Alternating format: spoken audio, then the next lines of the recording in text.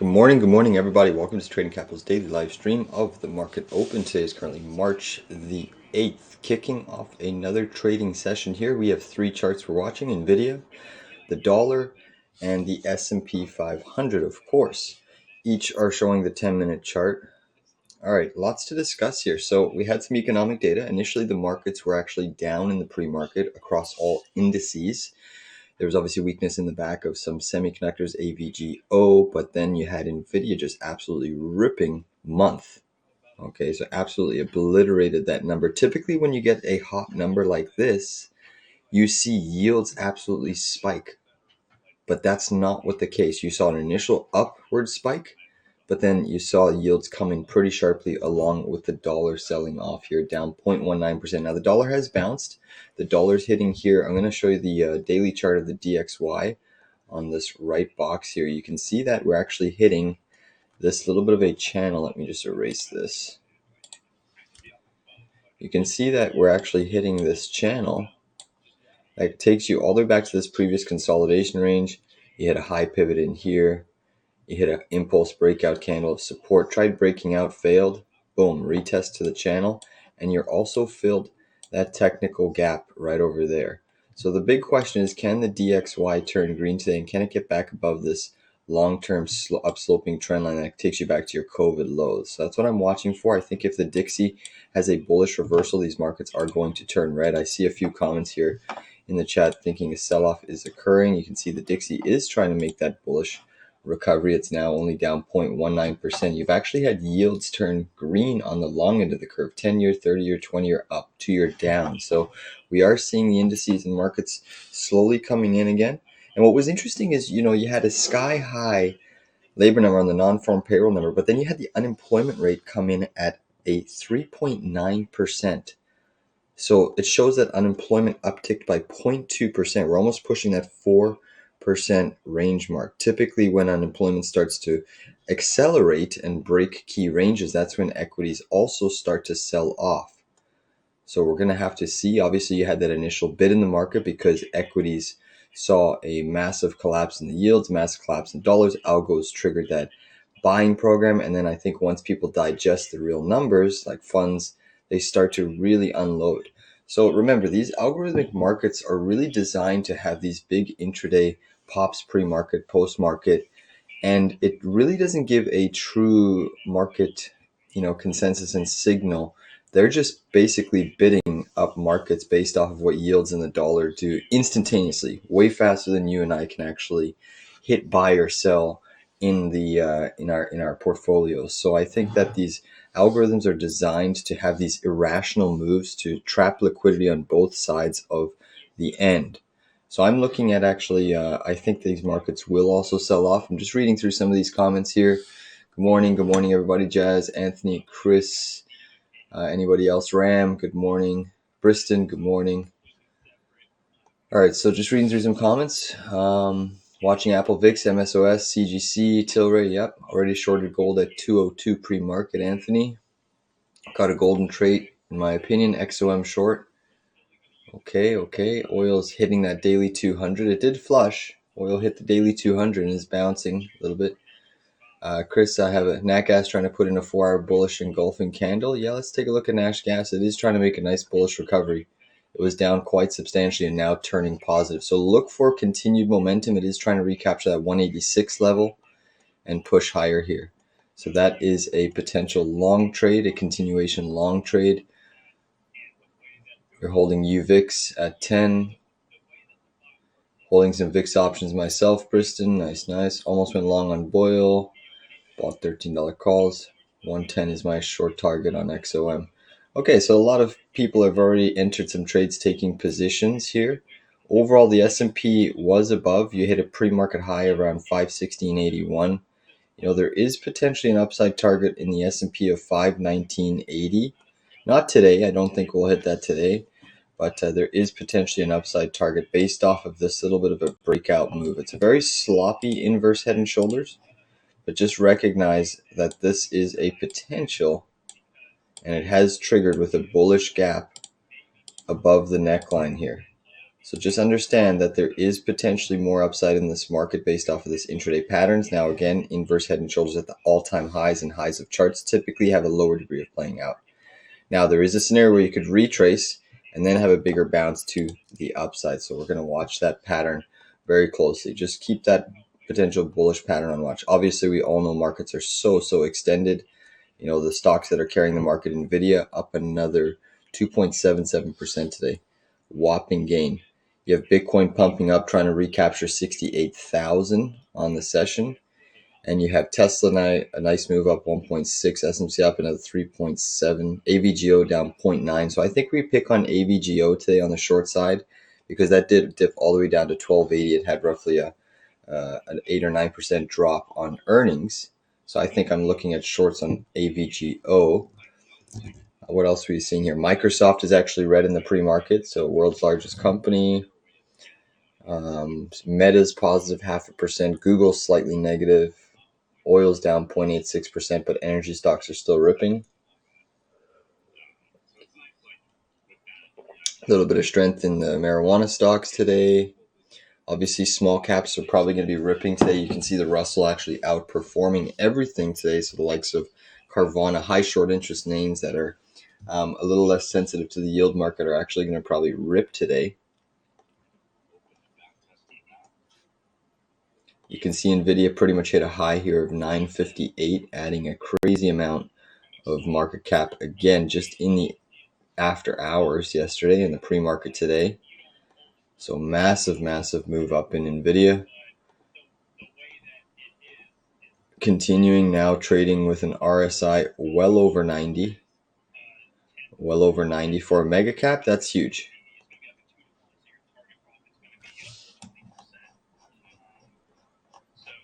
Again, NVIDIA is closing and narrowing the distance between Apple.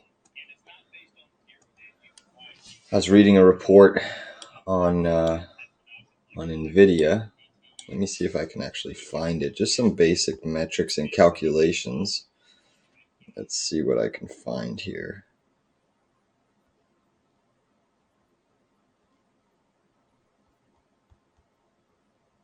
Yeah, so NVIDIA's PE today was at 75. With the current annual revenue of 60 billion, to justify today's price, its revenue would need to reach 5.87 trillion in 5 years. This means the revenue needs to be up 1,857% this year to hit 1.174 trillion or 293 billion per quarter. They did 22 billion last quarter. Pretty crazy.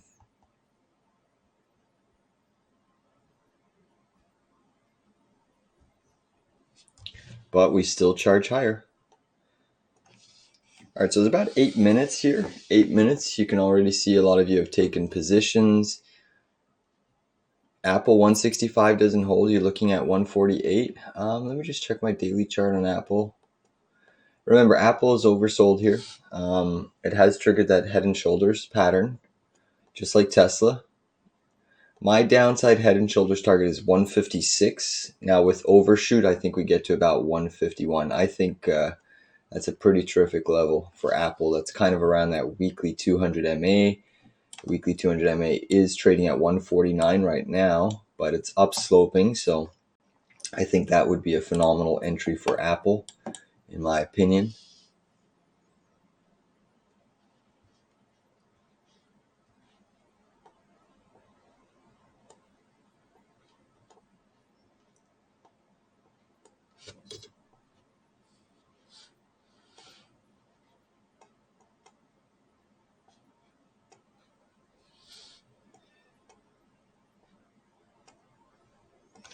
So currently, small caps are outperforming. SPY is second best indice. Qs are just slightly green up 0.14%. Again, they typically like to rally the markets on a Friday. They also start to crush the VIX on a Friday. We'll see if the VIX remains weak all day. As of now, the VIX is negative by 2.9. UVXY is down 1.96.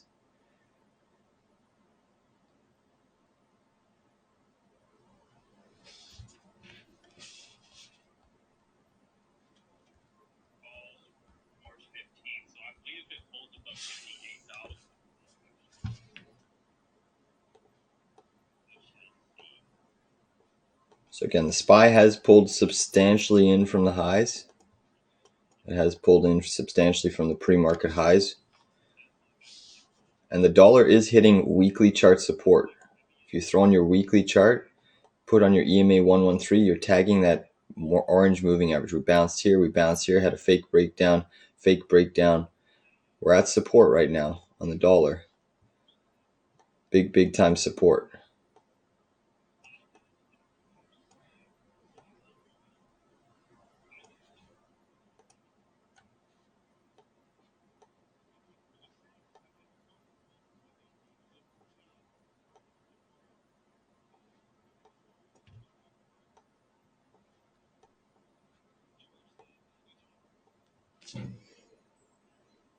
So guys, I'm going to look to play some shorts on AVGO at the open.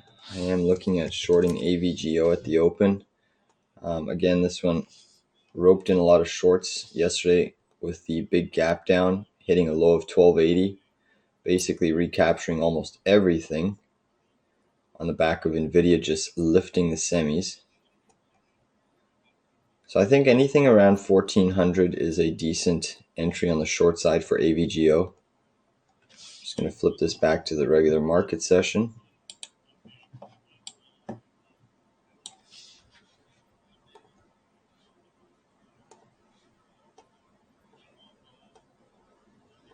And the dollar as of now on the 1 minute chart has triggered a little bit of an inverted head and shoulders pattern, which does suggest that it actually should go positive today. So that should justify potentially a market sell-off. You know, market makers love to kind of gap it up ahead of time, rope in more liquidity, but in reality, it wasn't really that. You know, the unemployment number moving up to 3.9% is a big jump. Are you still holding socks? Yes. Eric, as a swing, I am. Hey, Michael.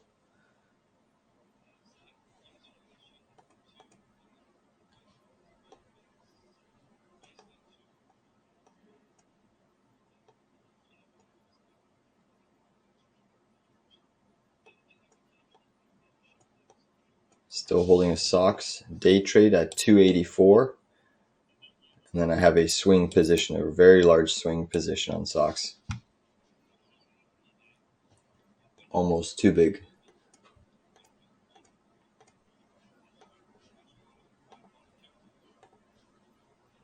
Hey Ram, sorry, I'm just seeing your message here. QQ, do you think it'll go low today, around 443 or lower? AQST swing trade analysis, please. Yeah, I think we're due, you know, but just remember that algos are kind of driving this market. Dollar down, yields down, oil down, VIX down. So you have four of the major tailwinds in favor for the market as of now. But again, things are so extended, and in reality, when you get a spike in unemployment, that's typically negative for the overall market.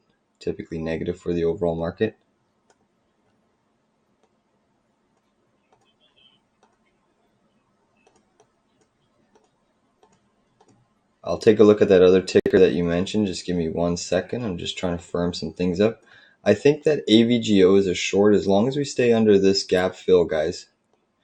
But you get above this gap fill, which is roughly 1403, then I think it's a little bit of a long. But I think if you stay below that gap, that's definitely a potential short.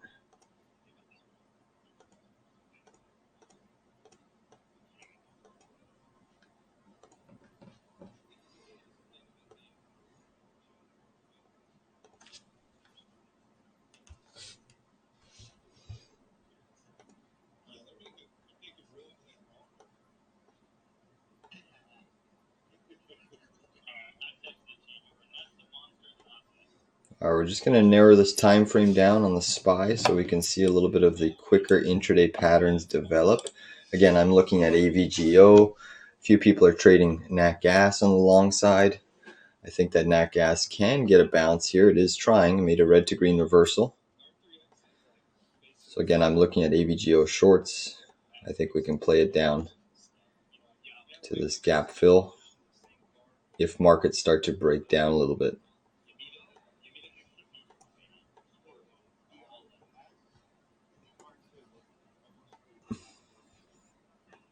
Coinbase pushing for 250. Bitcoin seeing a little bit of rejection.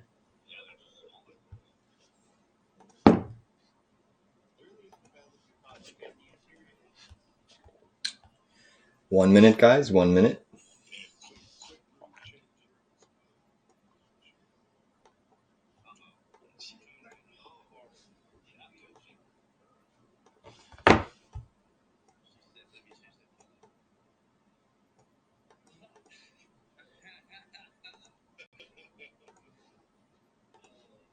Let's look at NVDA on this screen.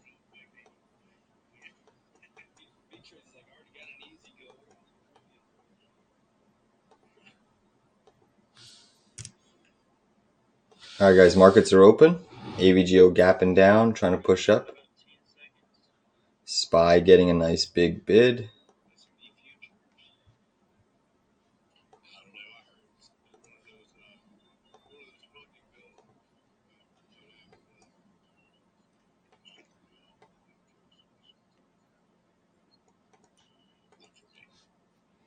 Pretty decent sized market push. NVIDIA's coming in though. All right, guys, I'm short AVGO. I'm short AVGO here at 1404. 1404.25. It's a starter position. 1404.25.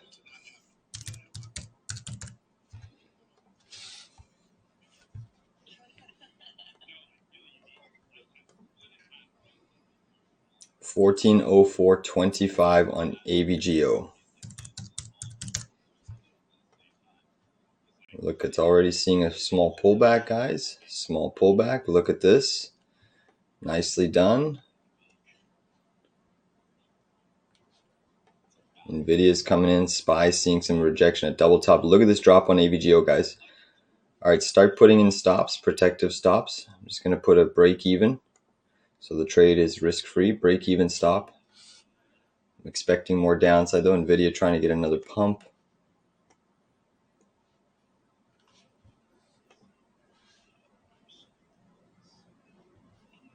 Yeah, it's been a pretty solid call for now. I mean, we're still not there yet, but it's close, right? It's very close.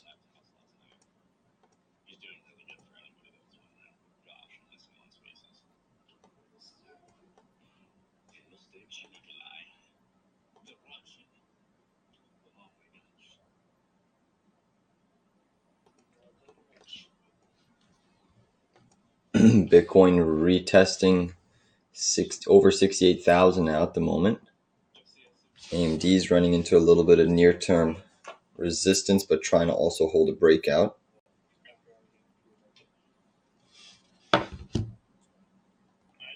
Guys, AVGO is printing. Again, we telegraphed that one in the pre-market.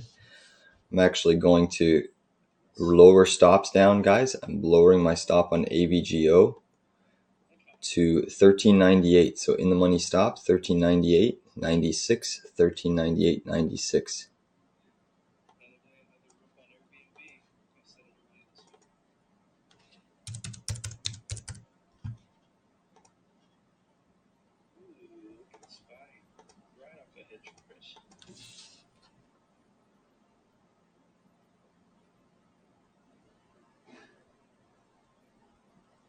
Seeing NVIDIA still strong, Meta strong, Bitcoin strong, Tesla strong, Apple's kind of lagging at the moment. Microsoft's also lagging.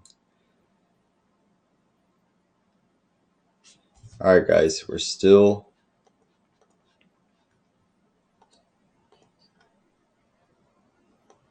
holding this AVGO. We're in the money with our stop.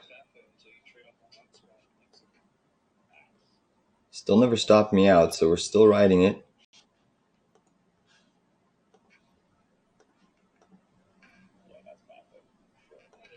Sorry, Ram, I'll look at ASQT in a moment. All right, guys, I'm lowering my AVGO stop down to 1396, 1396. It's an expensive stock. Definitely an opportunity to make money on it. NVIDIA is still holding up relentless gains at the moment.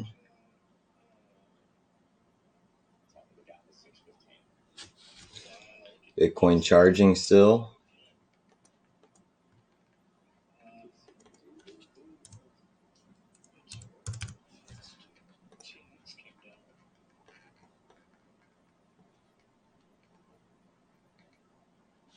NVIDIA pushing for new highs here. Still not above pre-market high, but it is trying to surge. SPY pre-market high was 516. Rivian's catching a bid. NYCB up. Heavy volume in NYCB. Qs are also pushing. Russell still at the highs of the session.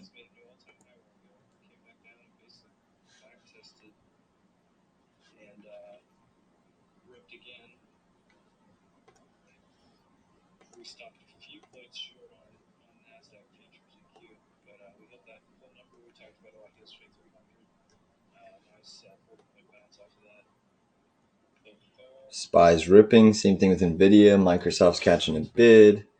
Everything's trying to rally here. Dollar's still weak on the session. Bigger dip on AVGO there, guys. I'm going to lower my stop down.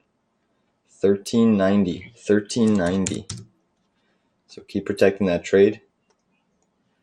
I'm actually shorting the SPY here too. 516.05, guys. 516.05. It's a starter position. 1/4 position. Short SPY.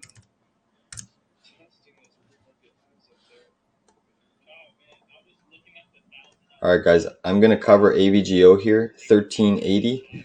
1380. I just covered. Boom. Nice little win there, guys. Nice win. Again, we telegraphed that one in the pre-market. We picked on the weak name. That was a nice $1.72, $24 per share. Now we're short the S&P. Again, I think shorts are favored with these lofty valuations, but you never know. Markets can still go higher. Markets can still go higher. So nice win there on AVGO, guys. Again, I prepped you. Thank you, Michael. Thank you. Microsoft coming in. Apple's still trying to bounce off this area, but really weak bounce in comparison. Wow, look at AVGO go, guys. Look at AVGO fall, guys. Jeez. High risk trade, guys. Anyone want to try NVIDIA short? I'm still holding that SOXS long day trade at 280, 289 average. 289 average. AVGO is actually getting clobbered here.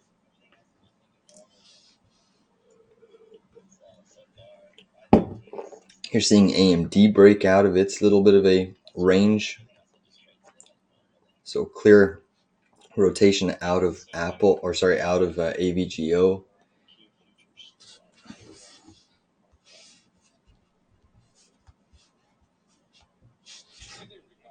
So just one trade on the book for us, guys. Just one trade on the books for us. I'm taking a little bit slow today because it is a Friday, and I did have a late night last night. Had to take a family friend to the hospital, so I was there till 2 a.m. So I'm feeling a little bit sluggish, but hey, look, we managed to still execute a really, really big win on AVGO. Anybody else looking at anything? I'm seeing Amazon, Microsoft's still weak. Tesla's seeing a huge reversal now. Qs have actually turned red, guys. Qs have actually turned red. So now we are starting to see some weakness creep into the fray of things here. So whether or not if the markets turn red, that's not a good sign. That's telling us that market participants are pricing in potentially a recession with the unemployment data upticking. That's not a good sign. Look at AVGO. Wow, should have held that longer. What a monster drop, guys. What a monster drop. The only thing that's keeping semis up right now is pretty much NVIDIA and AMD. Again, Qs are negative. We're still holding short the S&P 500. RAM, sorry, I wanted to look at your other ticker there. AQST. Let's take a look at AQST. After I just see the SOX ETF here. Again, Qs are starting to weaken just a little bit here. Potential little reversal coming into the... All right, guys, I'm going to take 950 0DT put on NVIDIA. 950 on NVIDIA. May my soul rest in peace. Put option on leverage for NVIDIA. Jesus. Jeez. Yeah, risky business. Still have the dollar trying to bounce off of this level. It's still weak on the session. You do have the yields on the long end of the curve. 20 and 30 are creeping up. So the long end of the curve is actually being influenced right now. Surprisingly, considering that that unemployment number jumped so substantially. Again, I think once we get above 4% on that unemployment number, that's going to be a big shell shock for the market. It's been a while since we've seen 4% unemployment. And Powell, I remember in his testimony several months back in front of the Senate, he said that, yeah, he wants to see unemployment between about 5 to 7%. So if we get to that, I mean, that's pretty miraculous. Russell's still strong. SPY's still strong. NVIDIA's still strong. AVGO is catching a small bounce, but it had a pretty terrific decline. It's still down quite substantially, 3.69. Bitcoin's still pumping. Nat gas getting rejected at 186, guys. Nat gas is getting rejected at 186.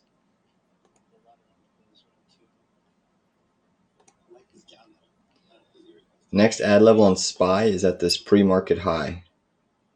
So 516.81.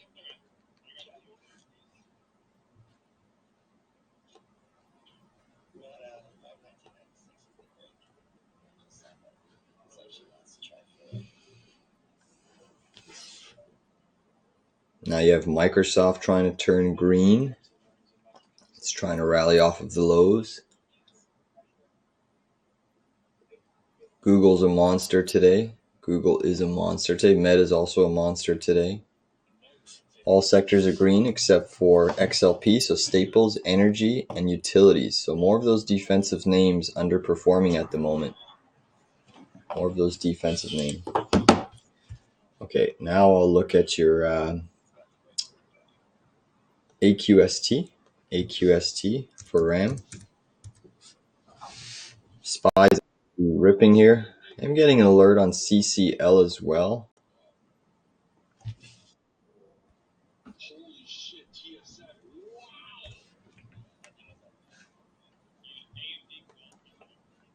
So Qs are kind of underperforming here, despite the strength in NVIDIA.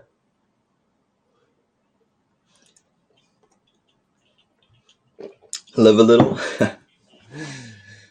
Yeah, my levered play on semis is a SOX, SOXS.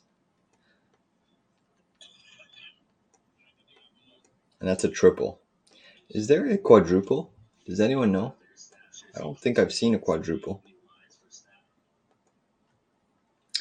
AQST, Aquestive Therapeutics. All right, so Ram's probably looking at this for, I would say, a swing trade. I'm just going to pull up CCL on my other chart because I am getting a little alert on CCL. Just give me 1 second, Ram. Oh yeah, CCL is breaking out of a little inverted head and shoulders on the daily chart. So Carnival Cruise. Okay, very interesting. A little bit of a breakout happening on CCL. They're getting above the 50. Yeah, so CCL looks like a potential momentum trade, guys. I'm going to keep that on my watch here. If we retest 1635 on CCL, we can play on the long side. All right, Aquestive Therapeutics here. I'm not really too familiar with the ticker. I've seen it a couple times, but never traded it. So just recognize that I've never traded this ticker. Guys, and if we get to 516.81 on SPY, I will add to my short. So you are approaching this huge, huge volume gap on AQST. A lot of volume there. And you have a previous little double top resistance where you broke down. So that's a lot of resistance, but with this momentum, it looks like you do want to try to attack that gap and push higher. Amazon breaking down, nasty reversal in Amazon, guys. And you can see that gap fill, RAM, is actually going to coincide with this trend line, pivot to pivot. So that gap fill is a technical short. I don't really know. Volume's pretty decent, 2.56 million on average. I don't know the market cap, so just trade this carefully because therapeutic companies often have a tendency to overshoot in both directions. All right, NVIDIA is starting to come in. So hopefully that helps, but definitely looks like it's going to get to the 620 zone, 626, but there's a massive resistance wall there. If you get through that, I mean, then you're looking at your weekly chart. So this trend line kind of breaks your bigger downtrend. I mean, you even have a resistance trend line. Just my eyeball seeing this here. Look at that. Look at this resistance zone here. Just eyeballing that trend line. Boom. So, I mean, you get through that, really you're going to retest this $10 level. Hopefully that helps. All right, guys, NVIDIA 950 put in the money, guys, in the money. I'm going to hold it a little bit more because I still think it's a little bit extended here. So I'm going to hold it, but just manage that position carefully. We are seeing SOXS trying to uptick just a tad. Just a tad. AVGO down 4% on the session. AVGO down 4% on the session. You do have Microsoft down 0.4. SOX, SOXX just went negative. Tesla still holding gains. All right, guys, I just added to my S&P there, 516.81. 516.81. That brings up the average to 516.49. SPY is ripping here. SPY is absolutely ripping. Short SMCI at 1200. Let's take a look at SMCI. I'm going to put it up on my other chart here just so that I can see it. SMCI. Snapchat ripping today.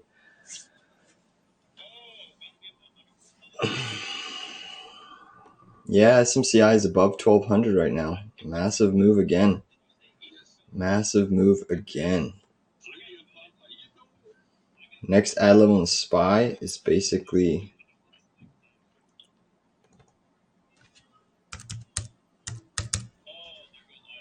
so that'll be our third entry on the SPY at 517.45, and then the final entry is in and around this resistance zone. This little trend channel. Even 518 looks pretty decent. Whole number. I'm just looking at SMCI on my little screen here.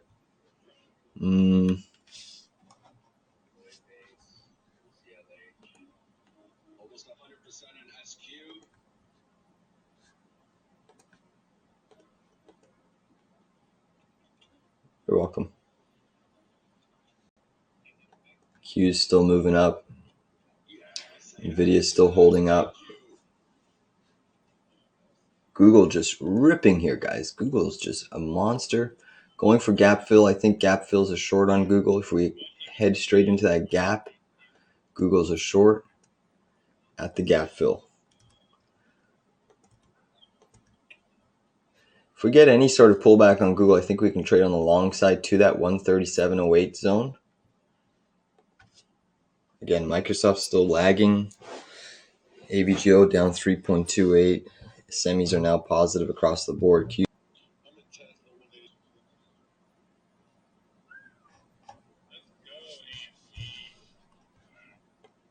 All right, guys, I just added to my SPY a little bit early there, 517.35. 517.35. Just added to my SPY short. Brings us up to 516.95. Final entries around that 518 level.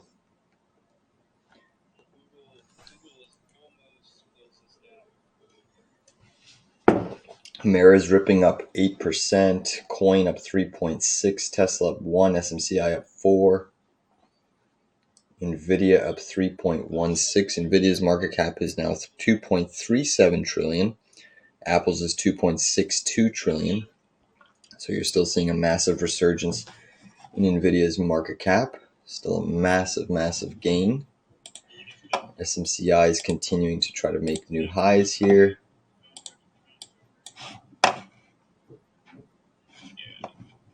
Google ripping. Meta seeing a little bit of weakness now. Some sell side pressure coming into Meta, guys.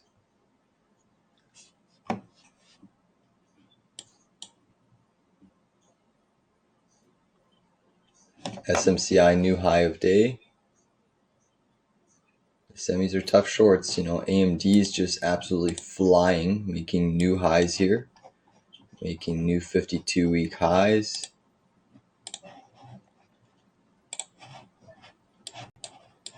And of course, new all-time highs.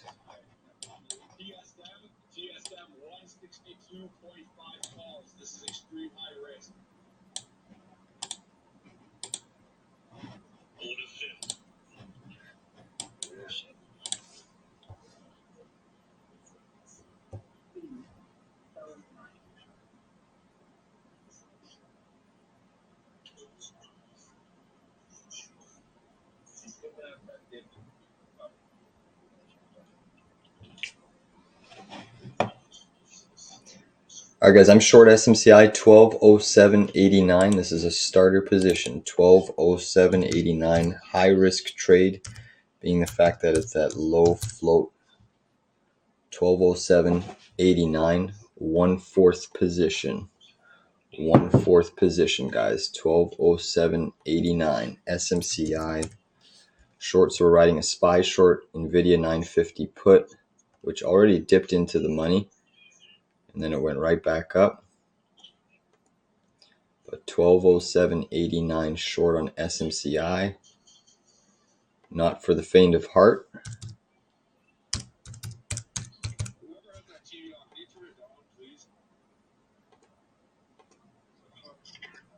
SPY's starting to weaken here. Microsoft is trying to flip back to the green side. Still not being able to do so just quite yet.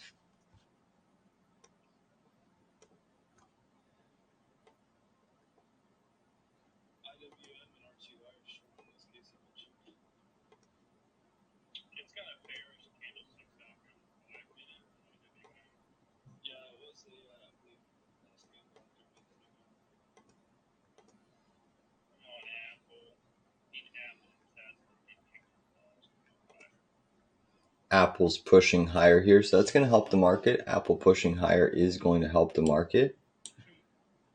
Again, SMCI could push all the way up to here, guys. Hourly chart resistance is all the way up at this 1230 zone.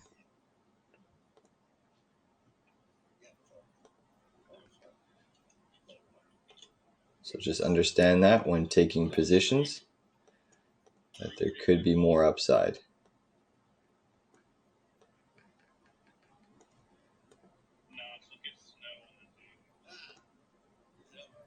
Basically, that's where I'll add to SMCI is around 1230, next entry. QQQ into big resistance here on the daily, weekly, monthly chart. Bitcoin still pushing. Let's go SMCI. Yep, let's go SMCI.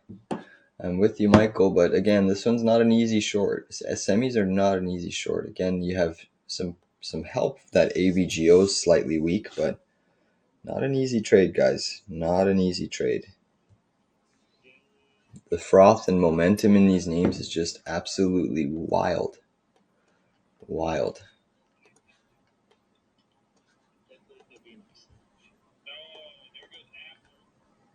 Apple's just pushing here. So again, that's going to definitely help.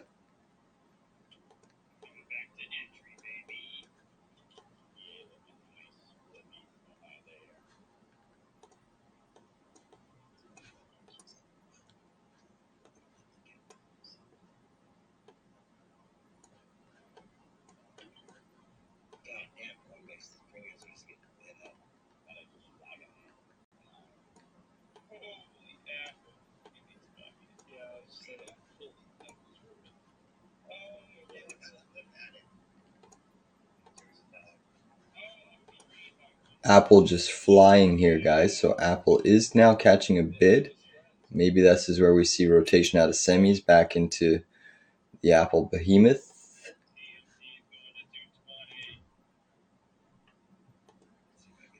Oil's trying to firm up. The Dixie's also trying to get a little bit of a bounce, but still weak. Still down 0.23. Russell outperforming everything, up 1.4%.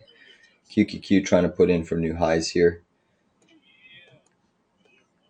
NVIDIA just consolidating here. Amazon pushing. Google's still pushing. Apple's just now a monster trying to break out on the daily chart. Or sorry, on the 10-minute chart, not the daily chart. What am I saying?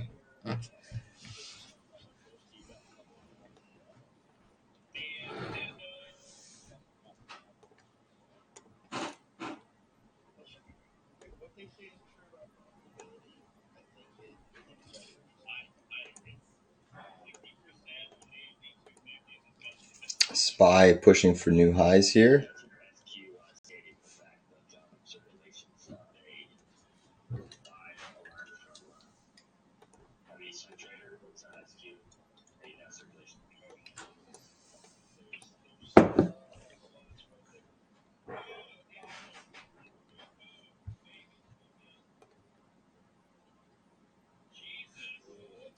SMCI gap fill 1166.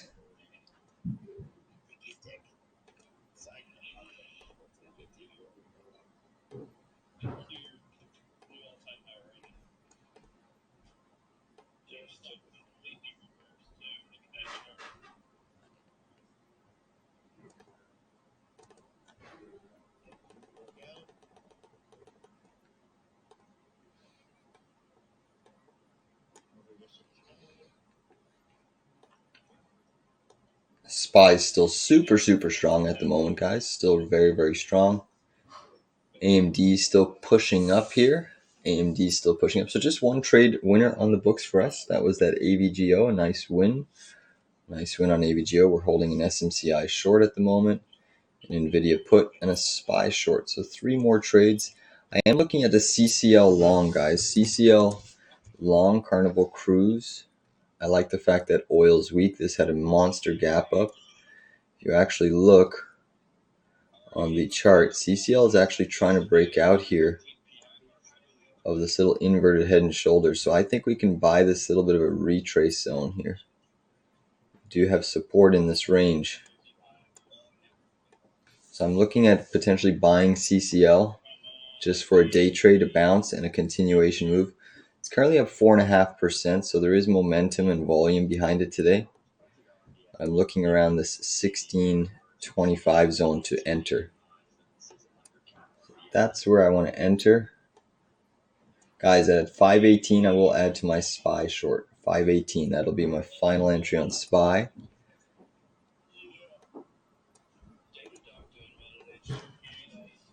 SOX is moving down, which means semis are moving up. Apple up 1, NVIDIA up 3.5. Qs are up 0.46%. SPY up 0.55%. Here comes SMCI.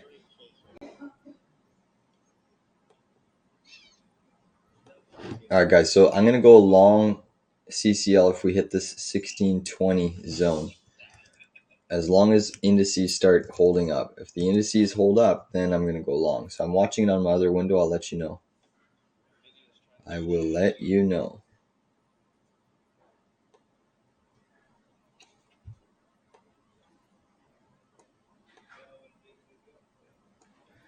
NVIDIA trying to break above that pre-market high was 959.48.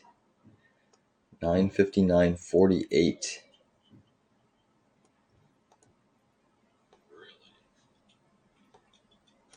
Even at this zone is tempting to add to my SPY short. It's very tempting.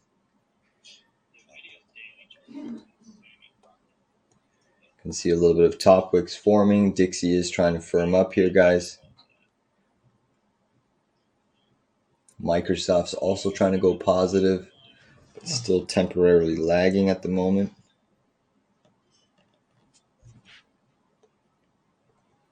Nat gas is still getting rejected at that 186 level.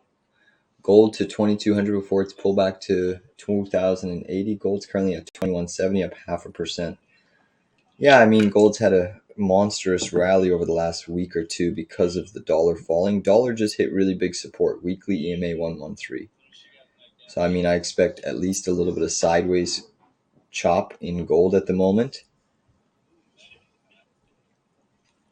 You know, even if the dollar bounces here, gold and yields have fallen here, or sorry, yields in the dollar have fallen. So Gold doesn't have to sell off. It can just hold at this level. But I would be inclined that it pulls back a little bit since the dollar's at that weekly EMA 113. Oil weakening again. Still watching that SMCI.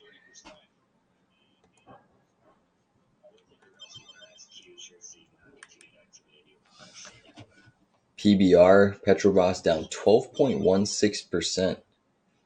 Wow. Marvell down 6.3. BBAI down 25. Some of the high flyers. Smith & Wesson SWBI up 26. Wow, people are buying guns. Just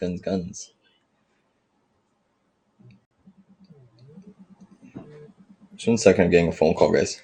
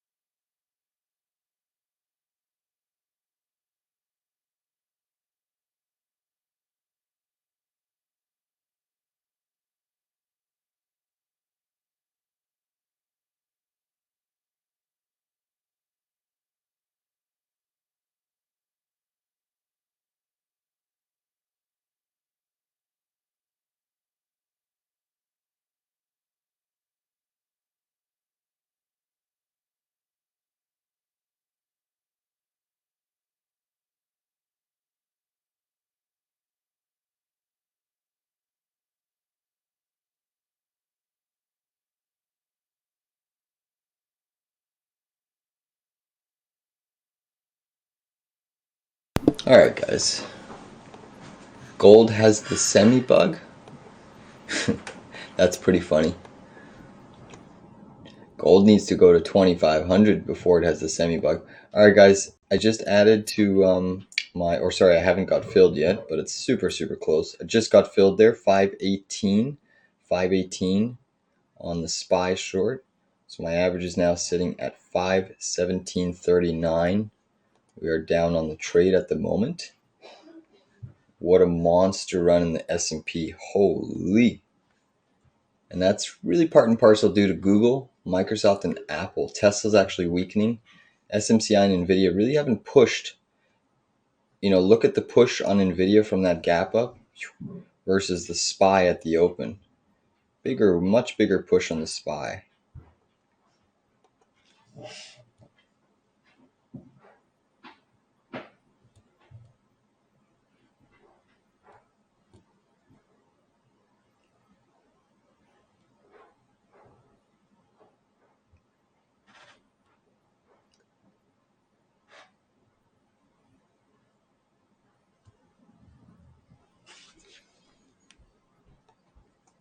Still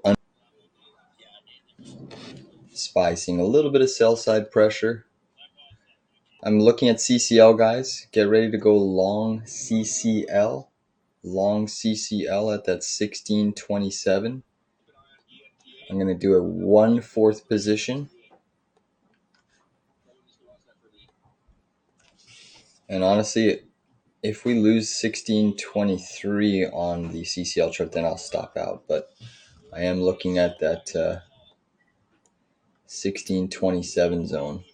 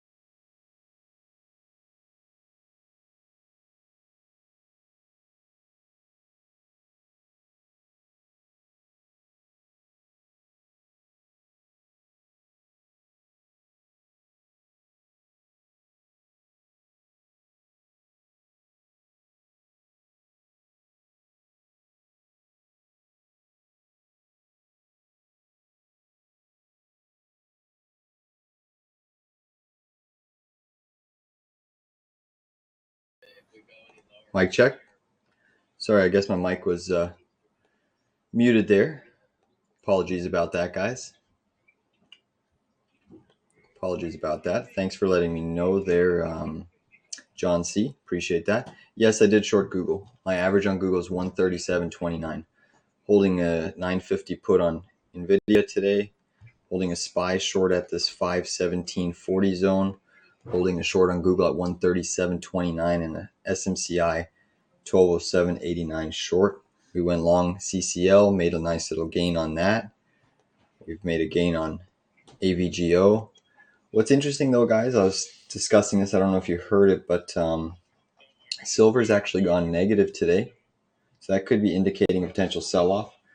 Commodities, a little weakness creeping into the commodity-based sector. Oil keeps going down.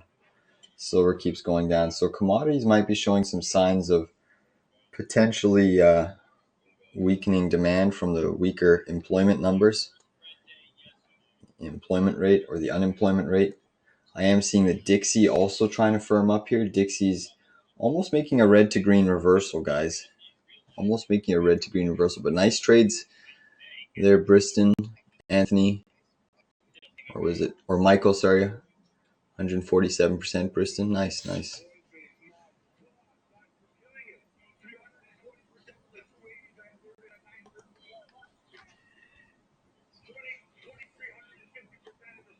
So oil's still weakening here. Oil's continuing to fall down 1.3%. Semis are still ripping.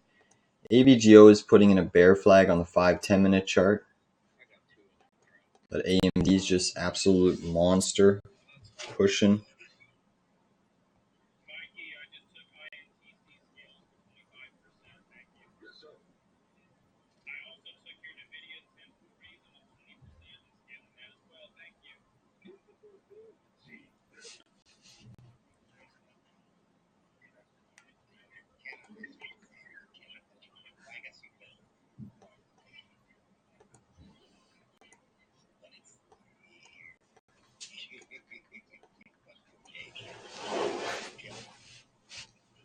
Bitcoin trying to push for new all-time high, guys. Bitcoin is trying to push for new all-time high. It's one of the reasons NVIDIA has been running so hard is Bitcoin and crypto. But yeah, I mean, a little bit of weakness in some commodities. Silver negative, gold positive, GDX actually negative. So, I mean, that's a little bit of a bearish divergence setting up in the commodities. Oil negative. Nat gas is still consolidating at that 186 range. It's positive by 0.5%. So nat gas is still trying. Tesla's gone negative, so Amazon could be a short play if the markets sell off because, you know, it puts pressure. Tesla going negative puts pressure on that XLY ETF, consumer discretionary ETF. Meta's still a monster at the highs of the session. Yeah, as of now, support's holding, right? You've had that big bearish breakdown bar on the hourly chart, and then it managed to reverse it over the last 3-4 hours, and you did put in a 4-hour bottoming tail. Now, you're still currently at that 186 level, so you haven't officially recaptured it yet on the daily chart. You know, look for an hourly close above 186.22. 186.22 is my exact level where I'm looking for an hourly close above that. You know, you keep getting rejected on the smaller term time frame. The last 50 minutes had a 10-minute close above, then rejection below for like 40 minutes. And you had another 10-minute candle close above and then rejection below. So you need a little bit more of a larger term time frame, Abby. You need to go above it, yeah.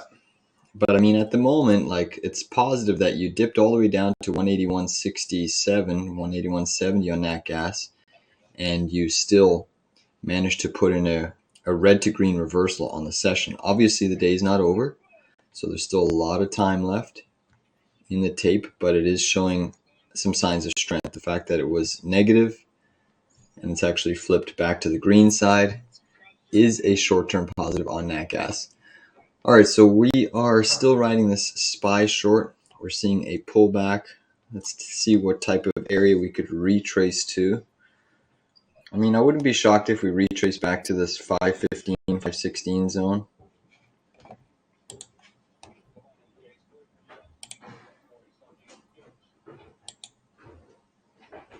can see 515.69 is right in between the 50 and 618. So I do think that is a decent area of support.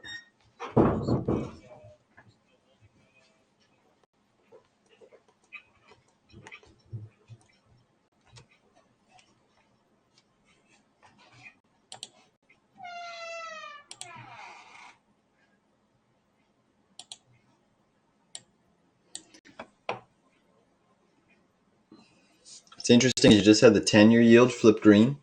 So the 10, 20, and 30 are green, 2 years negative.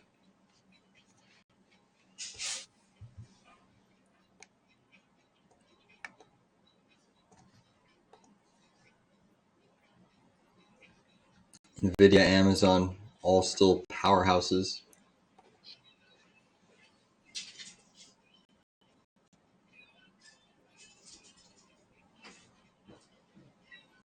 That's a good tip there, Mavi. Thank you for that.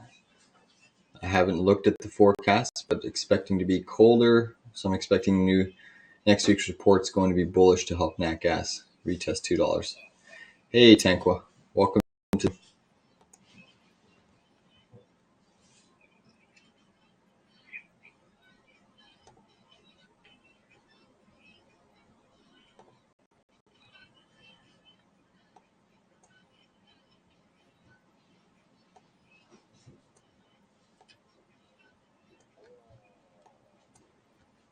Yeah, so nat gas is trying to push up above that 186.22 level. It's above that right now. I'm still liking potentially longs on Boyle if we can push up above that level. I do think that nat gas is in a vicinity here where it does have the ability to push higher from here. There is support, so I'm watching it closely because I do like nat gas still. Bitcoin looking like it wants to push for new all-time highs, guys. It's very close to breaching that 69,000. You could have a little bit of a blow-off move coming into Bitcoin here, guys. Could have a little bit of a blow-off move coming into Bitcoin. SPY seeing that resistance sell-off. SMCI still charging. Google still holding. Meta still holding. NVIDIA still holding. Bitcoin, new all-time high, guys. Bitcoin just made a new all-time high. It's at that 69,000 resistance again. I do expect it to probably pierce through that level and test 70. But a lot of sellers probably waiting there. It's had a parabolic ascent. Wow, look at Bitcoin go.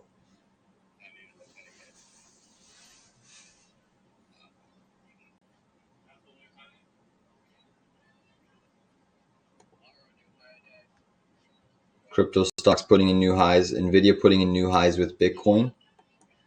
So clear correlation is being observed between semis and Bitcoin. Bitcoin's flying here, guys, flying. Look at the power move in Bitcoin, guys. All right, I'm actually going to, guys, I'm watching BITI for a day trade short. This move in Bitcoin's getting really parabolic. So I'm looking for a short via going long BITI day trade. So let's just see what type of a move we're getting. We're getting a 3-bar surge on the 10-minute chart. Let's see if we can get a little bit higher, guys, but I am going to short or go long BITI. I'm watching that on my other screen here.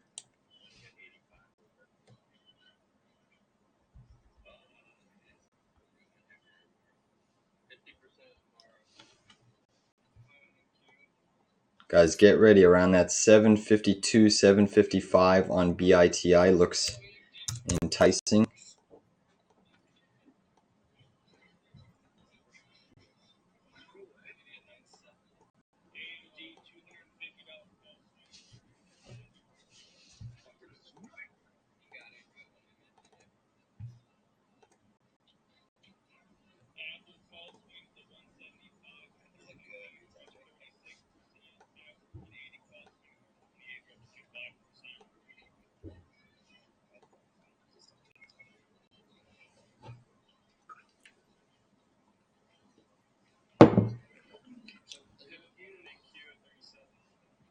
Still waiting on Bitcoin here, looking to enter BITI.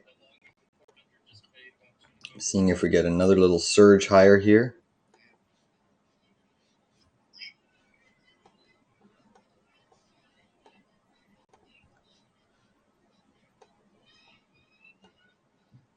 Will it hit 70K? 70K whole number?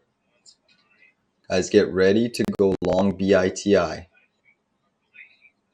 Get ready to go long BITI.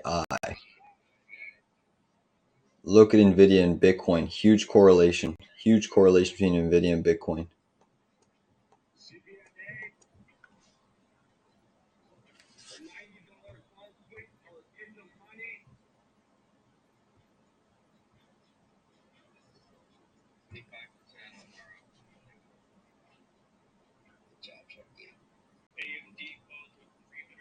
All right, guys, I'm long BITI 753, 753, long BITI 753.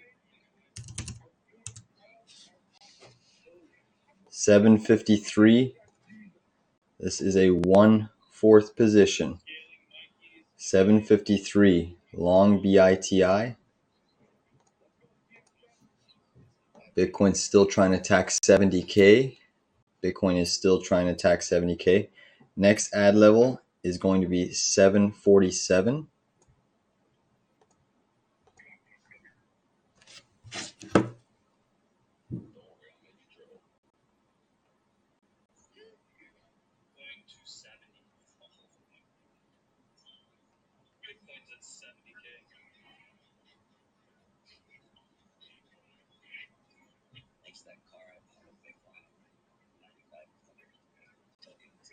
Look at that pullback, guys, in Bitcoin. Nice. Look at the pop, guys. Look at the pop.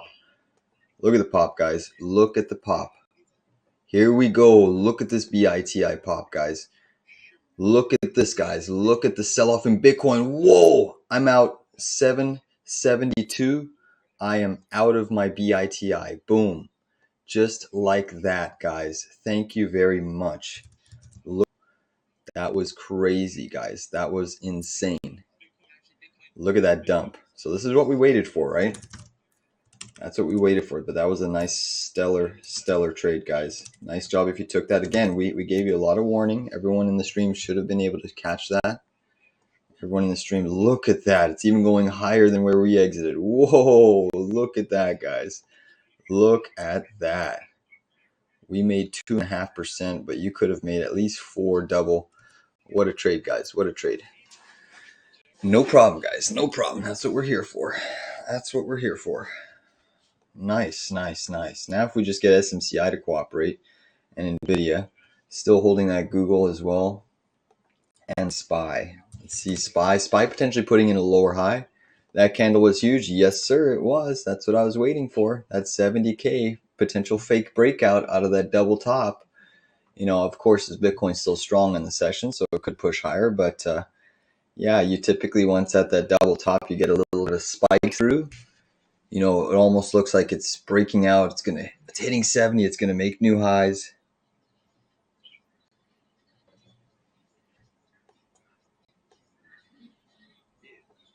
SPY, a little bit of a 1-minute head and shoulders triggering.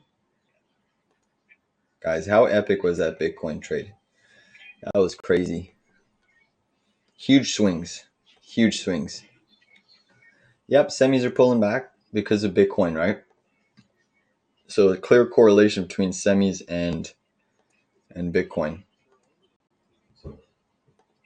Mainly, you know, NVIDIA and Bitcoin.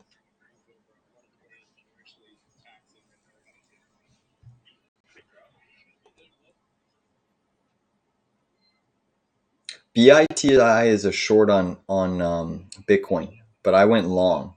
Ram, sorry, I didn't see your message, but I went long BITI, which is a short on Bitcoin.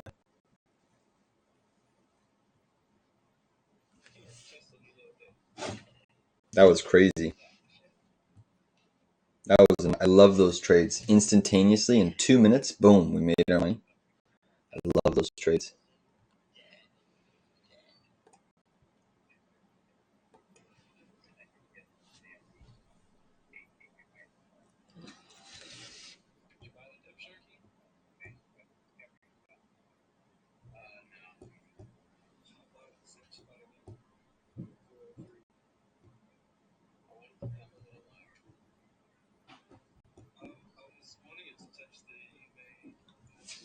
So again, the SPY putting in its first lower high of the session. You break this low, then you have a little bit of a lower low, and we could be seeing a little bit of a market sell-off downtrend. So there's your breach. You haven't got to close. So I'm looking for our first lower low of the day. There it is, coming in 25 seconds, and we're now in the money on our SPY short. Good job, guys. Good job. Nice little sell-off coming into the market. Pretty decent. That timing, yes, sir. I've been waiting for that trade setup. I love those setups where you get a massive parabolic move into a double top. It almost lures in new people. You hit that whole number, almost that whole number. People chasing that 70K because it is a new all-time high. Yeah, that's correct, Michael. BITI short Bitcoin, BITO long Bitcoin. All right, you are seeing semis now coming in pretty sharply. SPY, we're in the money. Google, we're flat. SMCI is coming in. So we are seeing a little bit more selling. NVIDIA also coming in with Bitcoin, guys. So Bitcoin getting rejected at 69, almost 70K.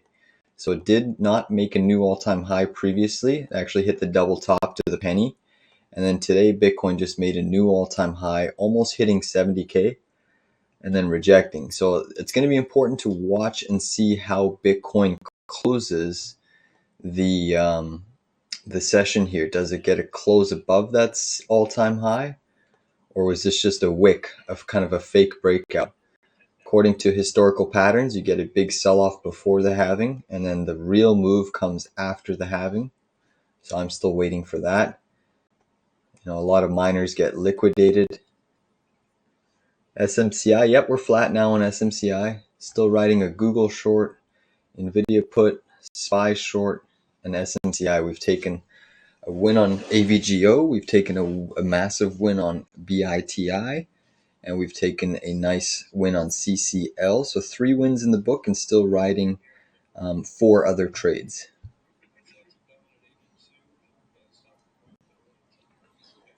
Tesla negative, down 0.6%. So continued weakness being observed in Tesla.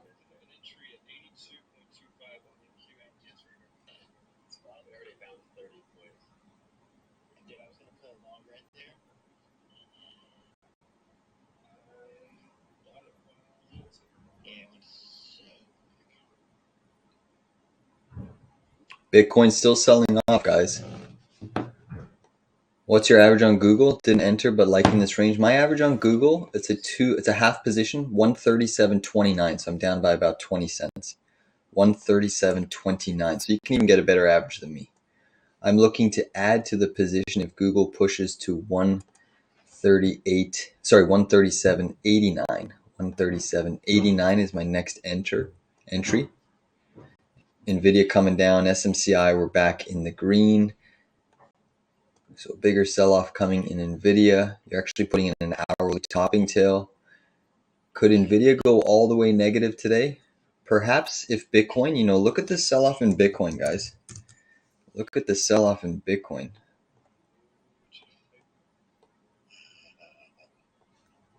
That's a pretty big down candle. Anyone still holding BITI? Nice job. Nice job. But again, a clear correlation, Bitcoin weakening here, NVIDIA weakening. And the big question is, on these names, Bitcoin right now, you can see on the daily chart. I'm going to flip to the daily chart. Remember, it tagged that 69K perfectly, exactly. The previous high pivot. And now today, price action tried breaking out. It did get a wick. Lured in a lot of people. A lot of volume was traded there. Look at that volume bar on Bitcoin, and now it's engulfing on the 10-minute chart 10, 20, 30, 40, 50, 60, almost an hour of price action in one 10-minute candle. So definitely telling us that, okay, maybe there's a little bit of a near-term top here in Bitcoin, and we need more consolidation, more lowering of price action. So watching those closely. You are seeing the SOXS flip green, or still down 1%, but trying to put in a little bit of a 10-minute reversal candle. AMD's weakened. SMCI were green. Let me flip back to the SPY 1 minute chart. $26 till 2200 on gold. Wow, yeah, gold's moving up here. Gold's catching a bid. Very interesting to see silver negative though and gold still holding. What's telling us is, okay, maybe market participants are pricing in a little bit of that industrial lag that could come into the economy. You know, silver's 50% monetary, 50% industrial. Gold is pretty much pure monetary hedge. And what that's telling us is maybe market participants in the silver market are seeing and observing that unemployment number uptick a little bit. Could indicate that there might be some downward pressure in the economy. Google's still pushing up, guys. S&P pushing, NVDA, everything catching a little bit of a bid here. Enormous push in the S&P. Jeez. Just relentless strength in these markets. Relentless stress. Relentless pressure, upside pressure in the markets. It's really wild.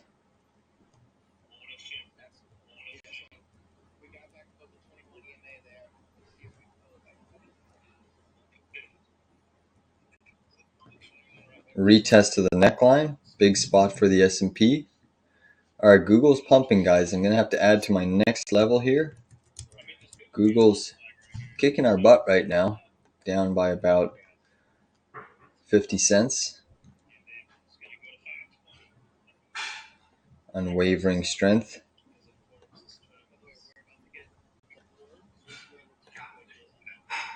All right, guys, I'm going to actually add to my Google a little bit before this. So 137.89 is my ad on Google. 137.89.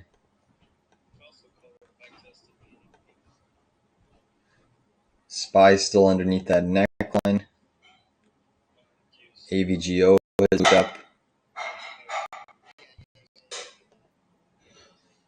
Thanks, Michael. Appreciate that.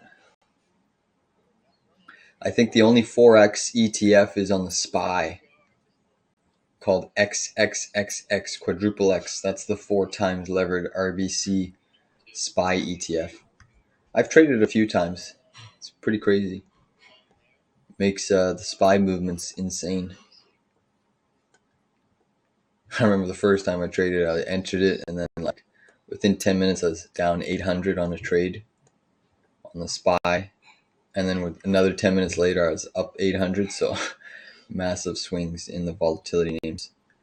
All right, so you have oil still going lower here. Bitcoin's trying to bounce at 68K. Tesla going lower. Apple seeing some sellers. Microsoft still turning positive, going from red to green. Definitely a positive sign for Microsoft. Google getting rejected. Too bad. I wish I could have added at my level there. Anybody that got filled in this range, nice job. All right, Google's coming in. Let's look at the SPY. I'll keep Google on my other chart. Let you know if I add to the position. SPY getting rejected off that neckline. So there is clear rejection in play off that neckline.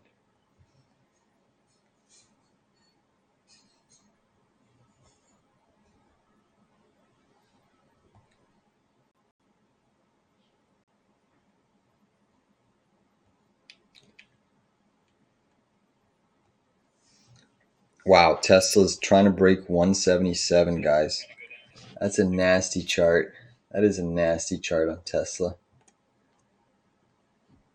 Tesla loses this 170.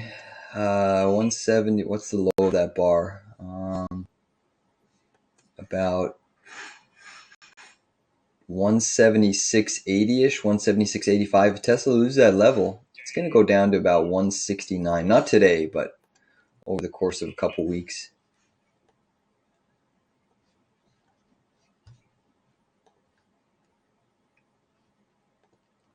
Hopefully everyone was able. That's probably our trade of the day, is that Bitcoin short. That's probably going to be our trade of the day, unless NVIDIA has a big dump and goes below. NVIDIA could be putting in a little bit of a topping formation here, a distribution pattern. I am seeing a big left shoulder. It's a nice shoulder, a nice little head and shoulders pattern potentially unfolding on NVIDIA here, guys. Nice little head and shoulders. Remember, the S&P has triggered one, getting rejected the neckline, so it does help support the thesis that, okay, maybe NVIDIA also triggers one. But again, this stock is the king of negating these bearish patterns. So if NVIDIA does trigger this neckline, then we could see a move down today of roughly 1.78%, which would still keep it positive on the trading session. It would just simply take it back below 940. That would put our put deep in the money. So again, kind of balls of steel holding through these volatile swings. But downside target on NVIDIA is around that 940, 941. Look at the SPY sell, guys. We're in the money on SPY. We're in the money on Google, in the money on SMCI, and basically just slightly down on our NVIDIA put position. I want more, though. I want more. I want more downside, guys. No, XXX is long. Quadruple X is long S&P. Levered play. It's pretty fun to trade. NatGas losing that 186 level, guys. I'm still watching NatGas closely, but it is losing that 186 zone.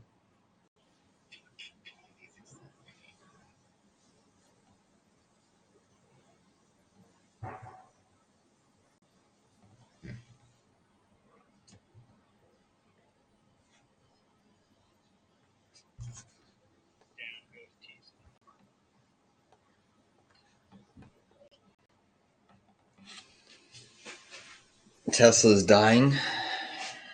One of these days, you have to expect Elon Musk to come out and make some sort of crazy announcement to try to help his stock.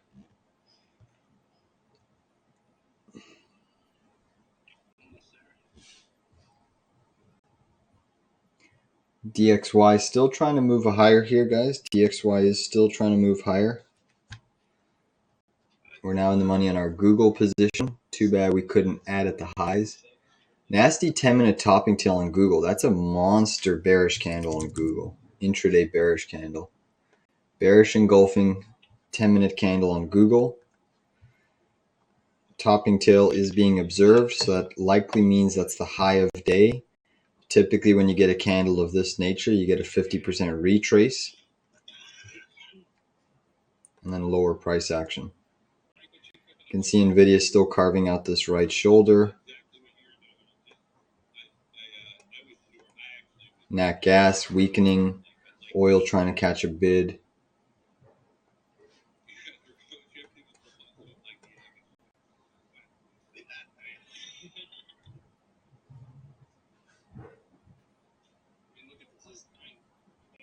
Do I have any further levels to add on AMD? In this range, I still have an upside target on AMD that potentially could go to 231, 230. In this range is pretty decent. I'm not going to add because I do have a lot of exposure on the semiconductor front. But around that in this range is pretty decent, especially if this is a top in Bitcoin, but it could push up to 230, 231. That's where I would feel a little bit more comfortable adding to the position. But again, a weekly RSI 8450, you are definitely extended on AMD. Very, very extended. But again, that's just the nature of the semis at the moment. You have done a 3-weekly bar surge, so typically a 3-week bar surge does yield a little bit of downside. AMD is obviously falling at the moment. All right, so Google's getting its 50% retrace here. I do expect it to fall. NVIDIA testing the neckline break of this head and shoulders. Microsoft went back to the negative side. NVIDIA is only up 2.8% now. So we are starting to see some weakness creep in to the broad market here. Google pushing though. There goes NVIDIA right back above that neckline. Still waiting on SMCI. Anyone that hasn't shorted Google, this is a good range. You just got your 50% retrace. You did get your 50% retrace. Let's look at the S&P 500 here. So S&P 500 still underneath that neckline. Notice how we did pretty much almost fulfill the downside, but downside target takes you to about 516.80. Again, your pre-market high is 516.81. SMCI, we're now up $7 on the trade. 950 puts on NVIDIA look to be probably going to pay out here. Something's up again. Tesla down 1, AVGO down 3.15, Bitcoin up 2%, but getting rejected at 79,000, briefly making a new all-time high. Marathon Digital still up 10% on the session. Coinbase up a couple percent. SMCI is falling a little bit sharper now. Look at that big wick down, guys.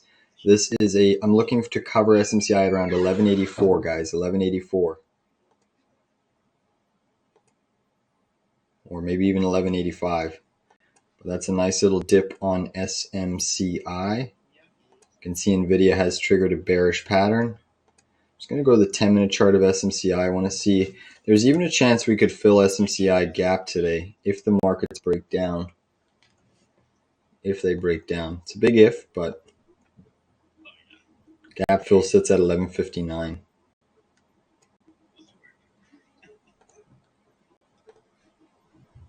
Nat Gas losing that 186 level. Google coming in, Meta coming in a little bit harder now. Apple putting in some bullish consolidation, potentially to move higher here. Microsoft coming in.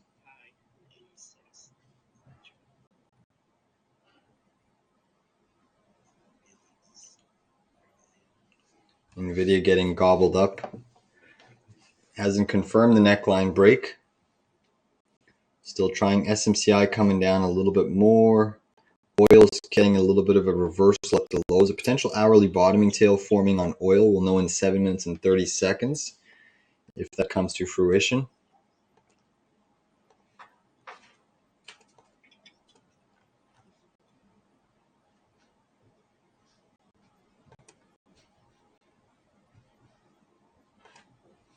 $11.66 gap, SMCI. I see the gap fill at 11.59. 11.59 on my chart here. So yours is 11.66. I have that pre-market high, so I still see SMCI at 11.59 gap fill.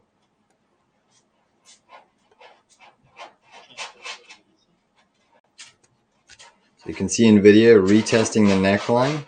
Just like the SPY did over here, SPY got rejected. Will NVIDIA get rejected here? Time will tell. Time will tell.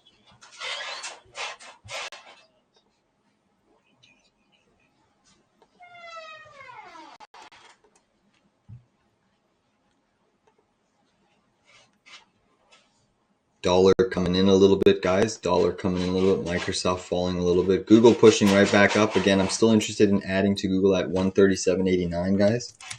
137.89. You're getting a full-on retrace of that 10-minute topping tail. Google's just showing unwavering strength.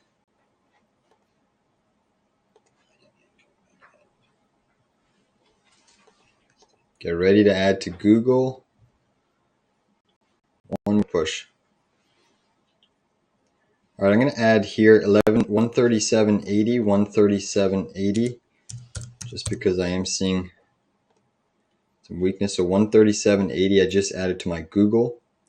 Brings my average up to this 137.56. And we have one final entry on Google. If for some reason we get some sort of a blow-off move in Google, my next ad and final ad will be 138.20. So about 50 cents higher. About 50 cents higher on Google. So average on Google 137.58, average on SPY 517.40, average on SMCI 1207.89, average on NVIDIA 954. Well, sorry, it's not an average, it's a put option. 950 puts, still riding those.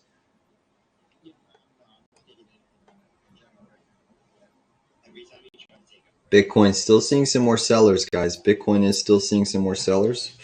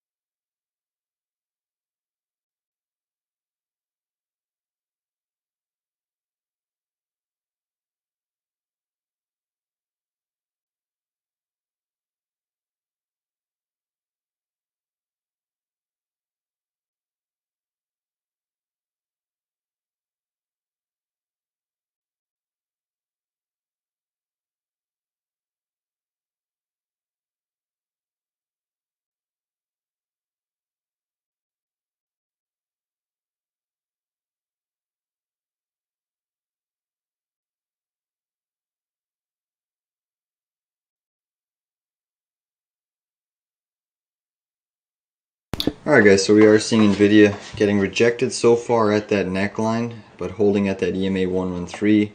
Potential bear flag on the intraday time frame on SMCI. SPY still holding strong, Google still holding strong. Let's look at the S&P.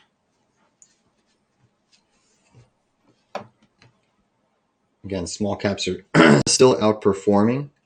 Small caps are still outperforming. Bitcoin back under 68,000. SPY still has triggered that little intraday head and shoulders.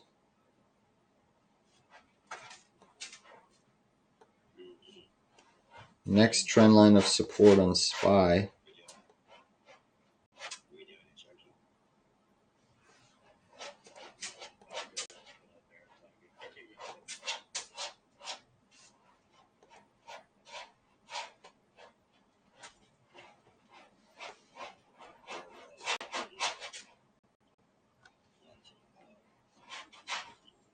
Meta curling down, Google pushing up, Microsoft trying to push up, Apple trying to push up, Tesla pushing down, SMCI curling down. Sorry about the scratching in the background, that's just my cat doing her business. Microsoft is still negative on the session, Tesla down 1.32%, Nat gas slightly negative. Nat gas really needs to hold this 186.22 level, guys.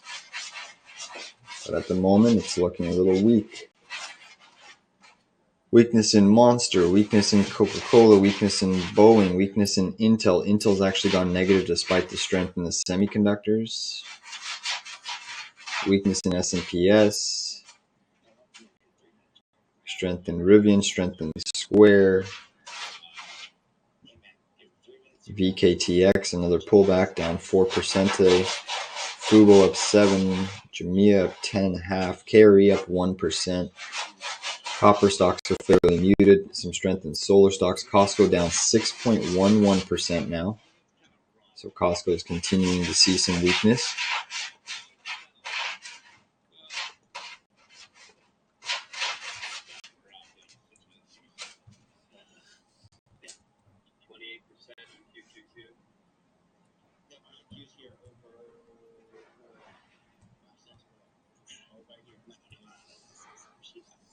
Big push in the S&P. Still forming lower highs, and you did put in lower lows. So S&P is potentially still in a little bit of a, even though it's in an uptrend, positive on the day, you're potentially putting in some distributive patterns. So we've got to pay close attention to it. Still super, super elevated. Big red bar candle down there. NVIDIA rejecting at that neckline again. And I mean, you kind of have two head and shoulders patterns on NVIDIA forming. You do have another neckline that you can draw here, which honestly gives us even a bigger downside target if it breaks the lower neckline. That would imply a move down on NVIDIA of roughly 2.5% from this neckline. So we kind of have two downside targets on NVIDIA. Only one of them has triggered. I repeat, only one of them has triggered.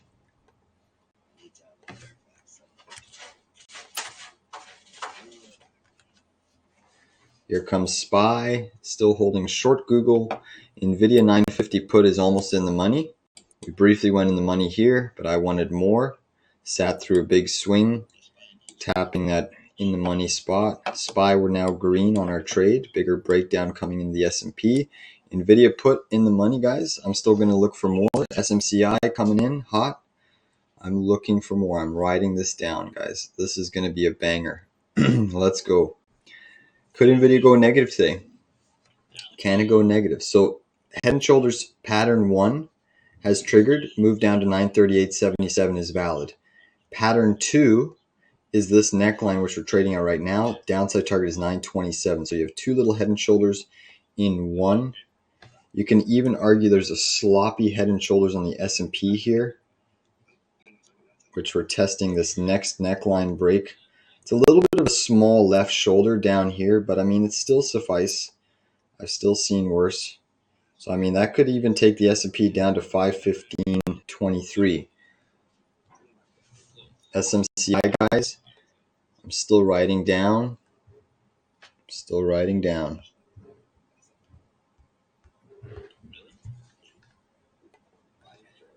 Who's with me on SMCI? Let's burn this low float to the ground. Come on. Come on, baby. NVIDIA put still in the money, guys. It's prudent to probably take profits, but I've sat through a huge swing to the upside here. And I just think that with Bitcoin showing the reversal that it's doing right now, Bitcoin's actually looking to go negative on the session, now trading under 67,000. It's really showing. Look at this NVIDIA. Yes, let's go. Print it. Print it. Print that put, baby. Print it. All right, guys, I just closed my put option on NVIDIA. 9:44 close. I just closed my put option on NVIDIA. Bang, bang. Thank you very much. SMCI, I'm still holding short on SPY and Google. Nice win on NVIDIA there, guys. Anybody that caught that trade with us, beautiful, beautiful job.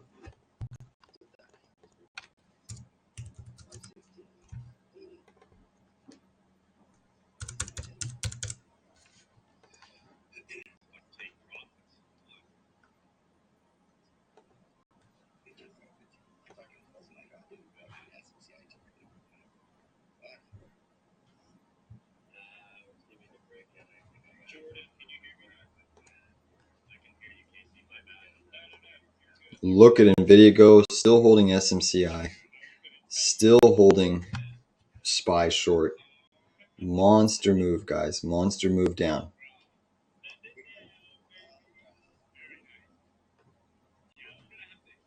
What a win on NVIDIA, guys. That was huge. All right, guys, I just closed my SMCI as well. 1178, 1178. Just closed that SMCI short. Nice little win on that trade. Still holding my SPY and Google. Still holding my SPY and Google. Guys, look at the sell-off on Bitcoin, guys. So this is one of the reasons why semis have been rallying, is because crypto has been a monster ahead of people anticipating the halving. We've already fulfilled downside target 1. We're looking for the secondary downside target, which is 938 on NVIDIA. Gold catching more cash flow. Yep. SMCI gasping. Yep. It's a good time to get on SMCI. Hey, Mary, we just covered our SMCI day trade short. Pulled profits on NVIDIA. Still holding a SPY. I still think NVIDIA has a chance to go negative today. That would not shock me at all. Look at the semiconductor bear ETF. That's getting a nice push. Look at this Bitcoin reversal, guys. This could be a near-term top in Bitcoin. Nasty topping tail forming. Nasty little topping tail. We're deeply in the money on our SPY short as well. So still holding that. SPY could also put in a little bit of a topping tail today. We shall see. Wow, guys, that BITI trade. BITI. I'm still holding a swing short on Bitcoin, but I wish I held those day trades because the day trade was much, much bigger. Look at that move on BITI. Everyone should have caught that too. Kind of telegraphed that at least 5-10 minutes ahead of time.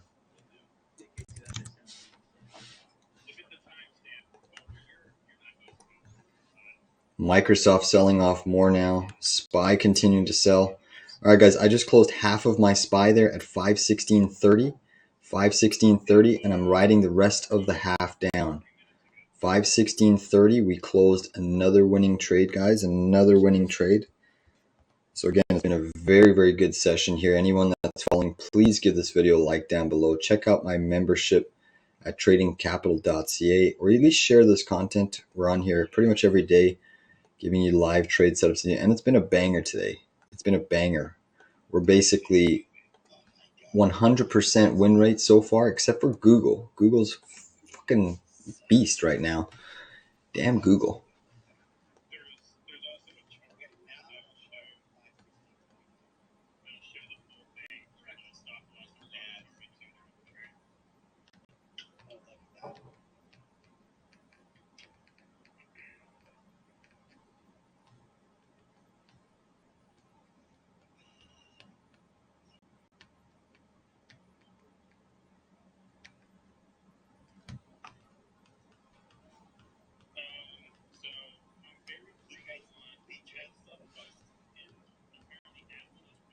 A little bit of a bounce there, guys. Big bounce in the indices.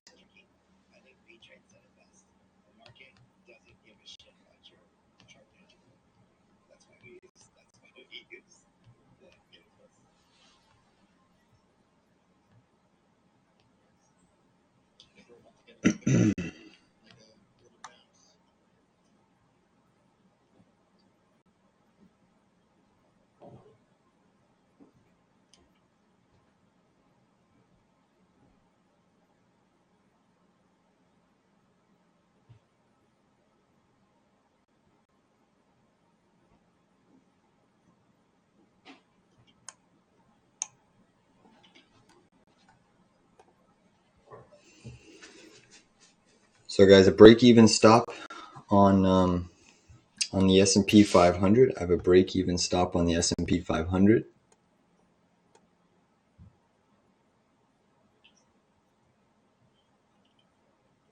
We took profits on half the position.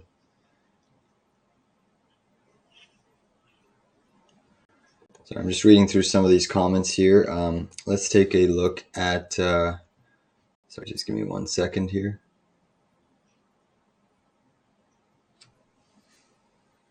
Sorry, I missed some comments, guys. Roblox. Roblox was one that someone wanted to look at, so let's take a peek at Roblox.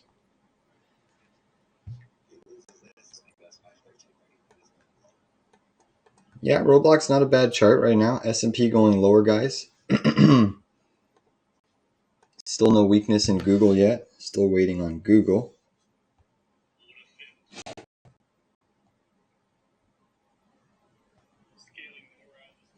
Big dump on the S&P Qs. Yeah, we're in kind of this little bit of a consolidation pattern. I could actually see this retesting this gap fill. Maybe even this lower run at 32, 31. Wow, look at the sell-off, guys. Look at this SOXS now, guys. Look at this SOXS. So indices just went QQQ negative. SPY is looking to go negative. SPY is coming up into some support here, guys. So this is a bounce range. I'm actually going to cover the full position. I just covered the full position at 515.96. So the full SPY short has been closed. Just writing a Google short at the moment. And this SOXS long, guys, from basically yesterday, which we are now in the money. So our average from yesterday is 289 on the SOXS. Average from yesterday is 289. And we are seeing a pretty precipitous fall in the semis at the moment. NVIDIA is likely going to get a bounce here. We can actually go long. Let's see. Which tickers do I like on the long side at the moment? That's the question. Anyone looking at any long setups right now? You don't have access to the BTC short through your broker, Common Sense? Oh, that's too bad. Can you just short Bitcoin regularly through a crypto platform? I use Kraken. I used to use Binance until in Canada they restricted Canadians from using Binance. I hated it. Binance was the best, in my opinion, trading platform. But Kraken's pretty good, US brokerage. Really, really good.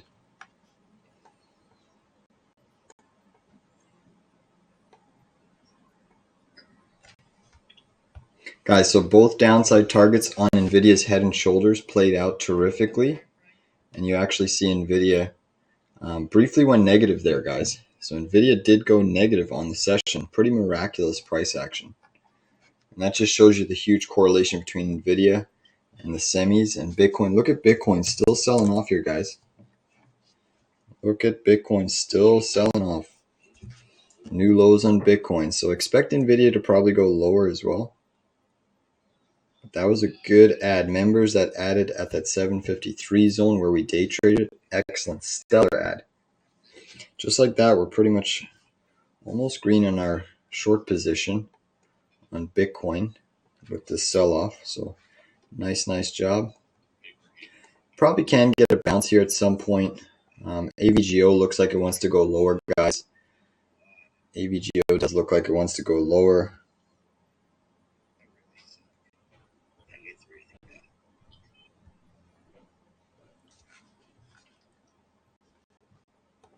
Let's see what CCL is doing again, because that one was on watch for breakout. Yeah, CCL is still holding up.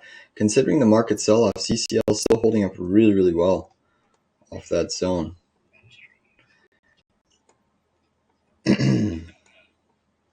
So now you have QQQ down by 0.15%, SOX down by 0.9%, Dixie rallying up 0.12%. Dixie could go green today. That would not shock me. Silver down. Yields on the long end of the curve rallying.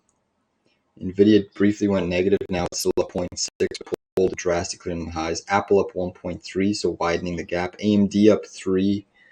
AVGO down 3.6. Bitcoin now negative after briefly making a new all-time high. Coinbase has come in. Mara is under pressure. Google's still holding up phenomenally well on the session. Take a look at our Google trade. Anybody in this with me? I know someone said they were in looking at Google as well. Whoever entered Google with me, it's all your fault. Market makers found your order and they knew you were trying to short it. Now it's holding up so well, even in this indices sell-off. But potentially a lower high in place. If Google breaches this low, then it's going to see a bigger sell-off to the downside. But as of now, it's strong. Just reading through some of the comments here. Mary Richard, is it a good time to get on SMCI? For what trade? Long, short? It's up to you. I can't tell you what to do. We just shorted SMCI today. Still think it's way extended. But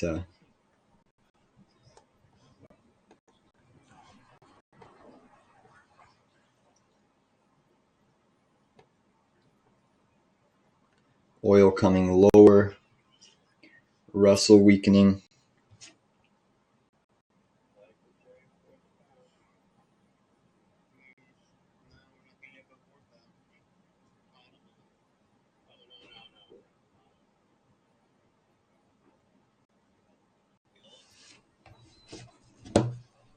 So indices are catching a little bit of a bounce here. Google's still strong. S&P trying to retest its pre-market high. 516.81 is pre-market high. I wouldn't be shocked if the S&P retests that zone.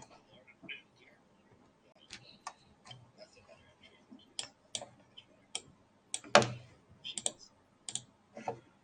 trying to look at this.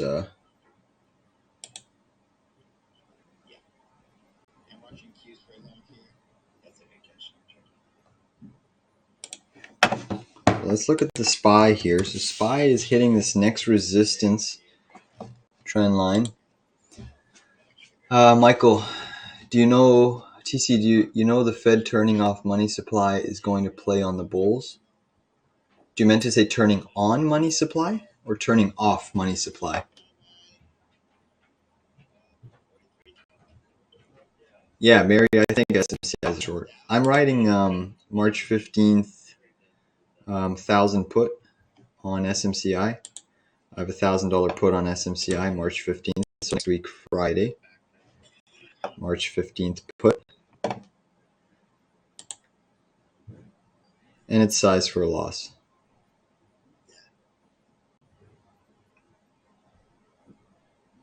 That's okay, Ram. I think you still can play it very well. Like a lot of the trades when I enter common shares short, you can still buy calls or puts. So SPY, you can see SPY had this channel here. Getting rejected, the lower boundary range is not a good sign.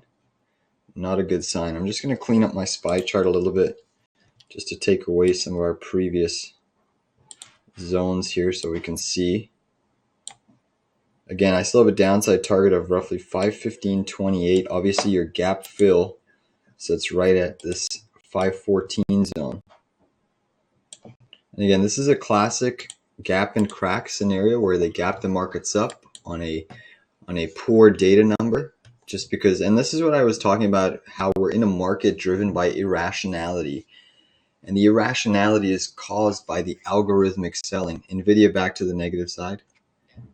NVIDIA now negative, guys. Microsoft negative, Tesla negative, SMCI negative, AVGO negative. Next up on the chopping block is Meta. Meta.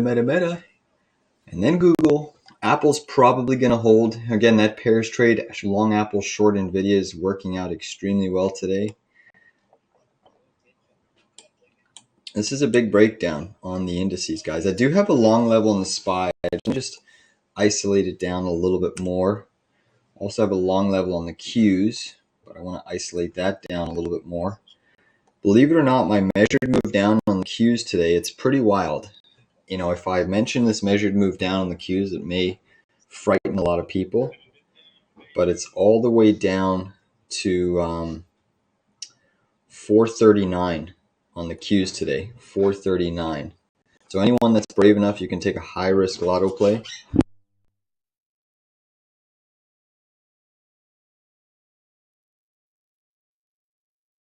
So 439 is my measured move, max extension move down on the Qs today.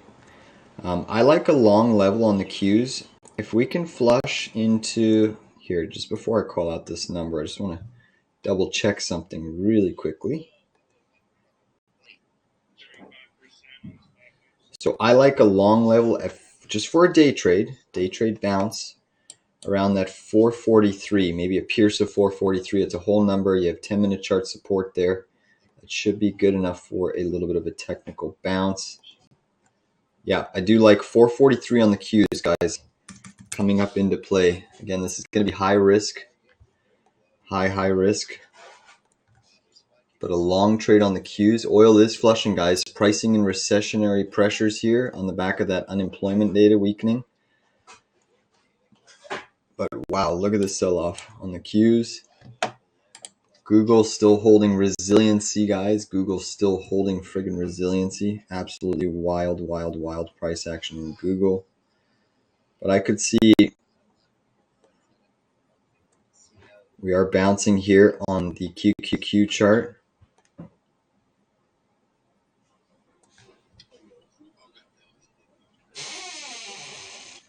But I still like that pierce of 443. You're getting a little bit of a bounce now.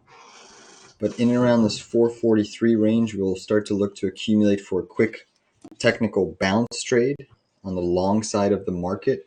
Again, NVIDIA down 1% now. So you're seeing pretty epic sell side pressure in semis, guys. Those puts absolutely printed. Imagine you're still holding those puts, how much you'd be up. But we absolutely banked. We crushed it. And I'm still holding that SOXS long. That is my biggest swing trade position in my portfolio. Members know I did a huge ad yesterday at that 282 level. And that's proving to be a really good ad. AVGO breaking its bear flag. SMCI still coming in. Sorry, okay, let me go back to your question, Michael. So your question was, the Fed turning off money supply is going to play on the bulls. What do you mean it's going to play on the bulls? Technically, it's a negative, right? When the Fed turns off the money supply, obviously the markets, the S&P has a huge correlation to the balance sheet, the Fed's balance sheet, but it's actually broken that correlation over the last, say, 3 to 6 months. So I do expect that correlation to revert back to the mean. But as of now, Google, which you can see it's into this top of this channel again, didn't get filled, did not get filled. Big bang.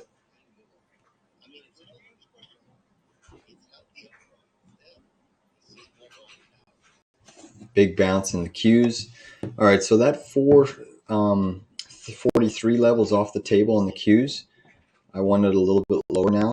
I do have another technical level, but I'm not going to say it out yet. I will wait until we get a little bit closer, but definitely there's some long opportunities on the table now that we've had that gap up, which got faded. Yeah, I agree, Michael. The bulls will not like it. NVIDIA, looking at it falling, my QQQ 446 puts in the money. Remember I took yesterday? Beautiful job, Ram. Beautiful job. Patience is key. Patience is key, guys. Patience is key. Markets can remain a lot more rational than we can stay solvent, which is why we just have to be patient and use proper risk management. A lot of people have been over levered in the semis. Even my position in the semis it's massive in my portfolio. I'm short on the semis right now. Still currently down on my socks position, and it's a little bit heavier than I usually like to do, but just with how pandemonium and how crazy this has gotten is ridiculous. Like my average on the SOXS swing trade is this 314 zone, 314.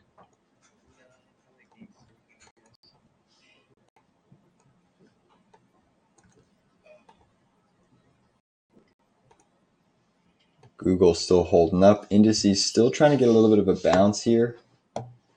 Still trying to get a bounce.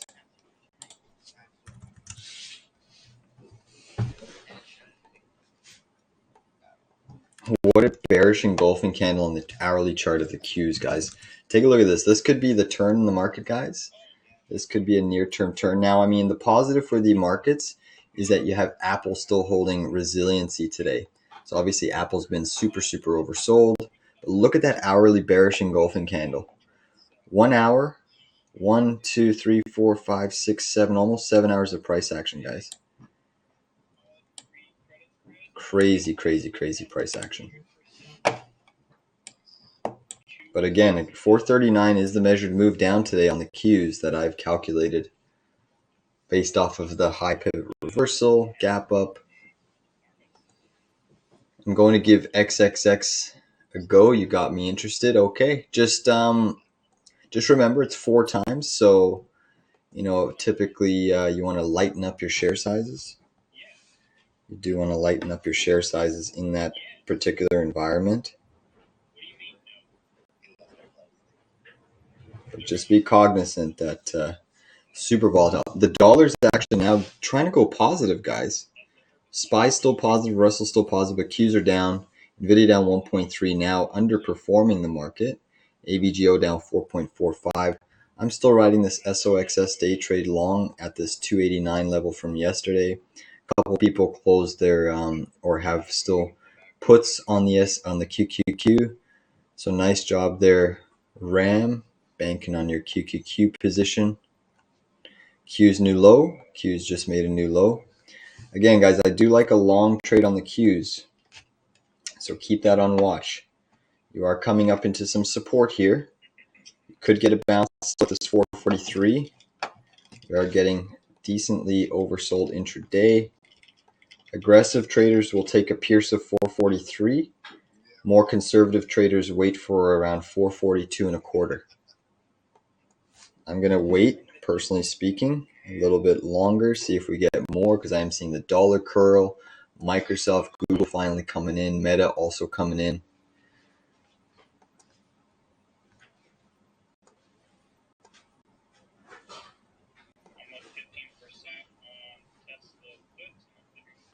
One chart I absolutely love, obviously members know I'm already long and strong this name, Clorox, CLX is the ticker. Take a look at this potential flag pattern that's forming. Nice lower consolidation, holding that earnings gap up.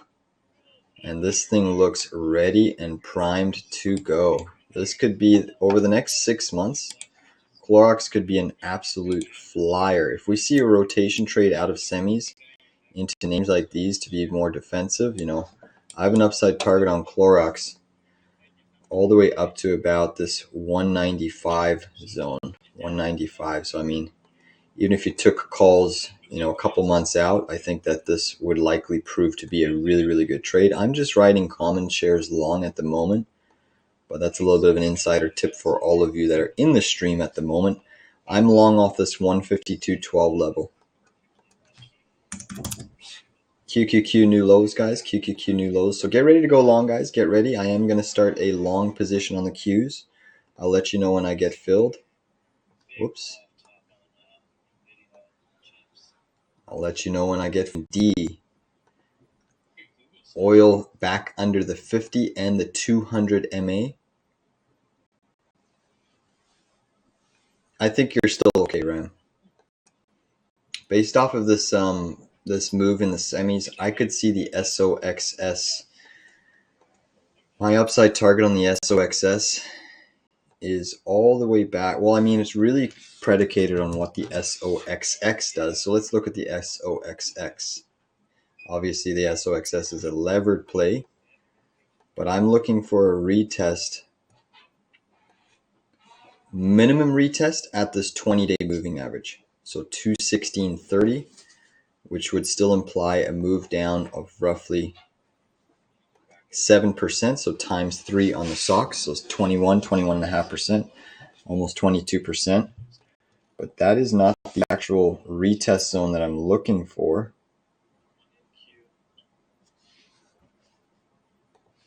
Throwing a fib retrace of this whole extension move.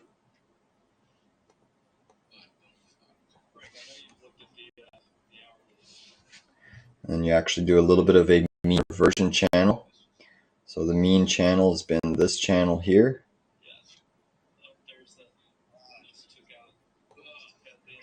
This little section here was kind of your capitulation fake out low. But I could see the SOXX. All right, guys, QQQ, I'm long the Qs, 442.81, 442.81. Sorry, guys, 442.80. I'll look at that analysis a little bit later. Long the Qs, 442.81. This is a starter position, 442.81. Aggressive traders at this level, more conservative traders wait, but that was a nice capitulation candle, 442.81.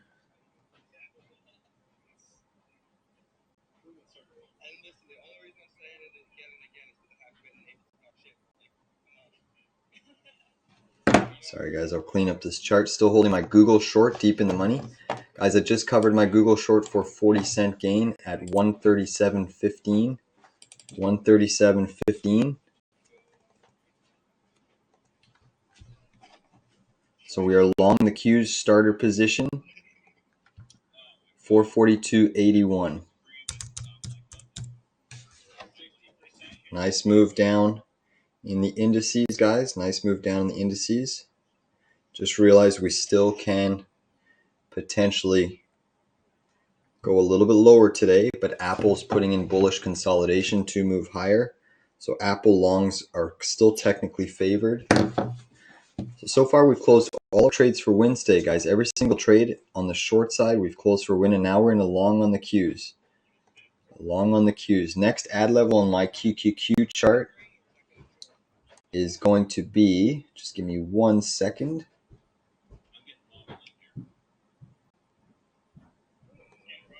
$442.31 will be my next ad level.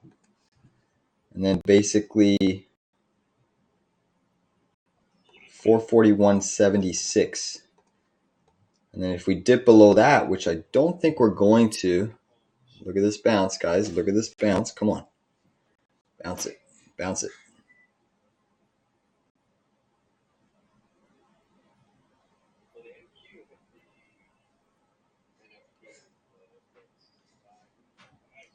We're going lower, guys. So 442.31 is my next ad level on the Qs. Look at this torrential sell-off, guys. What's interesting too is the VIX spiking here? It should be. Yep, VIX is positive on a Friday, guy. That's a bear. That's a huge correlation breakdown. VIX has roughly 85, almost 90% correlation of ending red on a Friday, and right now it's getting a big bid. Next ad level coming up on the Qs, guys. I just got filled there, 442.31 to the penny. To the penny. Brings my average, and we're going lower. Wow, look at this, guys. Look at this extension move. Next ad level is 441.76. 441.76, guys. We are long the Qs right now, looking for a bounce trade. I am long the Qs, looking for a bounce trade. And really, it's sell side pressure in NVDA and the like. Monster moves down. It looks like, and then final entry. So this will be our third entry at this 441.76. Our final entry is basically at 441. Sorry, let me just isolate it down to the penny. 441.17. So 441.17. So right now we're at the half position. And we are going lower, guys. We're coming up into this target. Jeez, the selling relentless. So just look at this. All right, we just got filled on our third entry. They're taking us down, though. My average is now sitting at 442.17. 442.17. Last entry, guys, is 441.17. Jeepers. What a move down, guys. I just closed my day trade long on the SOXS at 308, guys. 308. I just closed my day trade, still holding a massive swing short position, but I just wanted to free up some cash because we did get a big bounce there. Look at the bounce in the Qs, guys. Look at the bounce in the Qs. So we banked over 6.5%, 6.3% on the SOXS trade. Nice job if you took that with us. And now we're in longs. Long and strong on the Qs, guys. Long and strong on the Qs. I think a retest, even this gap fill at 443.65 is likely. A nice strong hourly candle there. Nice strong hourly candle.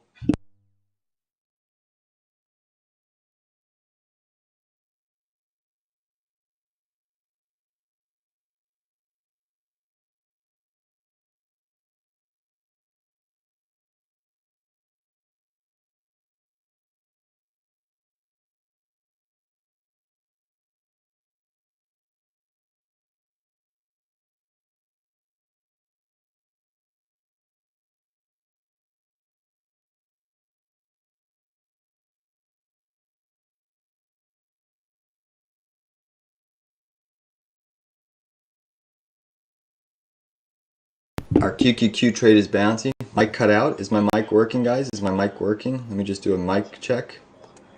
Sorry, yeah, I was just briefly had to pause. Nice bounce on the Qs, guys. We are in the money. I'm going to put a break-even stop. Just a break-even stop. But look at this, guys. We're fucking banking today, man. We're in sync with the market. We are absolutely in sync with the market. In sync. What is my goal on socks? Sorry, yeah, I'm just managing this trade. I'm just managing this trade, guys. All right, guys, I just sold half my Qs, 443.12, 443.12, 443.12. Half of my Qs removed, putting a break-even stop loss on the rest of the half. So another win. And as we move up, I'm going to look for, if we hit this gap fill, I'm going to sell the majority of the position or the rest of the position. So next target on Qs is this 443.65 zone, guys. What crazy volatility, what insane volatility we have banked today, guys. We are absolutely crushing it today. Nice session here on a live trading stream. Come on, baby. Let's see what we can get. That's a huge wick. Please give this video a like, share it, check out my tradingcapital.ca membership. If you're not a subscriber, I think you'll likely want to be. But again, massive moves down across all the major indices. Still have the SPY positive, slightly positive. Qs are down by 0.5%. NVDA down by 2.6. Microsoft down by 0.1. AMD slightly green. SMCI down 2.9. Tesla down 1.66. Dixie's trying to still go green. VIX is green on a Friday. That's a character change. AVGO down 5.5%. All right, guys, Qs may stop. Remember, break even stop on the rest of the half of the position on the Qs. Rest of the half position on the Qs. And honestly, fuck, I don't even really want to trade anymore after this because it's a perfect day. It's been an absolute perfect day so far.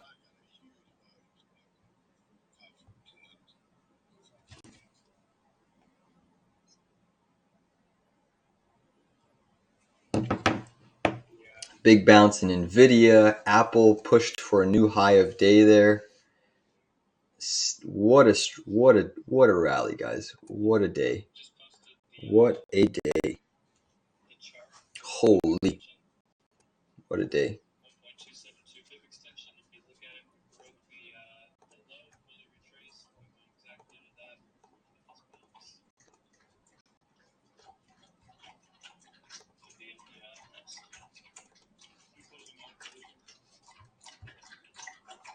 QQQ is coming up to next target, guys. I will look to sell the rest of the position. We're almost at target 2. Come on. I'm actually going to move my stop up on this trade. I'm going to put it right under this little bit of a wick.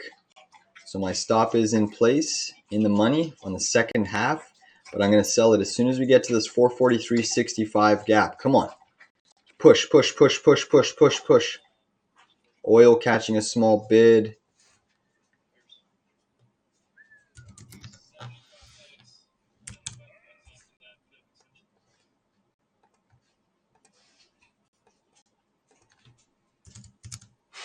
What a move. What a move.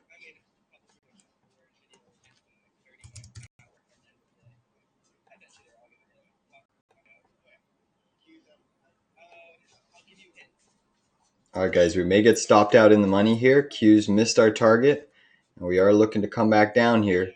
Heavy sell side pressure in this market is unbelievable. Unbelievable sell side pressure.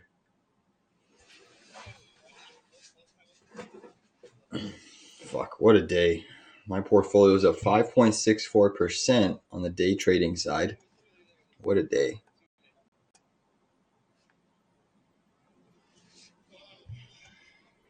And it's going to be interesting to see how these markets close, guys. It's going to be really interesting.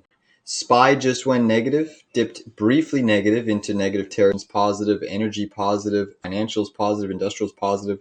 It's really now tech that's negative, XLK down 0.5%, Staples down 0.77. That's on the back of Costco. Weak. Real estate up 1%, outperforming everything. Utilities slightly green, healthcare slightly green, XOY just dipped negative there.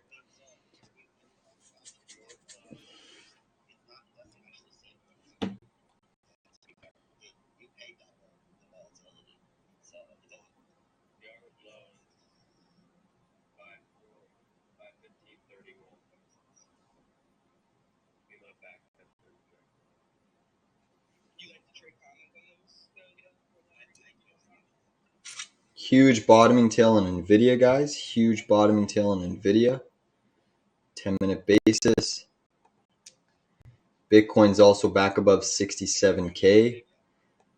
I'm going to adjust my stop. We're almost hitting this target here, guys. 443.65. I am out of the queues. If we hit that level, we're 5 cents away. I'm just going to adjust my stop here to 443.30. Come on, hit target 2. Hit target 2, Qs. Don't do us dirty by 1 penny. Are you kidding me? No, it should still hit. Should still hit, guys. Again, so we've crushed this market on the short side today. We just went long Qs, and we are printing as well. Come on. Come on, Qs. That's okay. We're still just trading in the profit here. All right, guys, I just got stopped out of the second half of the QQQ for another lovely gain. So that trade is now complete. Bang, bang, bang. All out of the queues. No trades left on the docket. No day trades left on the docket, I should say. No day trades left on the docket. Let's look at this Dixie. Take a look at that Dixie rally from the low, push up. You're putting in a daily bottoming tail in the DXY. A little bit of a daily bottoming tail being observed at the moment. At the moment, again on the weekly chart. Take a look what we tagged on the weekly, that EMA 113. Pierced it, but rallying. And you also have this daily chart, previous channel, which we're actually just mean reverted to.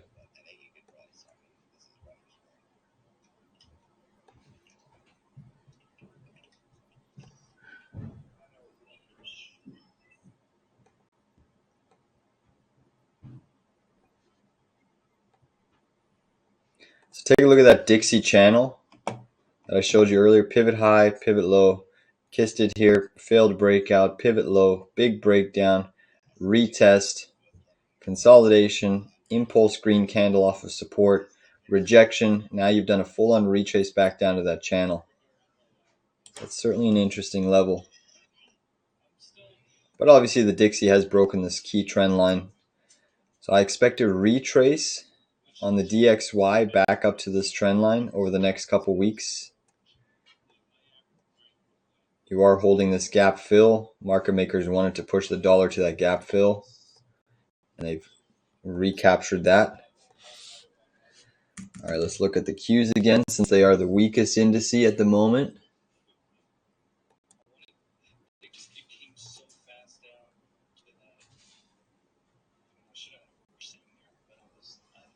What's your... Yeah, thank you, Michael. Use the profits for a membership. I appreciate that.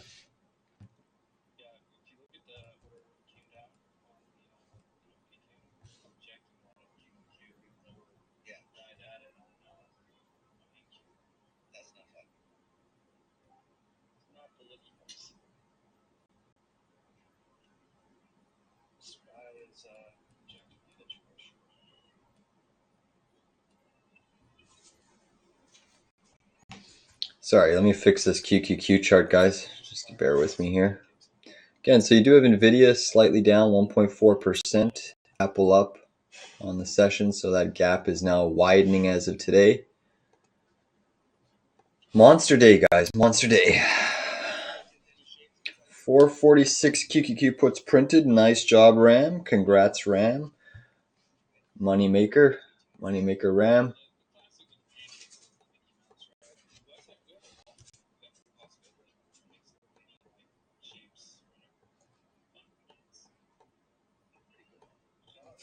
It's funny, Ram. That's actually that's what I drive, is a Ram 2500.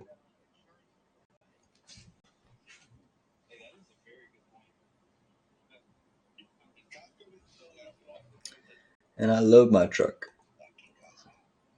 especially in the winter. Nat gas trying to firm up a little bit here. Bitcoin, big. Would I re-enter stocks at some point today? You know, there is a potential for that. Let me just figure that out. It's a good question, because there is a potential for semis to go lower today.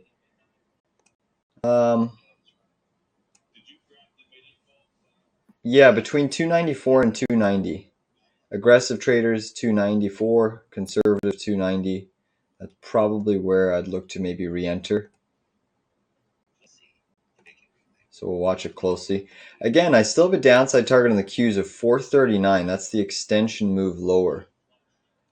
So, I mean, it's a high-risk play. If you want to roll some of the profits that we made today into a QQQ0DTE 439 put, I got no qualms with that. Just size it for loss, right? Remember, it's still a high-risk trade. There's still momentum in semis. Oh, yeah, in terms of my upside swing target on the stocks, since I totally forgot to mention that, let me just erase this here. I was looking at the SOXX, so that's what we need to pay attention to.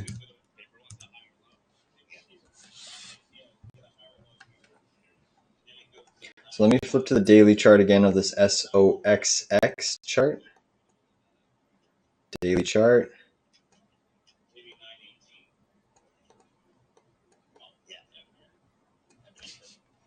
So what I was observing is we've had a big mean reversion break on the semis. That's your previous high.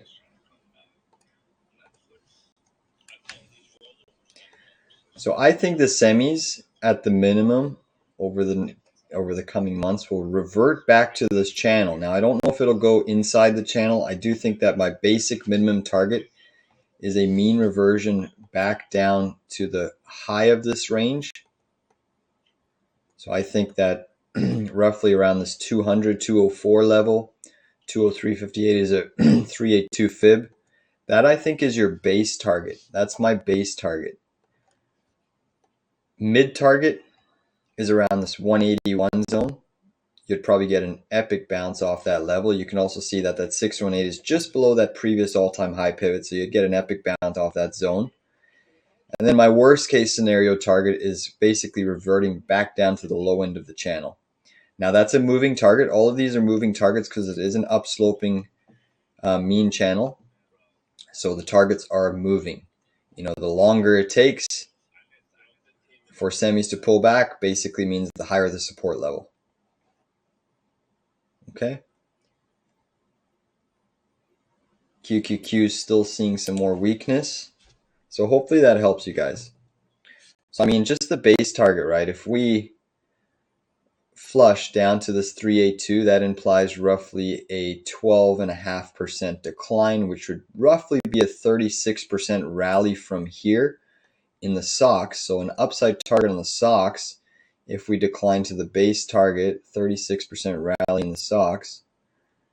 I just have to zoom out here a little bit.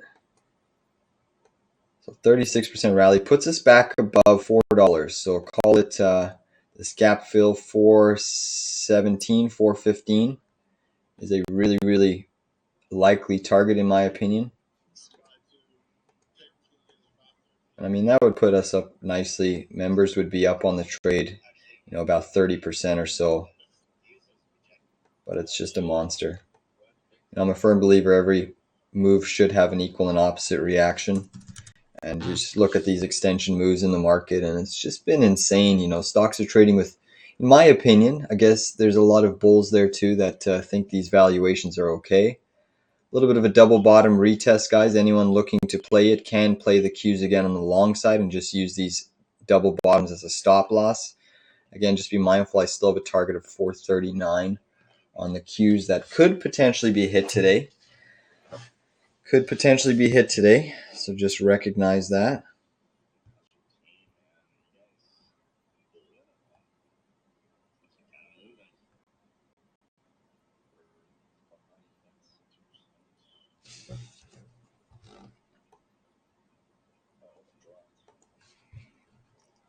Hopefully that helps, Eric, and whoever was asking about the SOX target. All right, so now Apple's weakening. Apple actually could retest 170.35, and that should put more pressure on the Qs. Remember, Apple's been strong today, while the Qs have been weak. Finally seeing Apple catch a bid.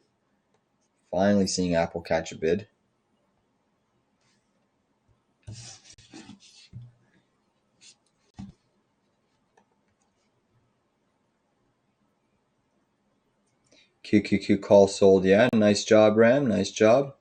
Sold my puts too early. That's okay, Ram. There will be more. So now what we look for, guys. Okay, let's look at the 10-minute QQQ chart. Since we've had an epic sell-off, we all know that the pressure is to the downside today.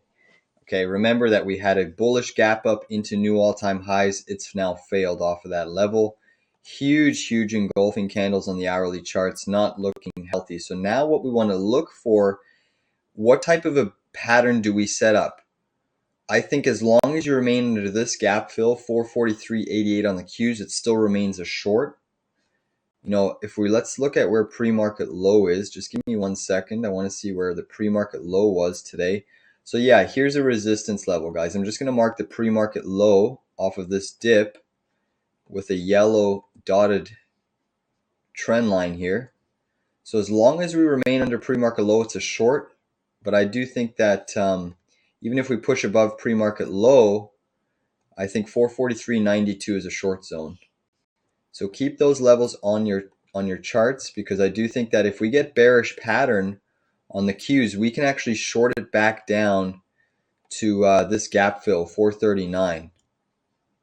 So now we wait for a pattern. If we form a bear flag, then we can go long SOX, we can short the Qs, we can short the S&P.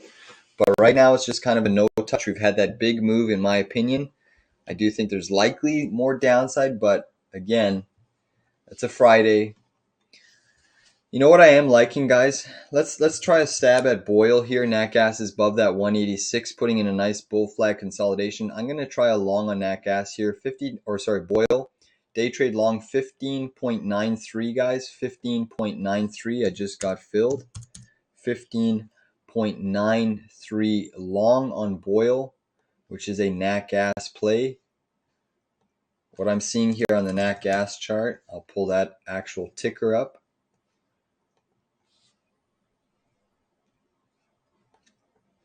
Nice constructive bull flag. Trying to get a little bit of a breakout here. And you're above that 186 zone. So potentially a little bit of a breakout forming here on Nat gas. We shall see. Upside target on Nat gas today. Let me just isolate the target. If we keep breaking here, Nice little breakout being observed. Come on, Nat Gas. Push up.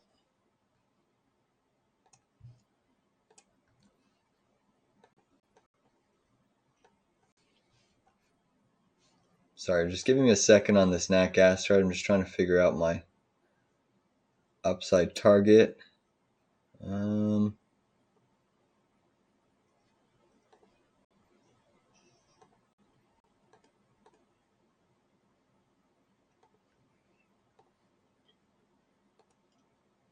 Yeah, we could get to about 189.50 today on Nat Gas. Let's just do a so 189.50 I think is a feasible target on Nat Gas for this day trade. I do think it moves higher, but 189.50.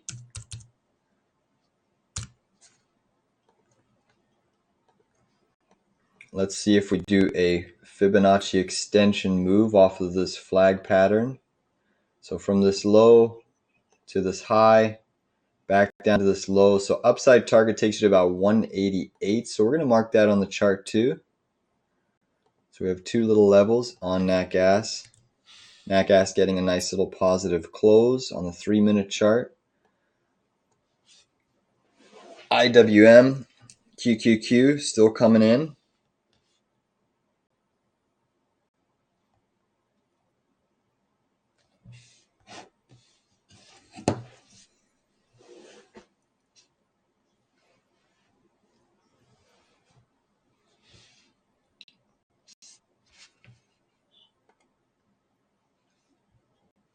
So we're long Nat Gas at the moment, guys. We are long Nat Gas via Boyle.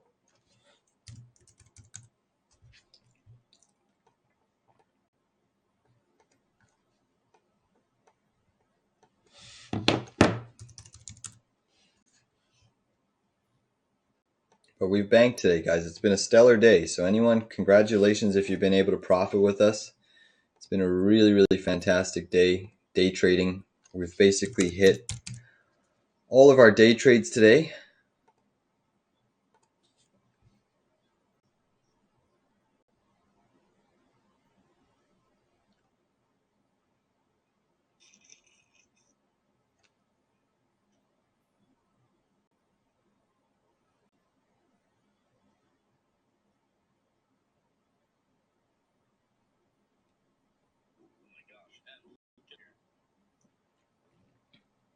So this is our 8th trade that we're entering. We've closed 7 of 7 today. It's not every day you get to go 100% success in day trading. It's not every day you get to do that.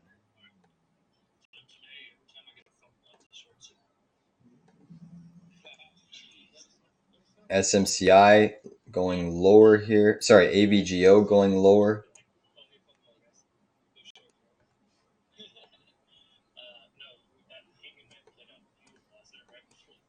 Semiconductor bull flag, Russell bear flag, S&P bear flag, QQQ bear flag. Both the S&P and the Qs are negative. I expect the Russell to follow suit, guys. I do expect the Russell to follow suit. So what we're seeing today, right, how, again, this is just a little bit of a market lesson, an educational moment in the market. You know, when we look at the S&P, for instance, today, huge spike off of yields, and that's all because of the algorithmic trading, right? Where you had that huge spike up, you had that initial dip on the hotter than expected numbers, which you had an initial push up in yields, and then markets absolutely reversed and ripped when the unemployment data came out. So the employment number went from 3.7% unemployment to 3.9, a big 0.2% jump. The market was not expecting that. So now we had that initial spike on yields because algorithms are so used to buying up the market when yields and dollar fall. And now what we're seeing, once the actual humans have digested and really analyzed the data, you're seeing, holy shit, we better start selling because unemployment is spiking, and typically equities will go much, much lower when unemployment spikes. And unemployment also could be foreshadowing potentially weakening in the economy. You typically only go into a recession once unemployment starts to spike. So a lot of interesting tidbits of information here. And again, we just have to recognize that these markets are so driven by algorithms that execute orders way faster than you and I. And that's kind of what the case is. You had that initial irrational move to the upside, and now human interaction is starting to bring the markets more into a little bit of a reasonable level based off of that data. Qs are just so weak right now. Qs are just so weak. Look at the NVDA chart.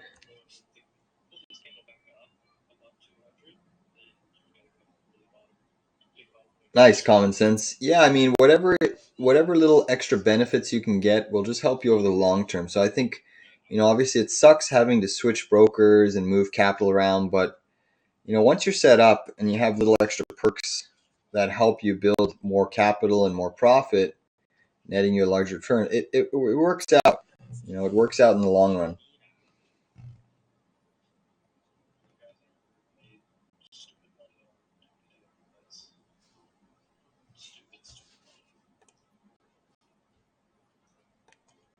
Boyle's starting to get a nice move up here, guys. Boyle is starting to climb with Nat Gas.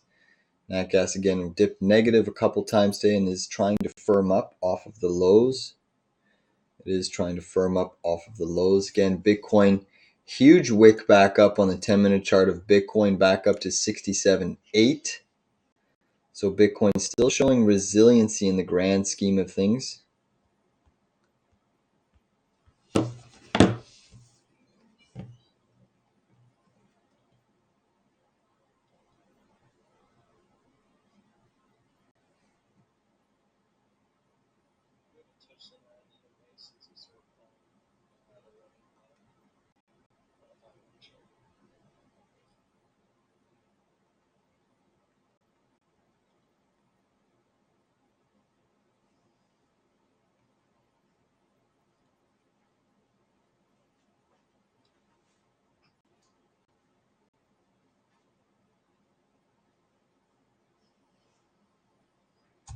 So at the moment, we've closed 7-7, just riding this Boyle long, guys. Riding Boyle long, which is a levered Nat Gas play.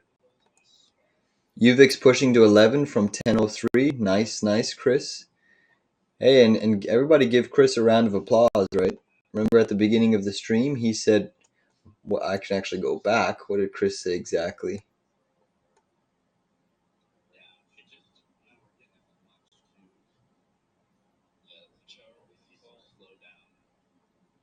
It's somewhere lost. But basically, Chris was calling a market sell-off at the open.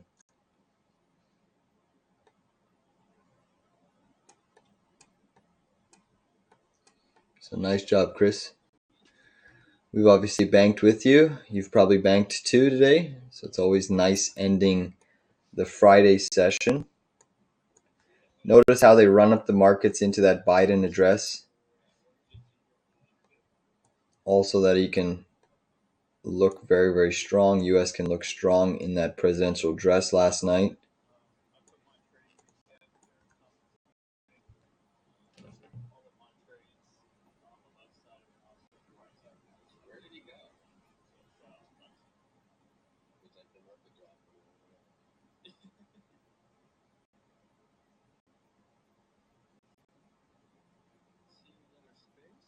How is that Costco chart doing? Let's take a quick peek at Costco. Boyle continuing to move up, guys. Boyle continuing. I'm going to put an in-the-money stop. Just protecting the trade by about 2 cents here. Still think it has much more upside. Again, let's just look at natural gas and then I can isolate my Boyle target. But nat gas target for this day trade. You can see you're breaking this whole consolidation range. Still this 188 zone here. Qs are trying to catch a little bit of a bid. The dollar is trying to fall just a tad. Apple trying to push higher here, breaking a potential bull flag to the upside. So Apple remains strong. which is going to help the Qs push up here. That will help the Qs. Still getting bullish consolidation on the SOX, bearish consolidation on the Qs.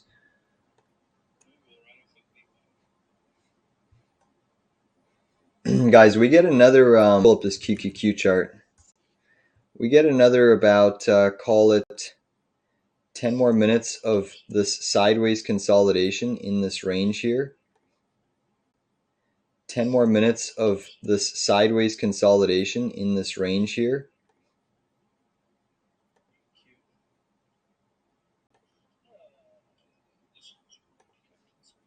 Sorry, let me just redraw that. But if we get another 10 minutes of consolidation in this bearish range, I'm going to look at these 439, even 440 0DT puts on the Qs. 440 is a little more conservative, still bank quite substantially if we do that.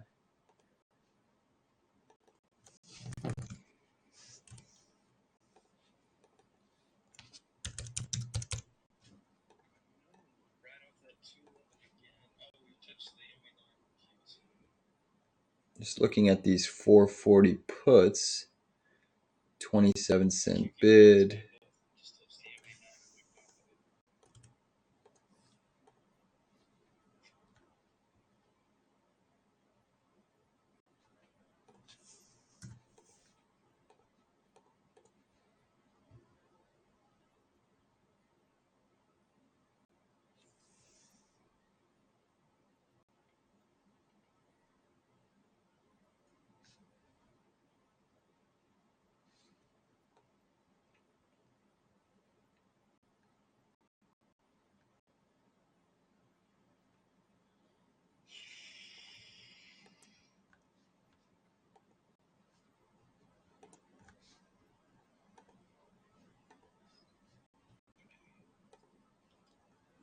So again, I'm still watching this QQQ pattern.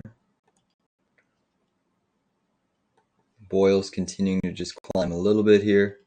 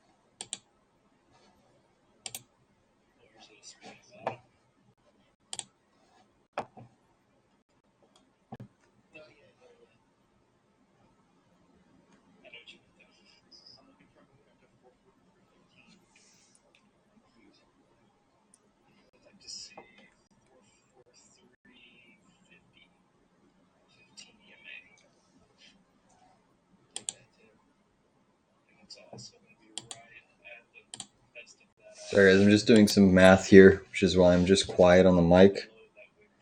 Just looking at a few things here.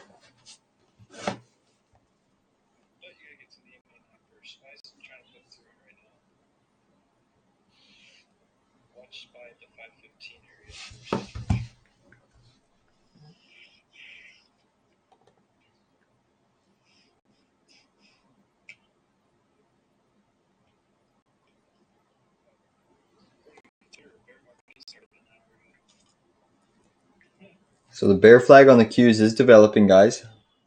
So I'm gonna still looking at these 440, 439 puts. BTC moving again, yep. Pushing right back up. And that's what happens when you pull back from all-time highs, is there's always bounces. Huge bounces.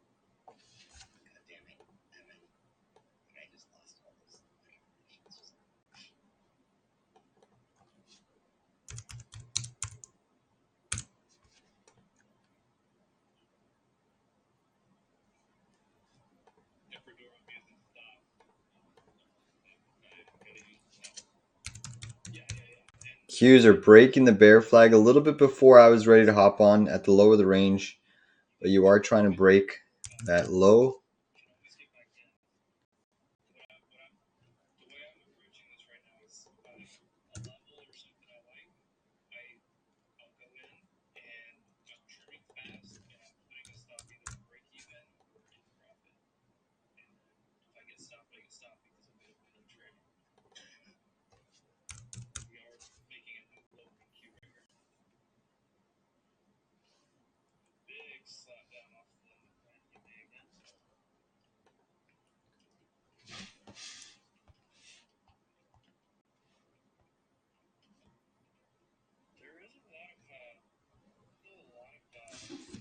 Qs are still breaking down here, guys. Still breaking down.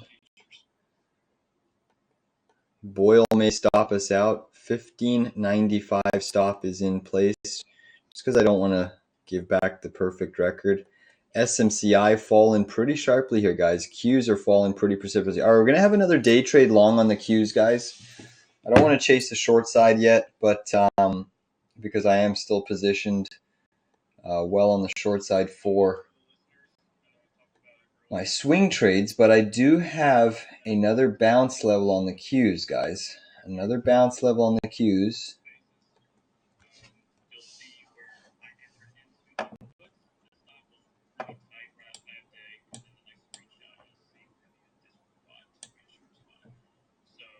You can see the Qs are bouncing here. NVIDIA now down 4.22%. Apple up 1.87. So now you're seeing that finally that divergence change, right? Where you've had Apple weak, can't catch a bounce, and then all of a sudden you have Apple super, super strong, up 1.83%, and the Q's down 0.7. So it just shows you how saturated the semis have made this market, because typically you never ever saw a down day in the Qs when Apple was up 1.8%. So now that you have NVIDIA down 4, Microsoft down 0.3, AMD down 0.9, SMCI down 4, Tesla down 1.5, Meta down 0.85, Amazon just slightly negative on the session. Google still holding really firm, up 1.9%. So still have two major QQQ components holding really firm. So this kind of sets up a scenario where I've seen this on the long side before, so you kind of have to reverse engineer it, where I've seen the markets basically rallying, and the likes of Apple has been extremely weak, and then all of a sudden Apple and the QQQ's gotten really overbought, and then all of a sudden Apple starts ripping and it pushes the Qs higher. Well, the same thing could happen here. Qs are weak right now. Obviously semis are weak today, but you still have Apple and Google strong. Two major QQQ components, two massive heavyweights, still very, very strong in the session. So you look at the Qs are deeply negative at the moment, and you ask yourself, what happens if Apple starts to lose its gains, and what happens if Google starts to lose its gains? That's really going to push the Qs much, much further down. I still think there's a shot of Apple it's looking strong right now, trying to break out of a bull flag pattern, but you are at some decent resistance as of now, trying to break above a high pivot reversal on Apple. But if Apple retests 170.30, and if Google retests, let me just isolate Google down a little bit more, 135.75, that could push the Qs much, much lower here. All right, we're still riding BOIL on the long side, guys. BOIL on the long side. What's interesting is you still have some strength in energy stocks and XLE despite oil falling. The VIX is now up 3.21%, or at least the UVXY. The VIX itself is up 3.19%. Gold up 1.3%. Apple's still charging higher here. Boyle just consolidating here. Big bounce in the Qs, guys. Really big bounce in the Qs.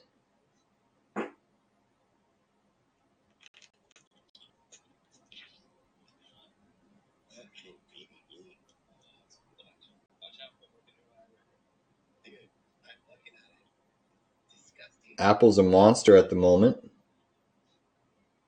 Apple is a monster at the moment.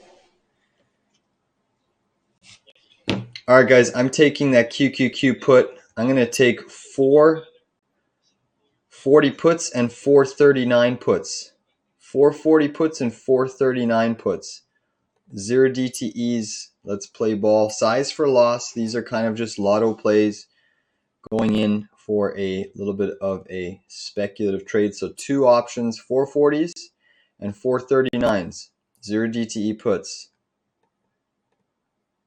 Let's play ball. Again, you might get a bounce all the way up to the high end of the range, but we've been consolidating and rejected at that pre-market low.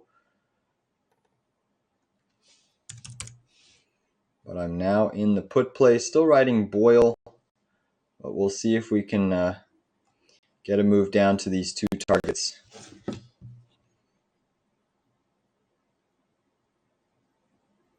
And we are putting in still some bearish consolidation on the NVDA chart, QQQ chart.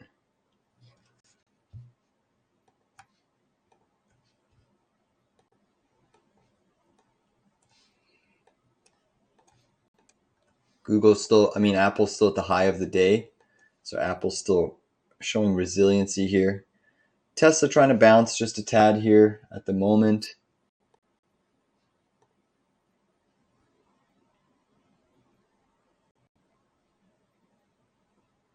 NVIDIA, what buy price you recommend? Nowhere close yet. For a day trade today, I would look at the 7-day moving average at 861, and slightly below that you have a gap fill. So if NVIDIA flushes to 861, 860, 859 range, that's where I'll accumulate. I'll start accumulating a day trade long at 861.44, and I'll leave myself room to add all the way down to about 859 on the chart. But really, other than that, I don't see a long trade on NVIDIA just yet. Welcome to the stream, Shmeet. Sorry, I'm just reading your message now. Do I need to subscribe? You don't need to. You can subscribe to the YouTube channel, which is free. I'm here just live trading. You can check out my Trading Capital Discord at tradingcapital.ca.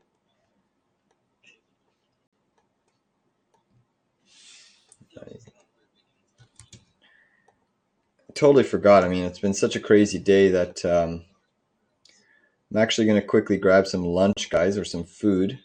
I'll bring it back in front of the computer since we are still trading. It's one of those days where you eat your lunch in front of the screens. That's what it's feeling like. I am seeing Microsoft coming in a little bit more now. It's seeing some heavy top wicks, more sell side pressure in MSFT. So 10-minute bear flag on Microsoft forming.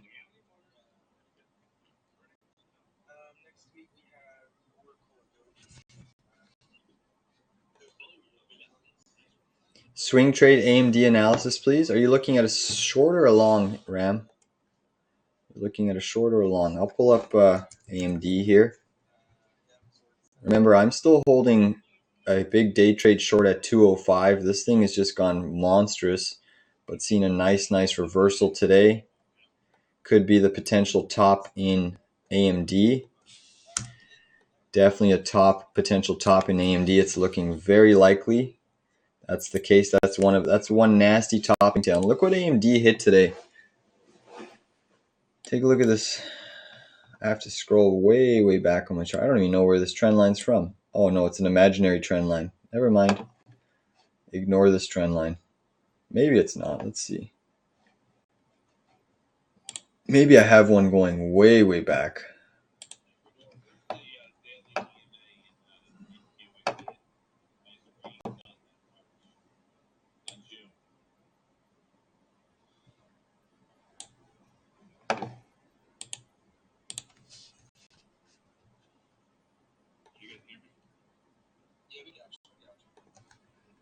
Yeah, just look at that parabolic chart on AMD. AMD is one expensive semiconductor, guys. AMD is one expensive semiconductor.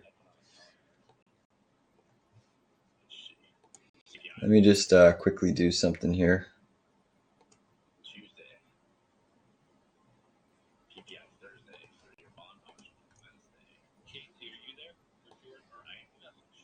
Could close the week with a weekly topping tail in AMD as well, guys. That would not shock me.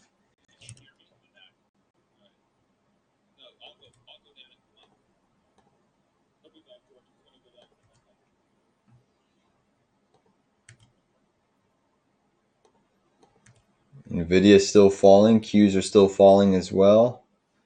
Boyle just hit our stop loss. 2% gain on Boyle. Nothing crazy to rave about. Just don't want to ruin the record. But I could see AMD reverting back to this 174 range. You probably get a decent bounce back up to, say, 190. And then,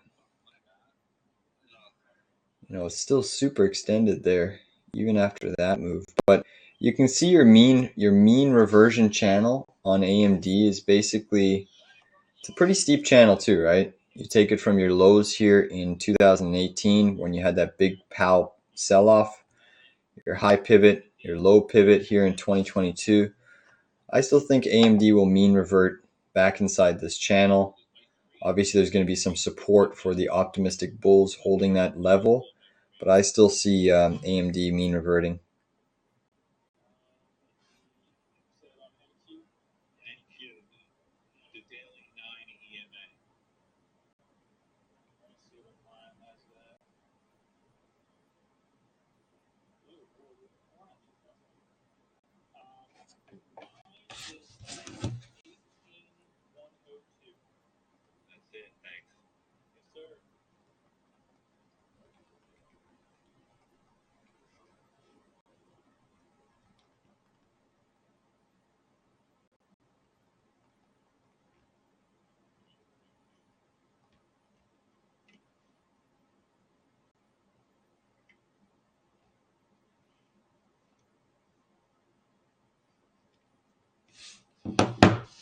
But yeah, AMD definitely a very expensive.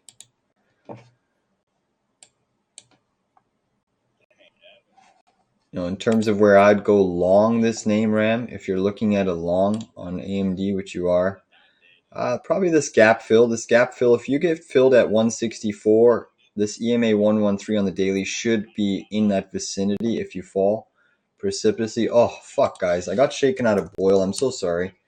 Anyone still holding? I got paper handed like a little bitch. Sorry. But Boyle just fucking shook me out, man. They literally tagged my stop to the penny, 15.95. And then look at that rip on Boyle. So anyone still in there, nice job. But I got shaken out. That's just the tail of the tape sometimes. Still looking very bullish though on nat gas.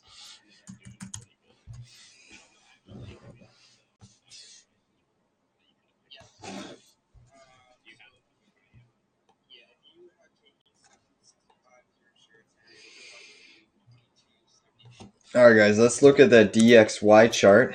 That's still trying to firm up. Can we go green on the Dixie, guys? We're almost there. We are almost there. Dixie is trying to go green. And if the Dixie goes green, expect another down leg in the dollar. I expect a down leg in Bitcoin again. Bitcoin BITI could be played again on the long side. BITI, which is a short on Bitcoin, especially since that Dixie is trying to move up.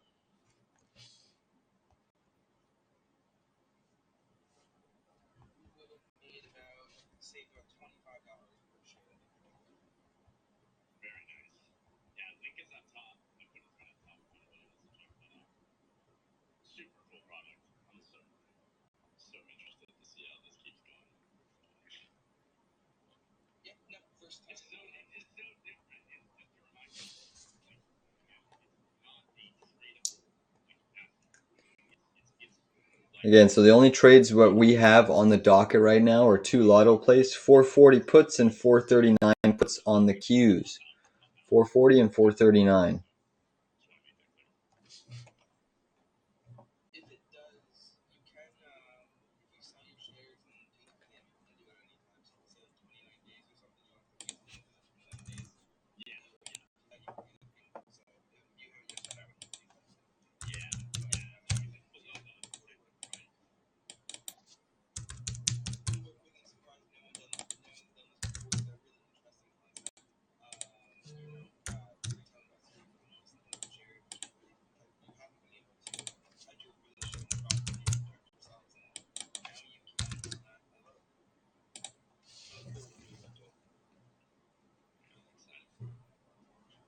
So if we hit 440, I'm going to take profits right away. That'd roughly be about a 31% gain on the QQQ put. If we hit 440, I will take profits right away. And then if we hit 439, it's roughly going to be about just over 36% gain, which I'll take profits.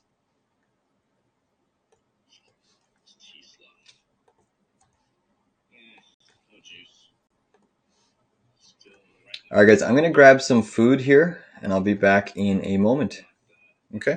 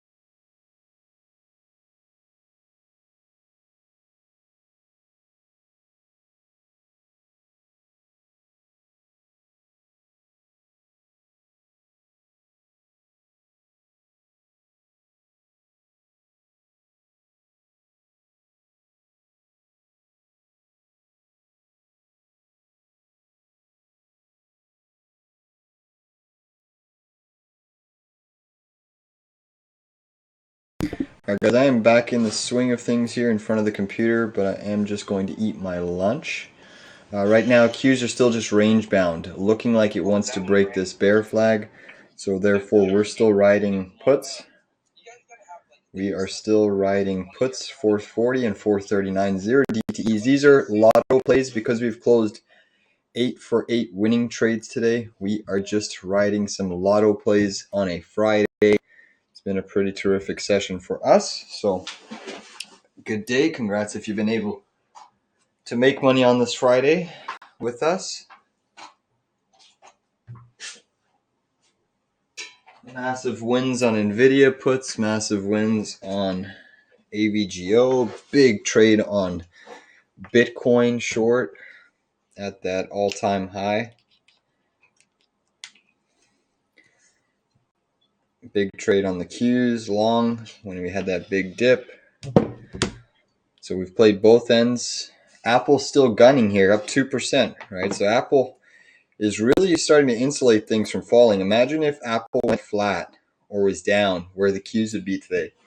You know, Qs are still down 0.87 with Apple up 2%. So Apple's now starting to kind of do what NVIDIA did. And that's kind of to be expected. All right, Microsoft, Google, all breaking lower here, guys. So expecting a little bit more of a flush in the market. I am expecting a little bit more of a flush in the market.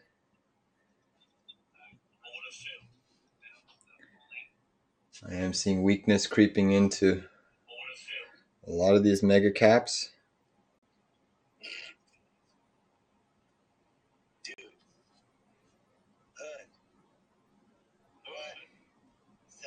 Big bear flag on the Russell 2000. That's another put play. That one looks like it's going to go negative. Would kind of align with the S&P and the Qs. Dollar continuing to grind. NVIDIA running out of, seeing some sellers as well.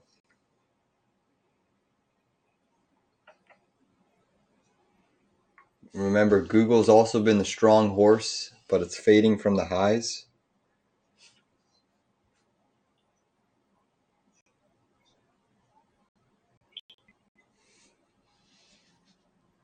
I could see Apple easily retesting 170, 165, which would help pressure this bear flag. Again, so 440 puts, 439 puts.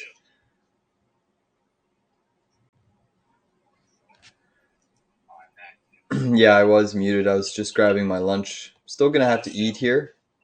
Would you short nat gas? No, absolutely not. I would not short it. I put up the nat gas chart. Just give me a second. There's a couple questions. So nat gas, I would not short. RAM, QQQ, I'm interested in buying calls, longs. Let us know when you think the price target is. Well, RAM, I'm in puts, right? Remember, I took 440 0 DT puts and 439 0 DT puts. So what you've done here is put in basically an hour of bearish consolidation, and you're looking to break lower. So, I mean, my measured move downside was 439, but it's looking like we could even go lower than that on the Qs. So I do have another buyable zone, but holy man, we're selling here though. We are selling.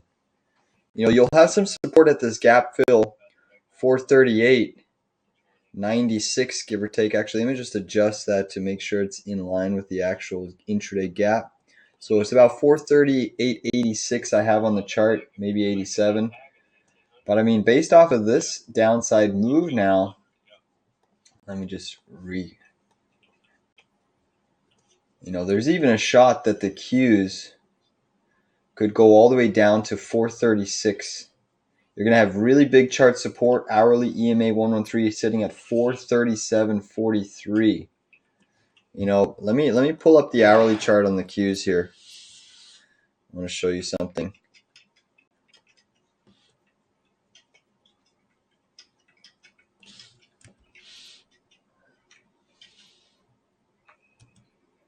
So what I'm looking at is now, so obviously you're going to have some support here at 438. You can see that that's a major gap fill, previous pivot high, a little bit of a reversal breakdown here, but this sell side pressure could actually take us all the way back inside this channel. So I'm looking at this EMA 113 as a long. That's where I would feel much, much more comfortable on the Qs. Look at these 440 puts, guys. 440 puts are starting to absolutely pay here, guys. Absolutely pay. Let's go. Come on. Can we go 10 for 10 today? You know, we're certainly due for a big, big win here. And this is nicely paying us. Come on, baby. Come on, baby. Nothing better than eating your lunch and making money. Time to enjoy my smoked salmon omelet.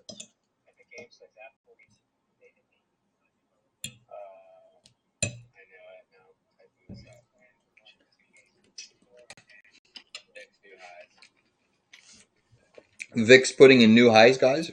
VIX new highs.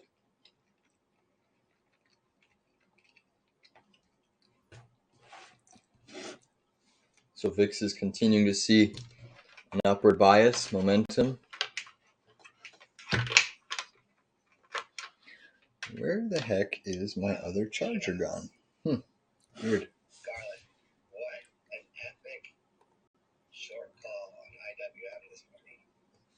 Huge win.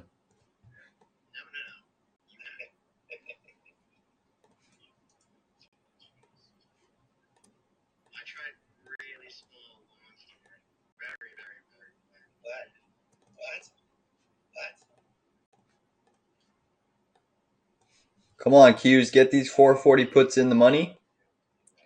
Come on. Come on, one more little flush. You actually have Apple starting to weaken now. It's bringing down the whole complex.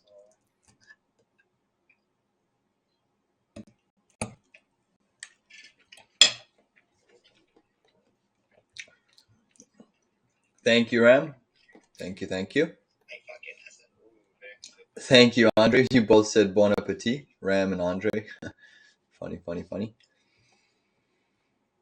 All right, one of the viewers asked about shorting natural gas. Fallen 80, 90% from the highs, be my guess, not in my criteria. But look at this little bit of a bull flag pattern you're forming. One could even argue this is a very sloppy inverse head and shoulders, but it still fits. It still fits. You would have this big, big right shoulder. You have your head. Now you have a right shoulder here. And you are trying to break this neckline here.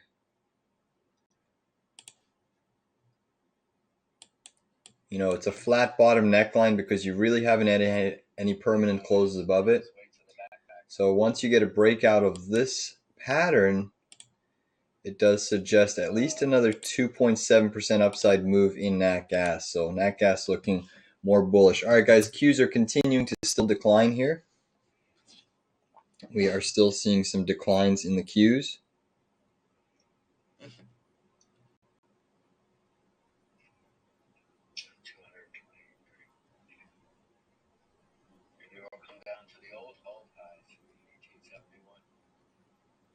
Again, viable level on the Qs I have much, much lower, guys. So we want to just be patient with this. 440 puts are almost in the money, guys. 440 puts are almost in the money. I'm going to secure them right away. They just dipped in the money there, guys. I did secure those 440s. Nice little bounce. So another win, just over 30% gain on that put play. And I'm still riding 439 puts. So 440s went in the money. Nice job. Nice job, guys. Just got to send on there.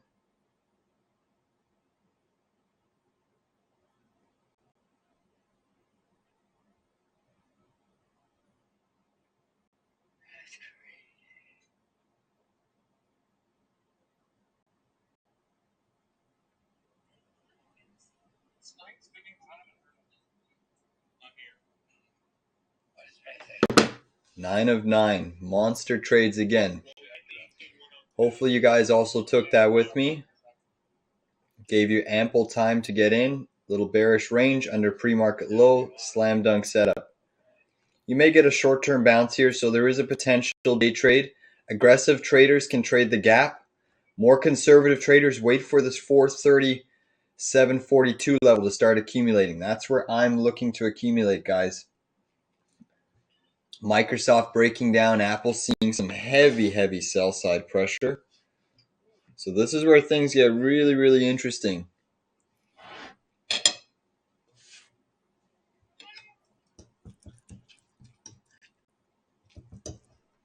Come on, are they going to flush it right into 439 for us? They can't be too easy. It can't be that easy. Come on.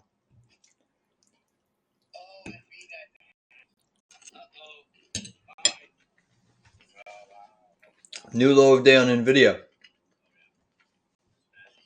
Look at this torrential sell side program, guys.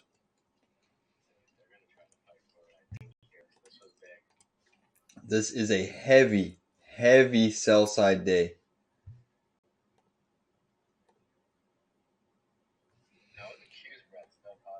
You're piercing the 7-day moving average on the Qs. Your daily 20 moving average is sitting at 436.25. Cheapers.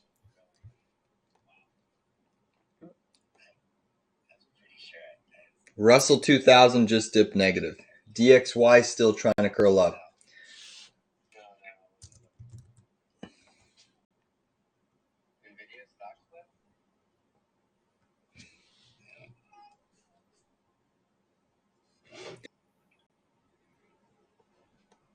Wow, what a trade, guys. What trading today.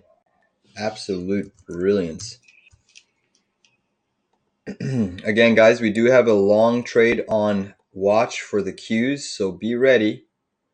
Be ready for the Qs. Look at that sell-off on the Russell, too. Huge bear flag consolidation. Let's see the measured move of this flag pattern. I mean, it's a difficult one to calculate, but you could see a move down the Russell to 205.50. Just going to mark that on the chart.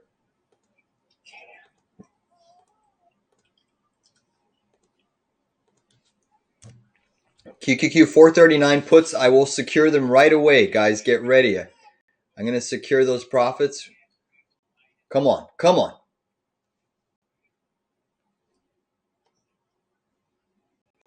My 36%er. Come on.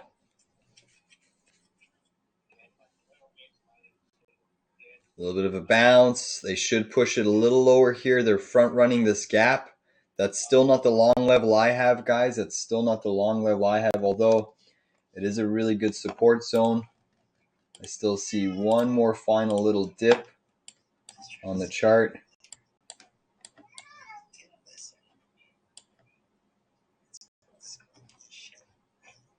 Guys, believe it or not, next week the Qs could hit about 427, 428 next week.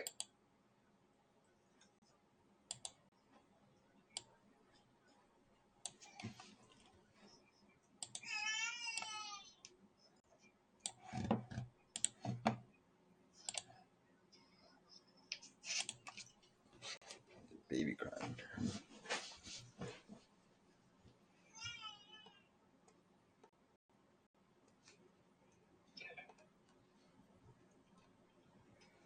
I'm sad to sell my QQQ puts early. Yeah, but you know what? It's okay, Ram. You still made money, I know. Would've, could've, should've.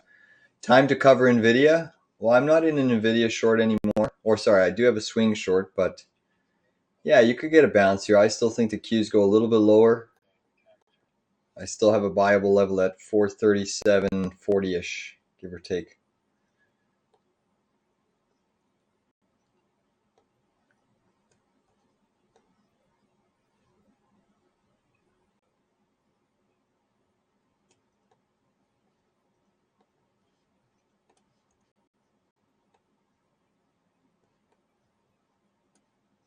You are into a 618 fib zone right now on the Qs. But I still think we could go a little bit lower. A little bit lower, guys.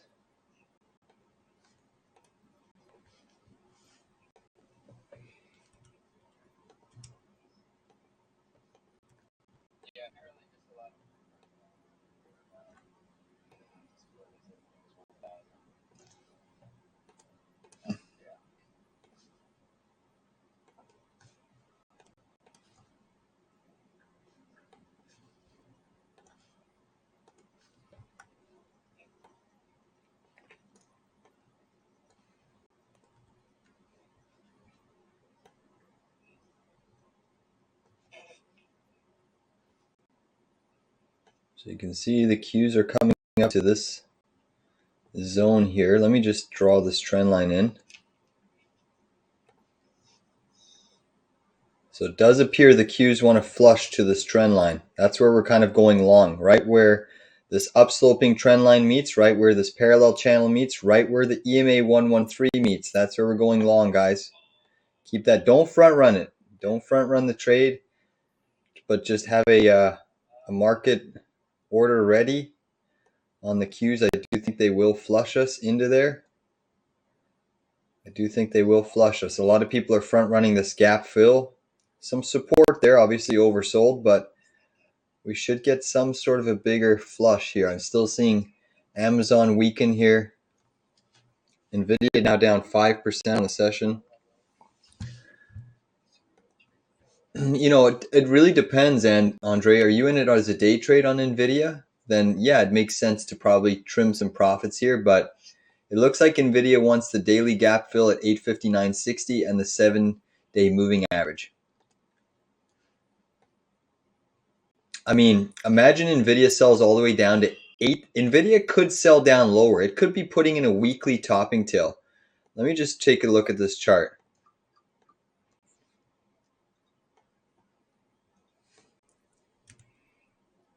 Let me just erase some of these things. Intraday lines.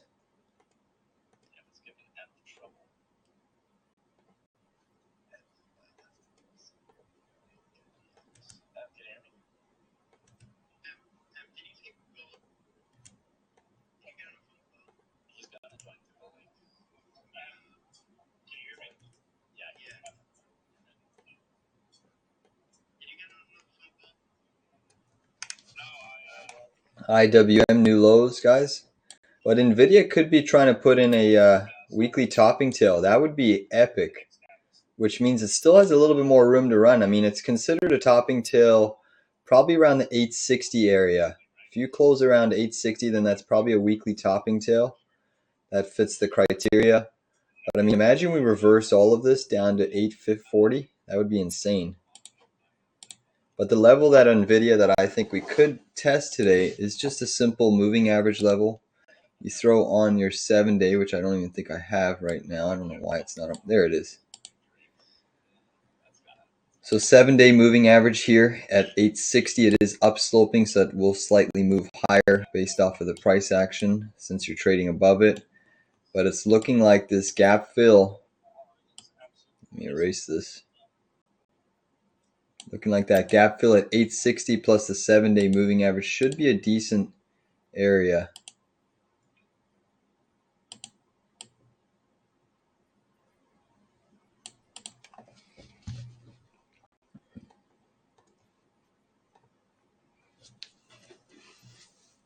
Should be one more little flush on the Qs, guys, but be ready. We will be going long.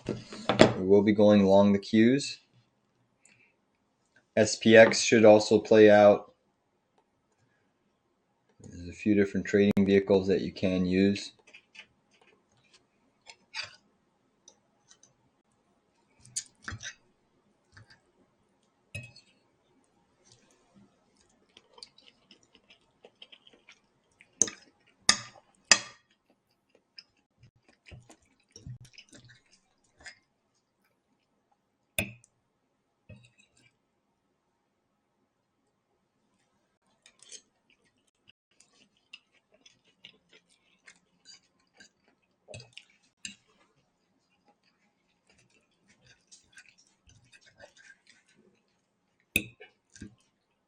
Notice the difference today, guys.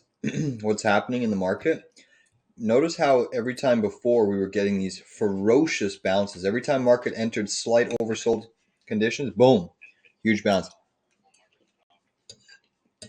Look how weak the bounces are today. The unemployment number might have been a change in the market.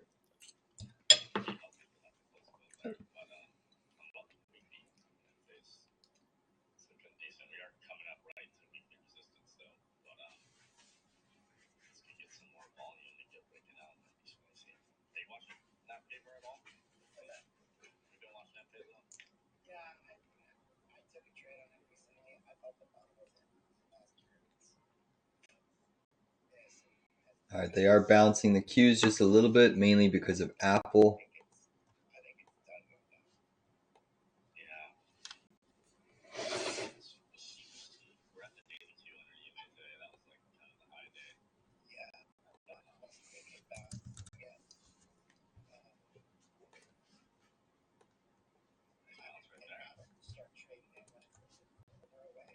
So the QQQ is trying to breach the 7-day moving average. That sits at 441.36. So 441.36 is basically just inside of this red bar candle, the high of it, kind of right underneath this bearish consolidation. Let's do a quick summary of what's going on. So I'm just going to scroll through here. You have the 10-year yield is flat, 20-year yield slightly green, 2-year yield down by 0.4.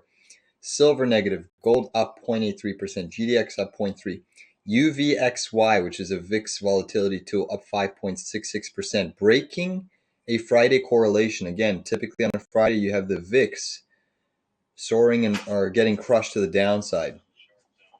You have the IWM slightly negative, down by 0.6%, SPY down by 0.34%, QQQ down by 1.14%, lagging the market.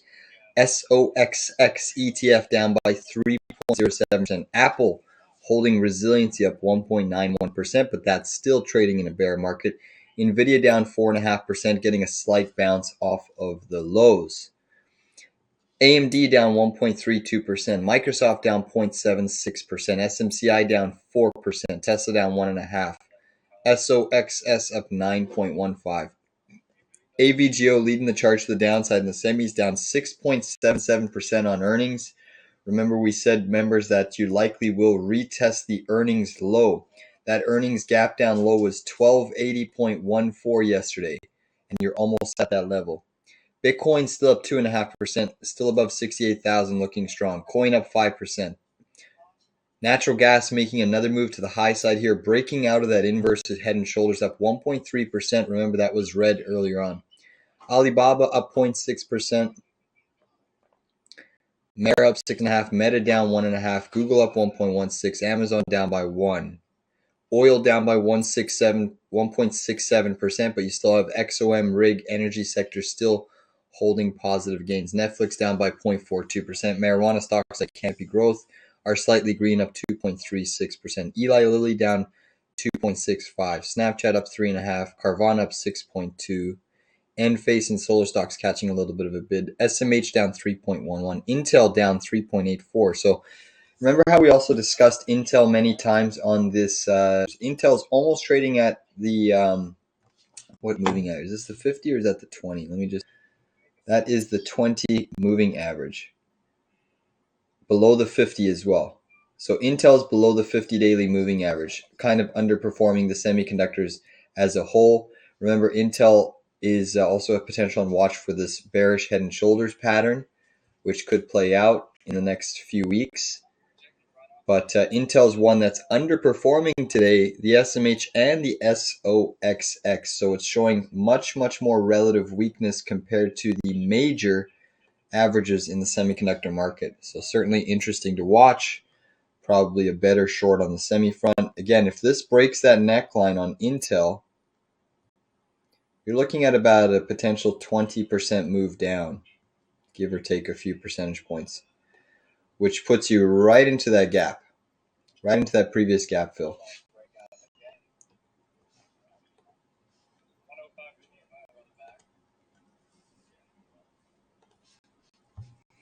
All right, let's flip back to the QQQ chart here.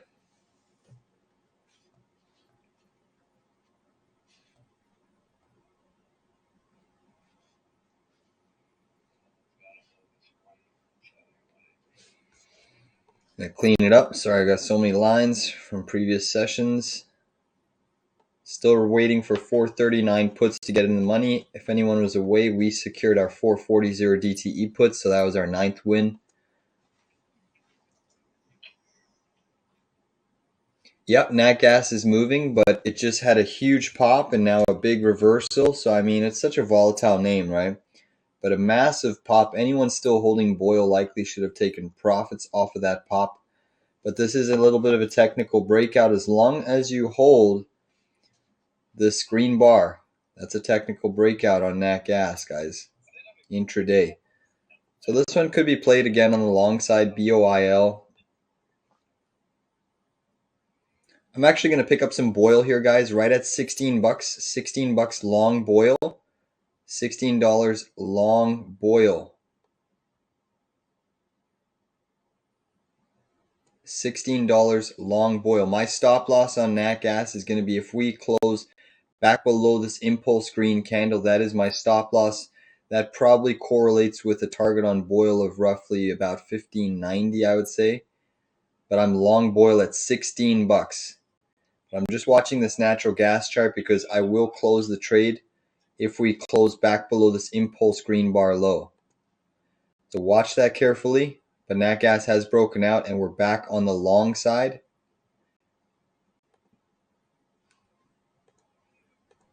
Back on the long side, guys. $16 BOIL. I'm only going to add to the trade once. Or sorry, I'm only going to take one entry on this trade just because I don't really want to give up. I don't want to take on too much risk right now since we've had a stellar day. We'll go into the Friday with potentially 100% win rate.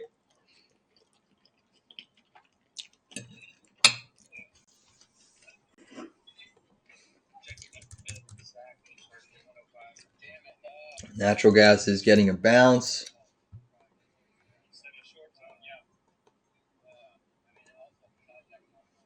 Another down move coming into the Qs, guys. Still riding 439 0DT puts, but we've pretty much secured everything else. If anyone wants me to look at any tickers, feel free to shout them out, put them in the comments, and I will try to give you my best opinion. But just please mention, if you throw a ticker, please mention whether you're looking at a day trade or a swing trade.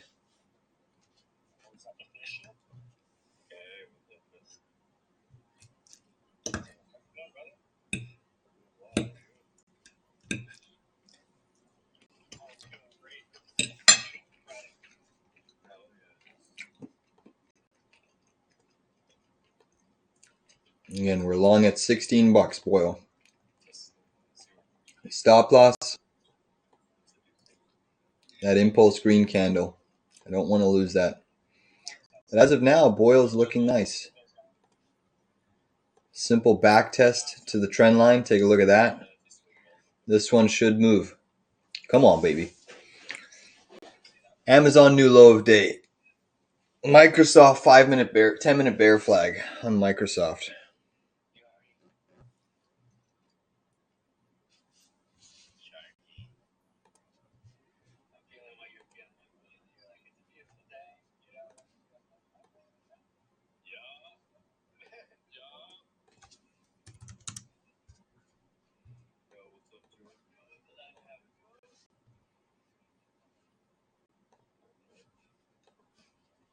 Nice move on BOIL, up 12 cents, guys. Up 12 cents a share. Let's see if we can squeeze more.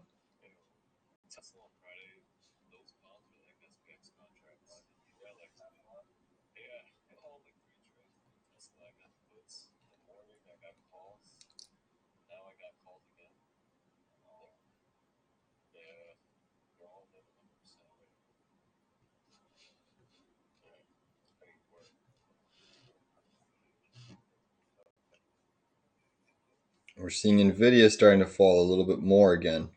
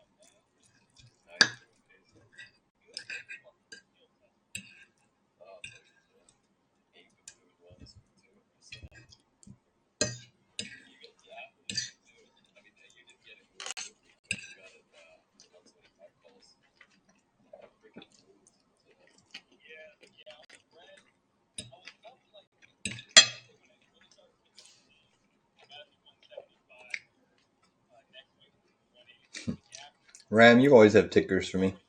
I'll look at C3AI. AI.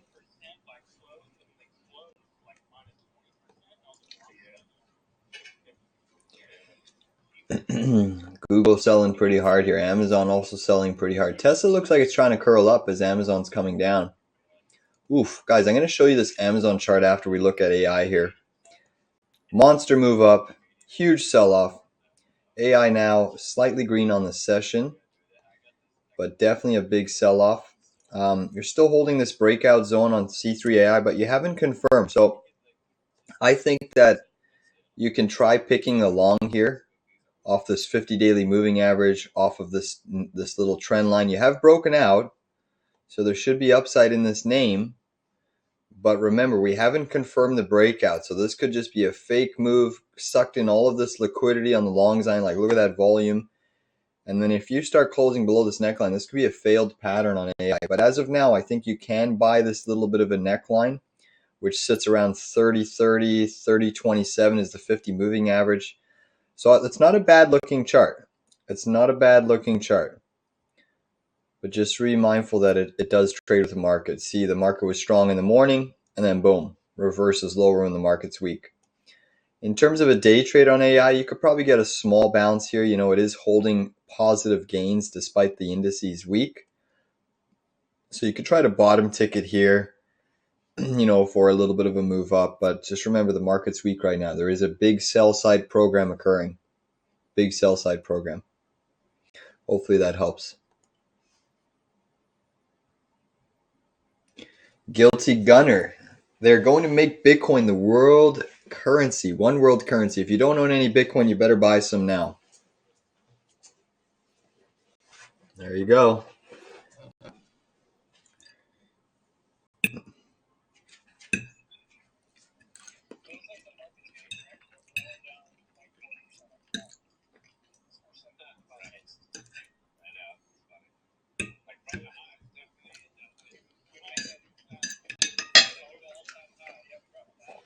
Who's they in that statement, Guilty Gunner? And honestly, I'll take a contrarian opinion. I don't think they're going to make Bitcoin the world reserve currency. It'll be over a war. You'll have the U.S. You know, think about the U.S. dollar and how much power it has. For instance, when the Russia-Ukraine invasion started, U.S. seized roughly, what was it, 600 billion in Russian debt just by locking them out of the SWIFT system. So virtually, the Russians lost about 600 billion in debt, U.S. debt, overnight, and the U.S. has been fueling the Ukraine-Russia war with Russian money. So when you think about that type of power that one country has, the dollar reserve system, sure, we can say, you know, the world reserve currency is dwindling. More people are buying less. They're buying less treasury, not supporting the dollar as much. Sure, there might be small glimpses of that, but you know, when you factor in, you're probably talking about the BRICS nation trying to overthrow the dollar. You know, what power does the BRICS nation have? They have really energy, oil, some commodities. Obviously, China has rare earth metals.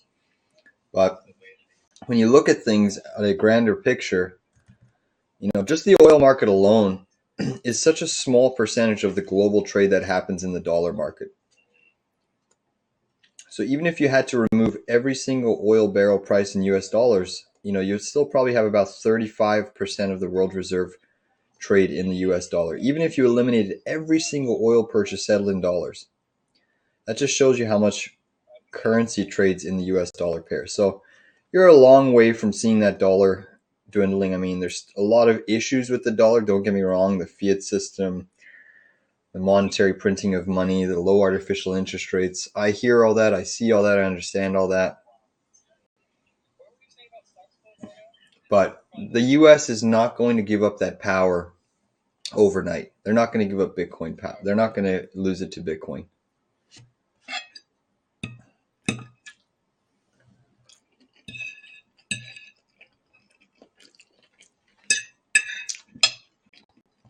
Now,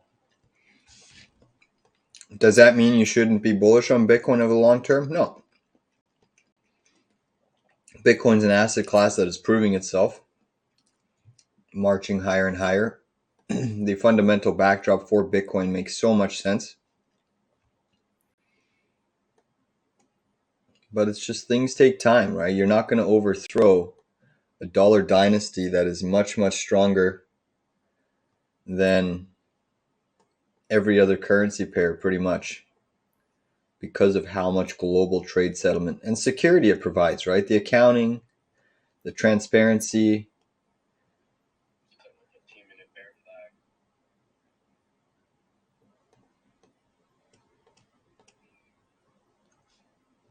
Just as much as countries hate the dollar, they also need the dollar.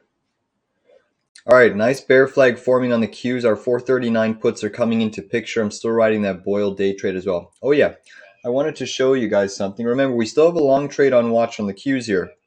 I still like this 437 for a really big bounce, so keep that on watch, guys.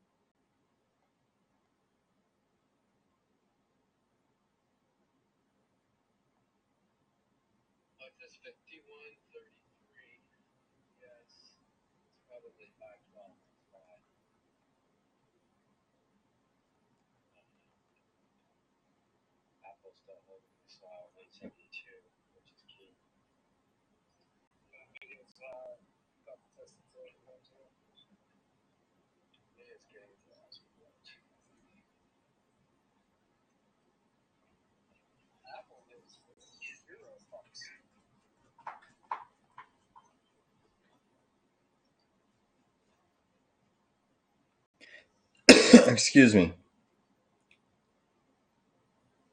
A couple questions here. Let me just go through them. Andre, to why not create their own central bank coin? Well, you know, you're still, even if they do create a CBDC, central bank digital currency, which probably does happen, you know, we already have pretty much forms of that, right? Us paying with our credits and our debit cards, it's pretty much a virtual currency already. Gives us access. We're going to give up the dollar status that easy. If they created a CBDC, it's going to likely be tied to the US dollar.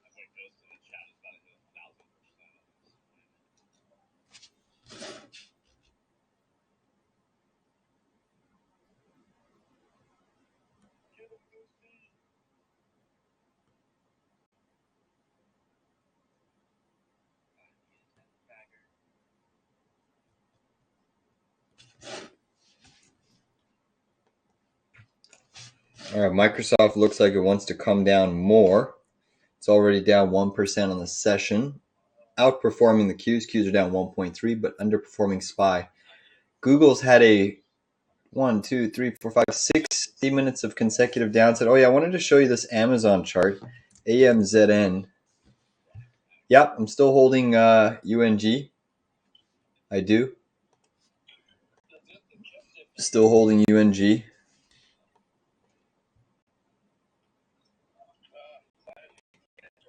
Came close to stopping us out yesterday, but still holding UNG. Break even stop loss on my UNG position. We took profits all the way up at 1764 with members. So we've insulated ourselves and we have a break even stop loss. But take a look at this Amazon chart, guys.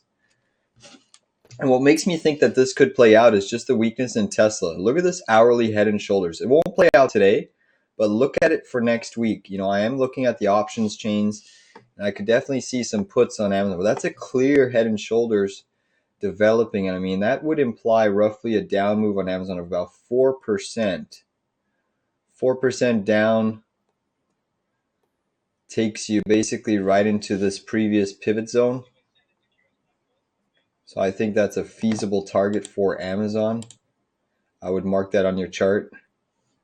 Obviously, you have to break the neckline first. But I mean, I think that 168 puts 167 if you're a little more aggressive. For, I would say, it could even play out next week. You know, typically when the indices go through a sell side program, they like to rip the Band-Aid off very quickly. That's where the saying comes from.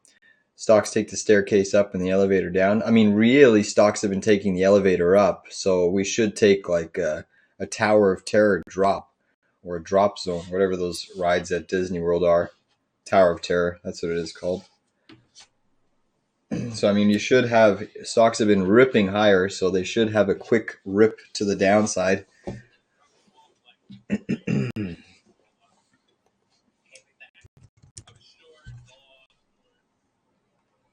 Still holding Boyle at that $16 level.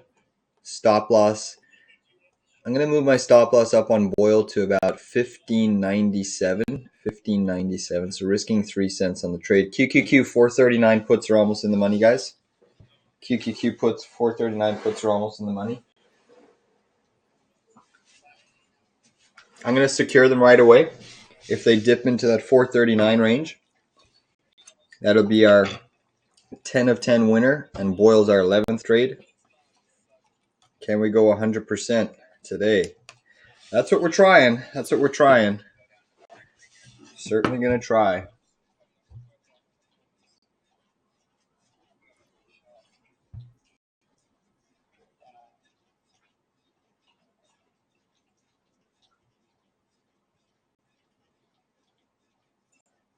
A little bit of a bounce coming into picture. Still a little bit of a bear flag pattern forming here, just like we did here. Again, I'm still interested in a long on the Qs at this 437.40 zone.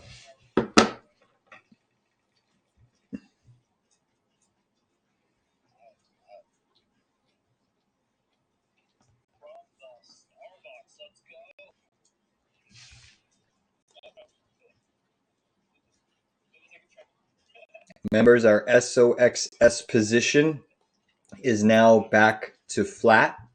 So that is our largest position in our portfolio. Guys, Boyle just stopped me down. Oh, Boyle. I lost the perfect record on the day with a nat gas trade. Damn, I got stopped out at 15.97, guys. 15.97 stop on Boyle. This is now looking like a failed breakout on nat gas.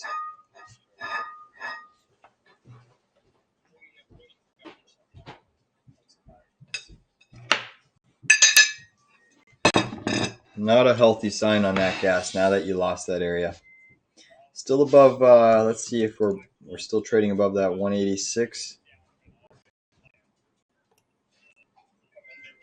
Qs are coming down a little bit more.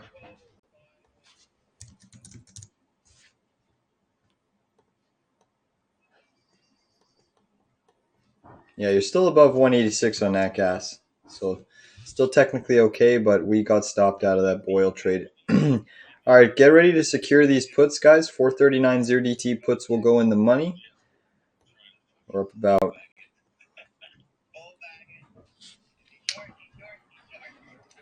Come on, okay. Let's get it going. DXY is almost green, guys. Dixie's almost green.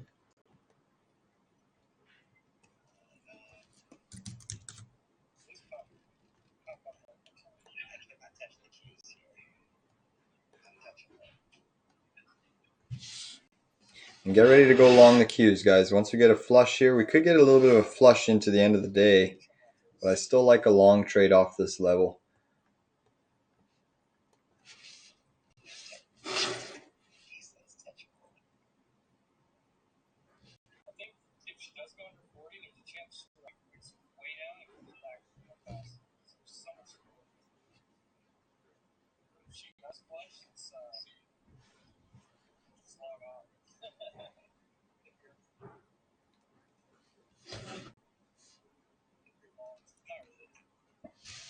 Because we're getting so oversold intraday, I might even play the QLD as a leverage play on the Qs. You can play the SPXL. You can play the quadruple X. That's the S&P. You can play NVDA levered.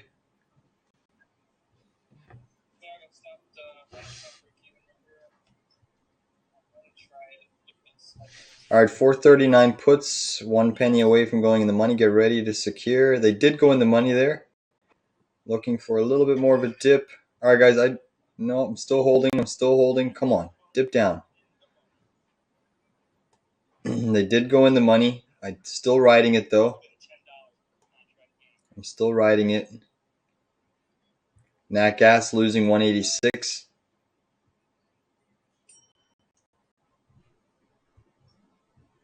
I'm just splitting hairs now on this QQQ trade. Come on, flush it. Dump it.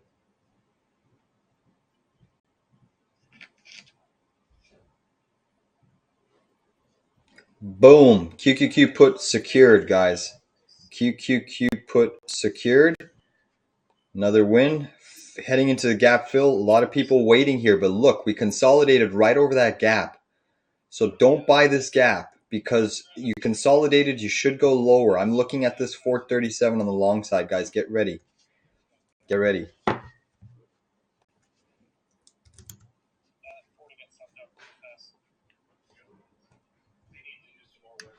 Another winning trade on the books, guys. Another winning trade on the books. Meta swing trade, long call. No, yeah, you could play it for a call. I still prefer the Qs though myself. I don't like meta setup as much. You know, you probably get a bounce with the Qs, but meta daily chart support at 498.58. That's your 7-day moving average. You are hitting some 4-hour chart support. The gap fills all the way down at 495.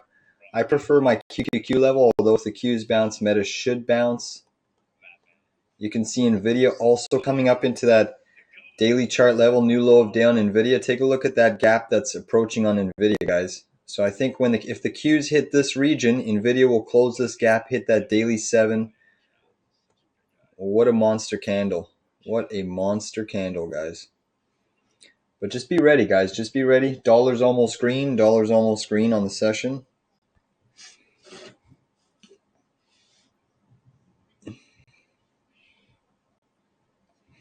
New low of day on the Qs.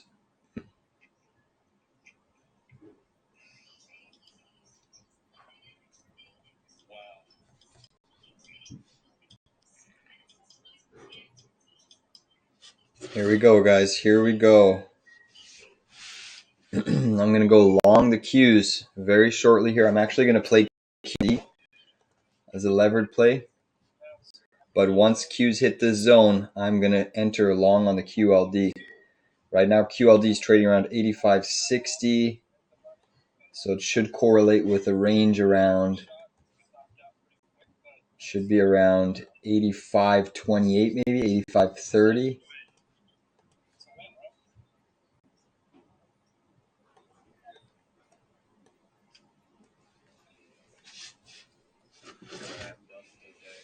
NVIDIA is still coming in, guys. They're selling NVIDIA to the gap. I am going to just draw this little yellow moving average as well.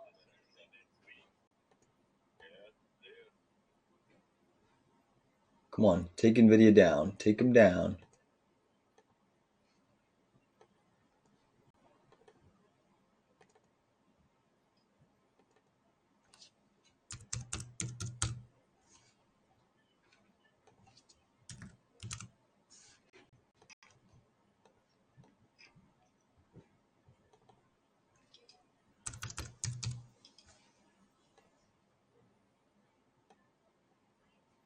Qs are getting a bounce, guys. Qs are getting a bounce. The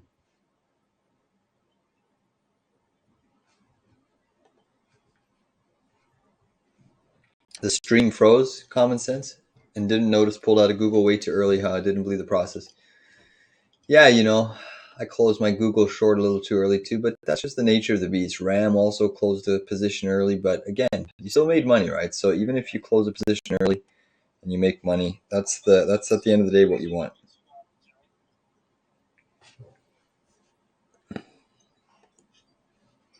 Still think we go a little bit lower, although NVIDIA is getting a little bit of a bounce here ahead.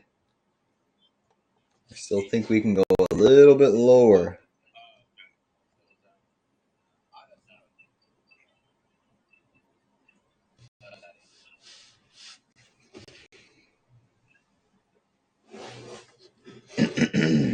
Qs are getting a little bit of a buy program coming into picture. Apple leading the charge up almost 2%. NVIDIA down 6%. So NVIDIA's market cap is now 2.177 trillion. falling sharply. NVIDIA is actually underperforming the entire semiconductor market today, except for AVGO, down 6.5. But it's catching AVGO. It's catching.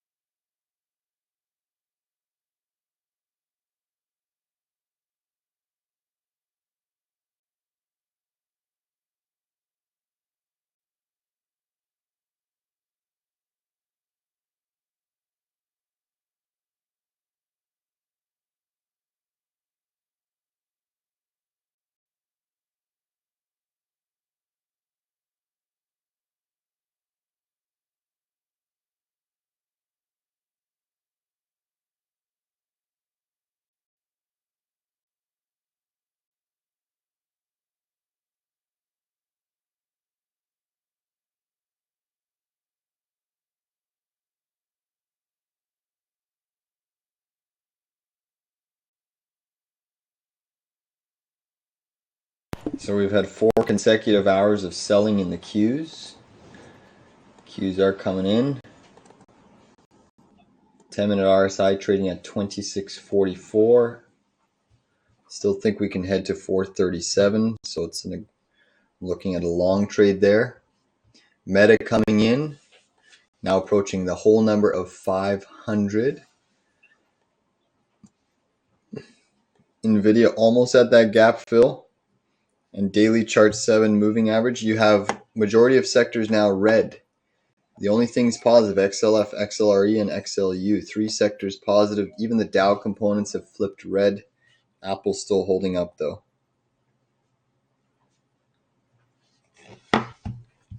Again, please like this stream, guys. Share it, because we've been providing a lot of opportunities today, executing on all fronts.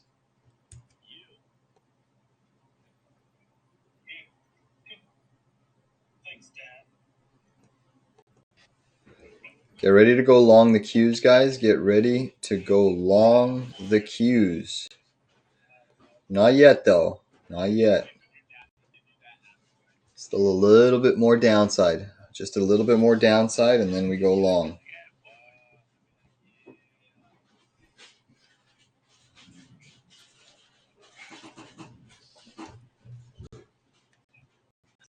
Meta's under 500, approaching that 7-day moving average very quickly, guys.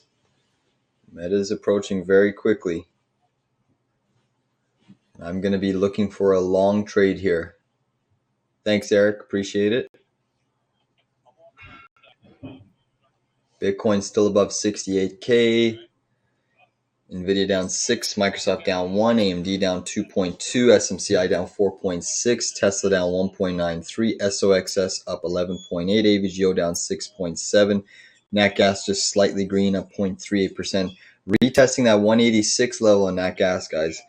Oil breaking below the daily 200 today, trading at 77.25 a barrel, currently down about 2% on the session.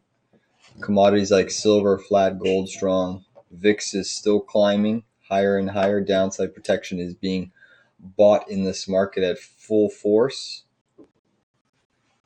There's still a lot of green names on the screen when I'm scrolling through my lists here, which makes me think that there's still more downside. I think this may turn into a broad market sell-off. Remind you, we still have about 2 hours and 15 minutes left in the trading session. So whenever you see a sell-off like this, typically they do turn into a broad market sell-off where all sectors turn red. Right now, financials, utilities, and real estate are still green, but it's very rare that we don't get this broad market sell-off in this type of selling.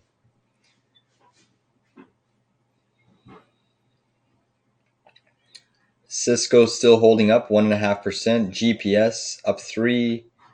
MDT up 0.6. IQ. So China stocks are holding up well. IQ up 5%. Pfizer up 1.5%. BMY up 1%. So clearly some rotation of capital moving more defensively out of these tickers. Abercrombie and Fitch down 6.5%. ARM down 6%. PayPal is still holding gains up 1%, just over 1%. Clorox Procter Gamble holding firm. GME down 2.7%.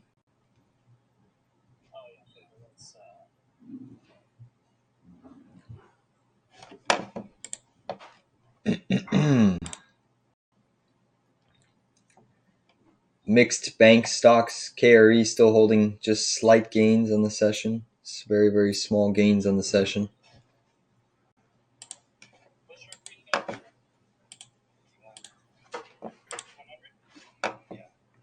You can see that the Qs are catching a bid here.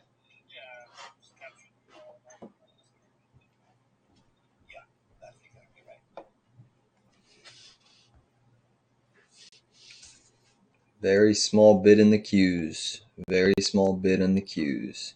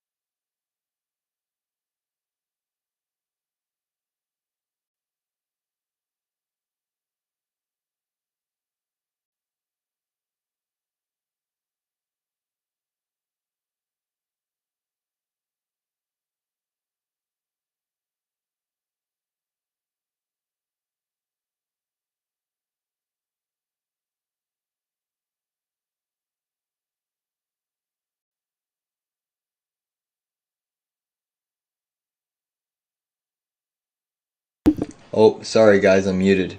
Sorry. All right, let me go over nat gas again. I apologize. Thanks. No. So nat gas, the proper level is 186.22. What I don't like, there's the things I do like, there's things I don't like about this chart right now. It's kind of in a no man's land position. It could go either way. The thing I do like is you're still above 186.22. What I don't like is you had your breakdown, 1 hourly chart, got to close below that 186.22, bearish consolidation, and then you confirmed the breakdown on the hourly chart. So this breakdown below this area has been confirmed. Now you did have a bullish reversal to the upside. Tried getting above it here, rejected. Tried getting above it here, rejected. Got above it on this candle, and now you're looking to try to close. You need an hourly chart close above this green candle high, which sits right around 186.90. But I don't like the fact that you tried breaking out intraday and it got absolutely rejected. Now you're still inside of this impulse green candle, which is a positive sign, but you really don't want to lose that. So I mean, it's just a big fight here. It could go either way, right? It's kind of like a 50-50. I would still lean more bullish because it is more oversold. Has made a red to green reversal, but it's a big level here. It's a fight, right? And if you get above this, I think you're going to squeeze higher. But if you fall, then you've got a decent move down. So right now, I mean, if you're not holding any position, you just wait for a little bit more data, take it hour by hour, and if you lose this level, you're going to go right back down to this gap fill around 168. So it's a tough trade right now. Tough trade. I still remain long UNG. We took profits,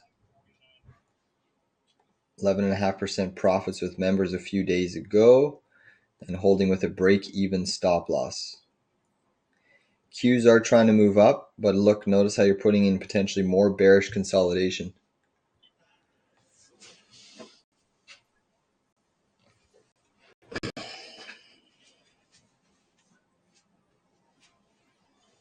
Yeah, I would say maybe the risk to reward is worth it. Obviously, I'm long, but it really depends on how big of a portfolio size it is, right? You always got to use risk management. Like I think mine was about, I'd have to double check my position log, but it was 4 or 5%.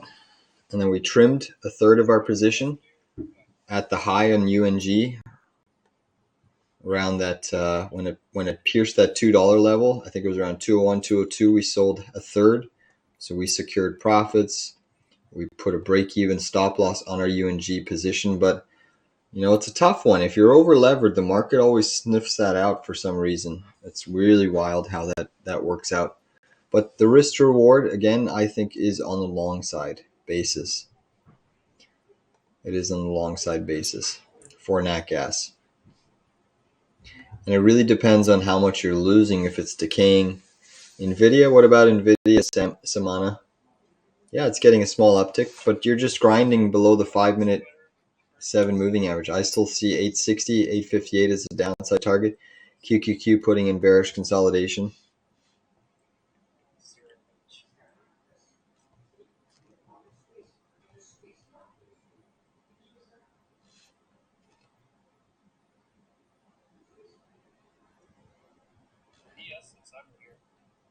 I'm still waiting to go long the Qs off this 437 level. And I mean, what's interesting here is you're consolidating. Notice how so many buyers bought up this gap. Usually when we're this oversold, you'd get a monster bounce, and we haven't. And I don't like that gap because we consolidated bearishly over it. Now you're putting in consolidation over our next target. You know, I still think that you get a bounce off of this zone. It's a big upsloping trend line.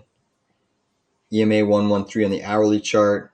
Also this parallel channel. So there's a confluence. There's 3 factors in this vicinity as we speak. But just leave yourself maneuverability because there is a major technical gap at this 436 zone.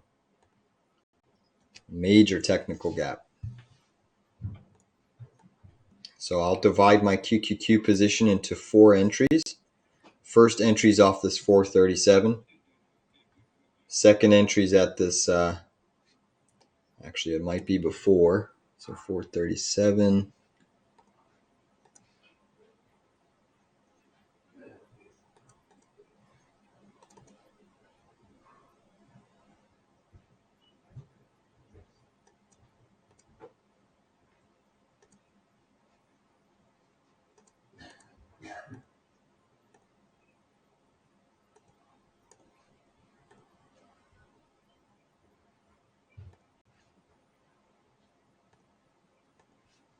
So these are my 3 buy levels. I do have a 4th one. Again, I usually do everything in 4 lots. So I do have another level a little bit below this, but this should bounce in and around this range.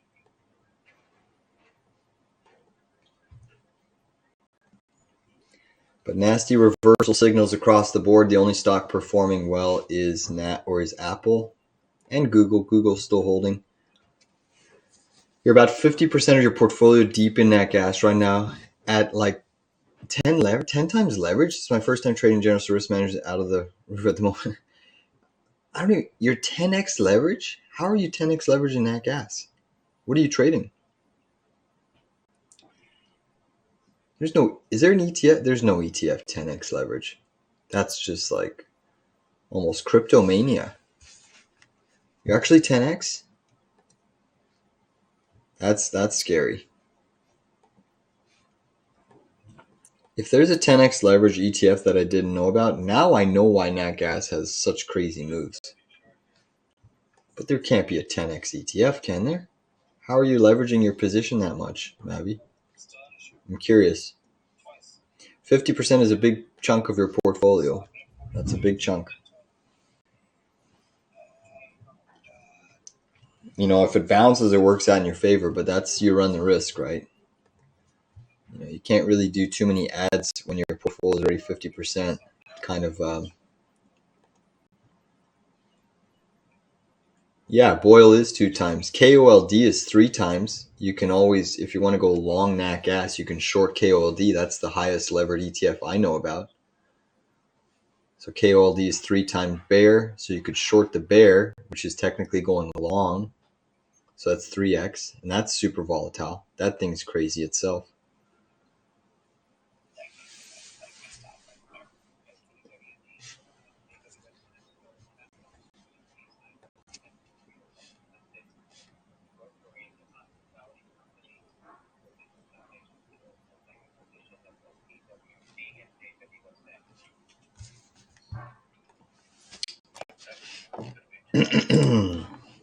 Short interest names that are still moving up: Upstart, Riley, Grinders, Carvana, Lemonade or LM&D, IONQ, LAZR, Siri, Plug Power, IBRX, DWAX down a couple percent. So still some short names moving up here. Semiconductors hit hard. AMAT down 3, ON down 3.98, ASML down 4.73. That one still has earnings to report. Lam Research down 3.2, Qualcomm down 2.5, Skyworks down 0.45, Okta down 0.6, Micron down 1.5. Interesting.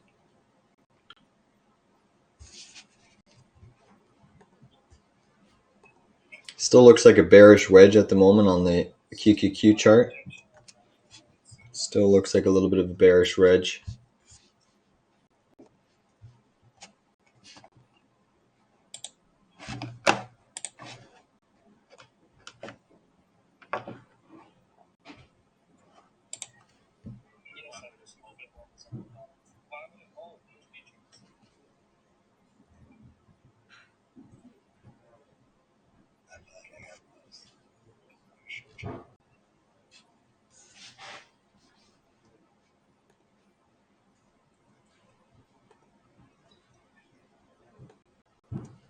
We're seeing AVGO trying to catch a little bit of a micro bid. Same thing with NVDA. Apple still curling. Google had a nice curl. Meta bounced off 500 nicely.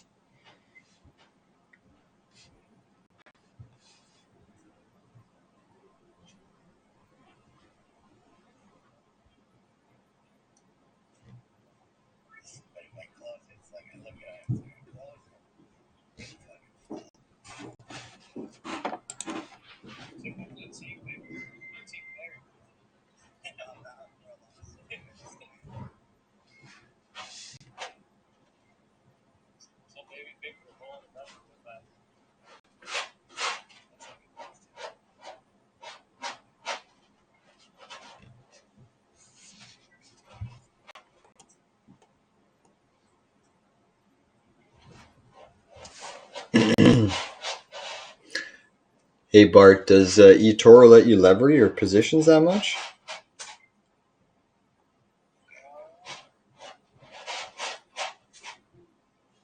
All right, we are getting a bounce in the indices here, right before our level.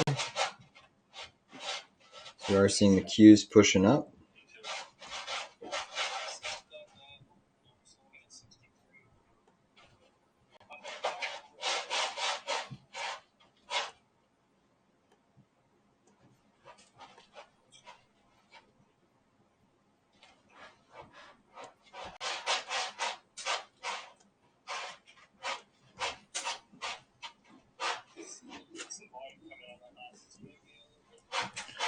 Remove these trend lines.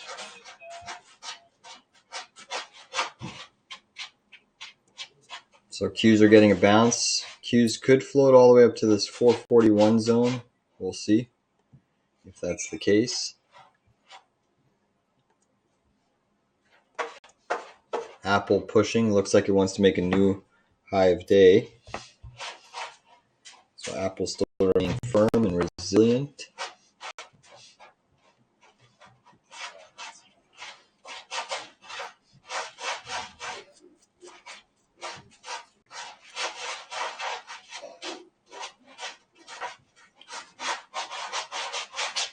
Fairly decent sized bounce in the indices.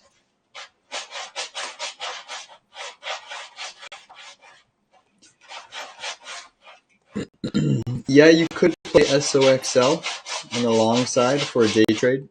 I wouldn't trade on the swing trade side yet. I'm just gonna mute my mic. My cat's scratching around her litter box. Just 1 second.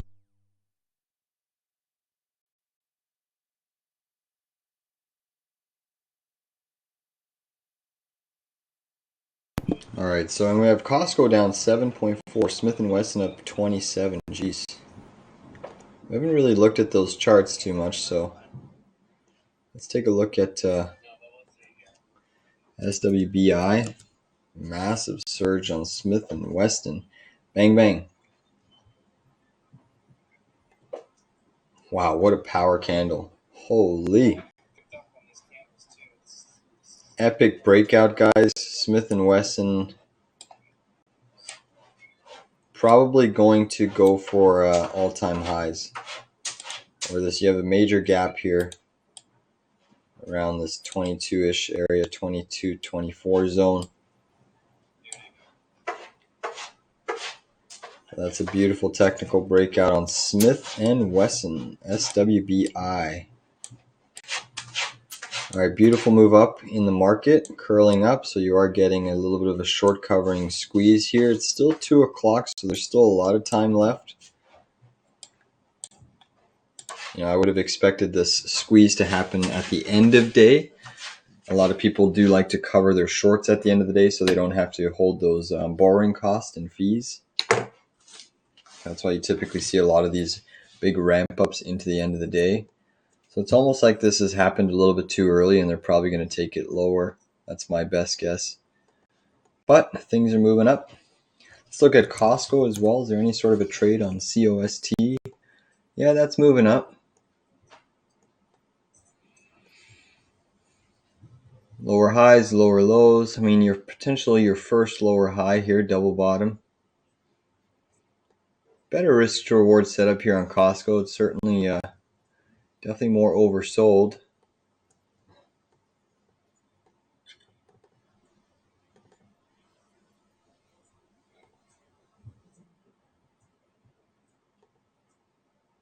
I would have liked to see it fill this gap, but it just missed it.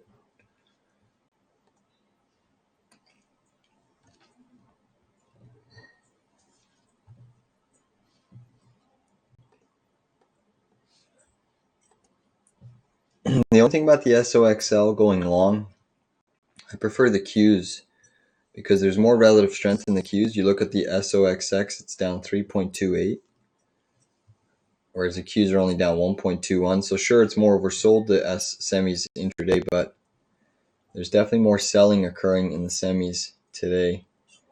So at least the Qs, if you get a bounce, you have the likes of Google and Apple lifting you pretty heavily, which are away from the semiconductor market. So those two names will see a bigger bounce typically because of relative strength. But I like the QLD. I like that one best. Even the quadruple X quadruple levered S&P play, that's also interesting. Somewhat interesting. But a nice move up here in the markets. A really nice move up.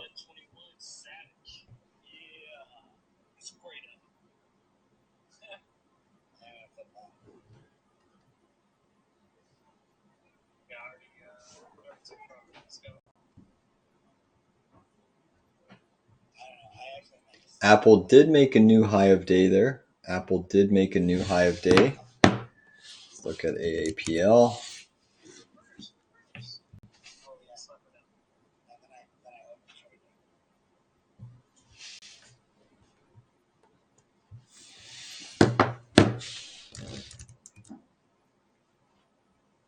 Guys, I'm going to try a short on Bitcoin again because I'm seeing the dollar going positive. I'm long BITI here, 772. 772, a day trade long on BITI. 772. Let's play ball. You can see Apple still gunning, pushing. Nat Gas trying to get a bounce off that 186 level.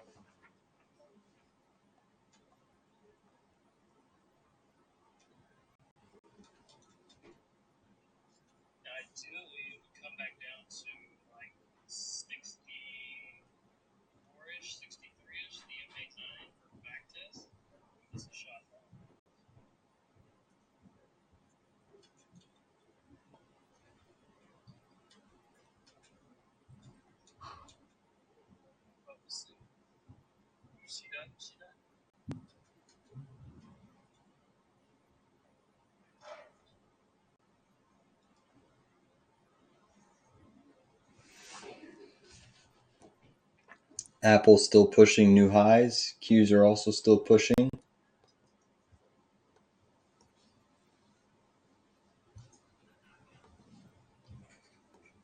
Things are definitely quieted down. Volumes dried up a little bit in the market.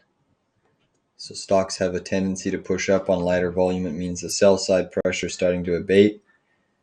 Now there could always be a late day flush.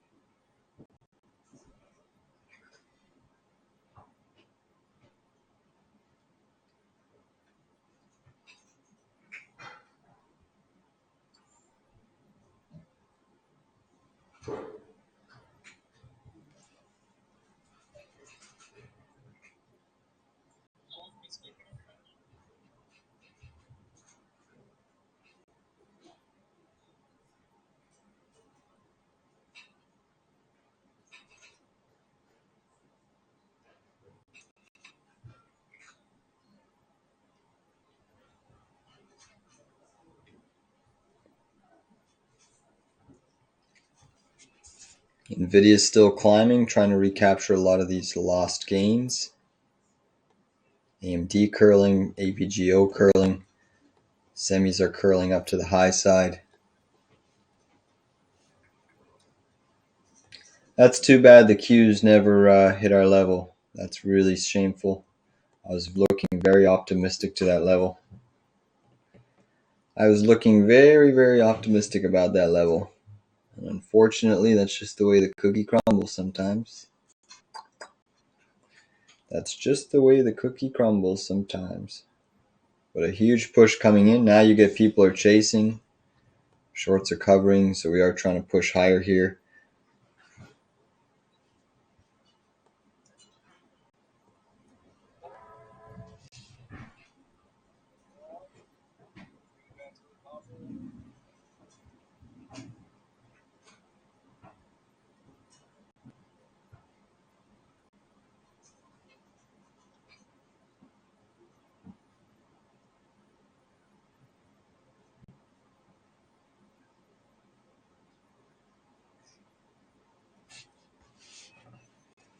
Just remember though, there's still a lot of sell side pressure in this market today.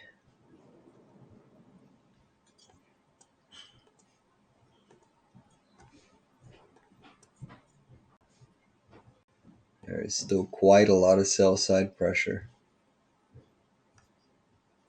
Let's look at the QQQ. Keep Bitcoin up. Nice move up on the Qs.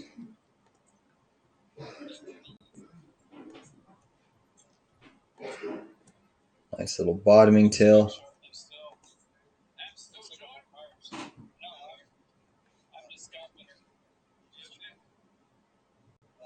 Next ad level on BITI, if we go lower, is about 10 cents lower. So 762.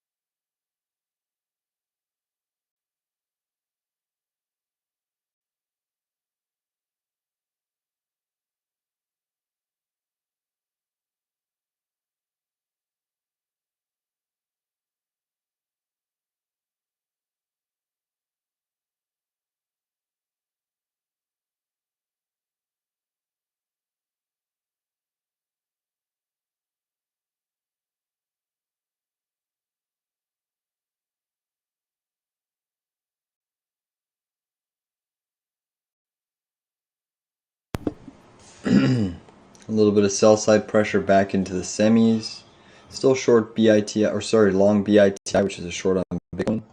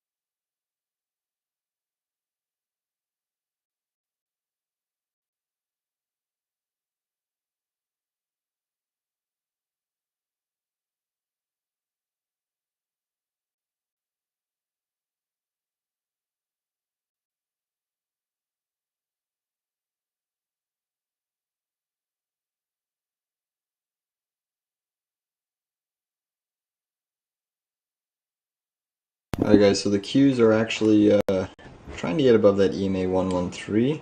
Got rejected once, check back, now you're above it. Next resistance is this channel. That's your big level. You get through that and you could retest your pre-market low. I'm still riding a BITI long here. That's really the only trade on the docket at the moment, and we're just watching things shape up.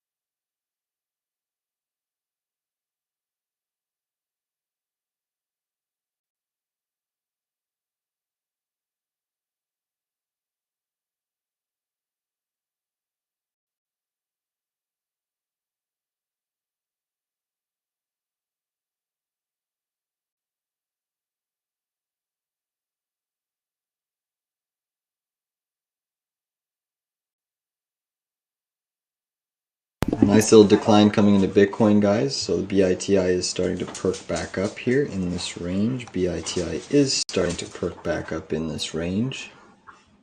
Let's see if we get some sort of a crazy move. Indices are moving up though, so you have the Qs at this little resistance, a little bit more, and then it's at the technical resistance. But it has had a nice bounce off of the lows, still down 1% on the session, SPY down 0.27. They've actually put the Russell positive now in session. So the Russell's flipped back to the green side, up about 0.08%. But big bounce on the Qs, big bounce in the major indices. The big question is are they going to rip this right back down to the lows? Because typically you see this bounce happen near the end of the session, not around 2:30 time frame. So it's almost like they're trying to rope in more liquidity here, and they push it back down. And again, you have the VIX positive on this Friday session. The dollar almost made a red to green reversal. It's still down by 0.5%, but it's put in a little bit of a doji bottoming tail. Still quite a bit of time for this market to go higher or lower on the session. We are still forming lower lows, lower highs on the intraday price action, and your semiconductors are weak. The positive sign, Apple's ripping new highs of day, almost up over 2.57%. Nat gas losing that 186 level, guys, so not a good sign for Nat gas. So far losing that 186 level. Not a good sign.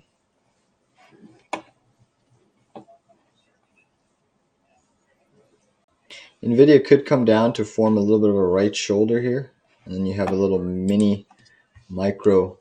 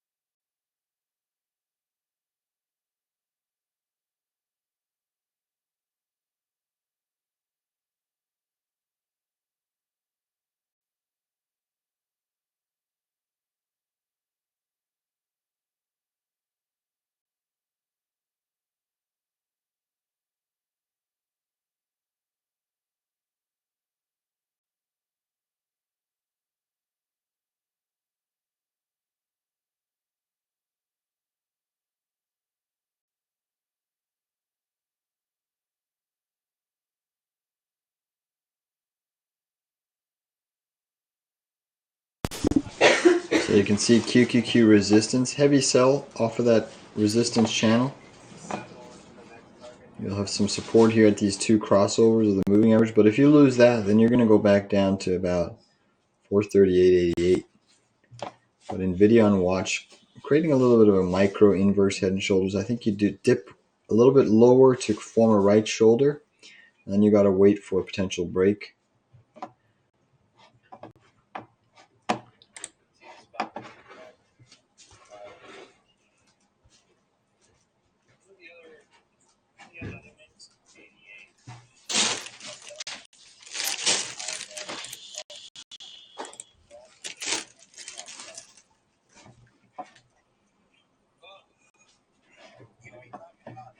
Natgas losing 186. Uh-oh. Mavi. It's either going to make or break you. Hopefully it makes you. I'm praying for you.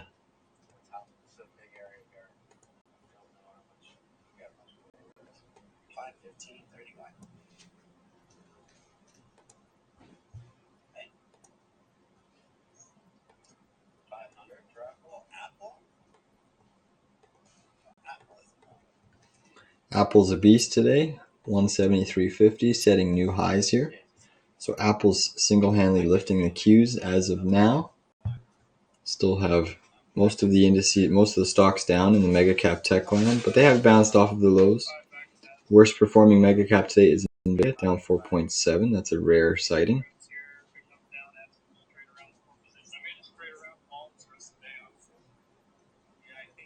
Again, the Russell's still positive. NVIDIA trying to gain some momentum and break out a little bit here on the upside. Markets are getting a little bit of a bid here on the back of the dollar, briefly taking a breather. Some of the best performers, stocks today, Smith & Wesson, massive gap up, 28.27%. What's interesting is you had a 28% gap up today in Smith & Wesson gun stock when you had the unemployment rate increase by 0.2%. What does that tell you? That tells us that market participants, not only do they have a good reaction earnings, but market participants are also likely pricing in a slowdown in the economy. Higher unemployment typically equals more crime. So that's a big breakout for Smith & Wesson. I think if you wait for consolidation, that one likely pushes higher. MSTR up 6.69%. Michael Saylor's happy today. Bitcoin did make a new all-time high today, but got rejected very, very sharply.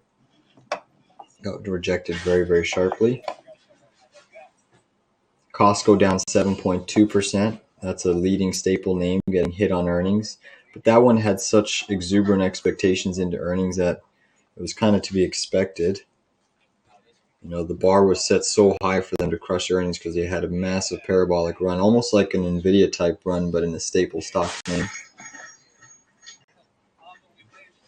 Canopy Growth still seeing some momentum. Qs are trying to break out of this channel here, guys. Walmart down 0.3.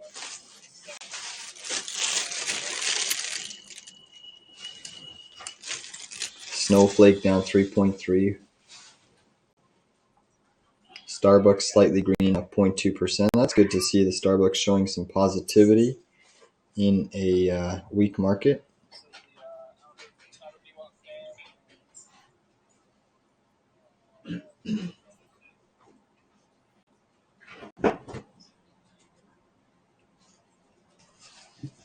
Bitcoin seeing a little bit of more selling. You did print a 10-minute hanging man candle on Bitcoin.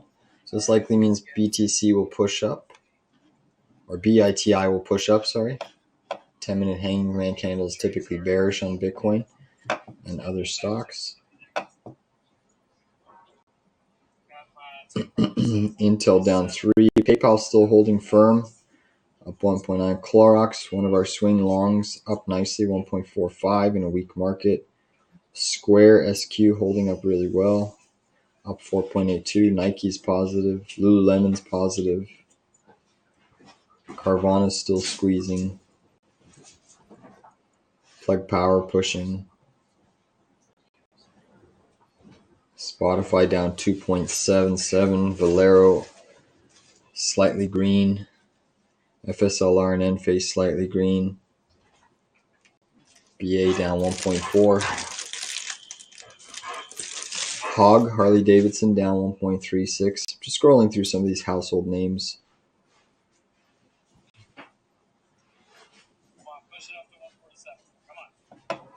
Tidewater Energy Stock up 1.5. X Steel just slightly green, up 0.11.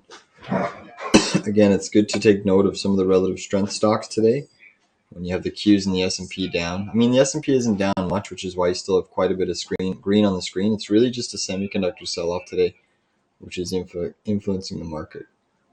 And some commodities. You know, oil's under pressure, but oil stocks are still holding firm. Excuse me. CCJ down 6.9. That one's been a market leader as well, the uranium front. So CCJ is actually seeing a pretty healthy pullback. Let's look at that CCJ. Because uranium is looking like, I can't remember if uranium put in new I know it was putting in 52-week highs, but I can't remember if it I don't think it put in new all-time highs yet. Double top. So CCJ is actually looking, I remember trading it off this level here. So we know there's a bunch of support there. I still have my previous levels where we got that huge reversal intraday.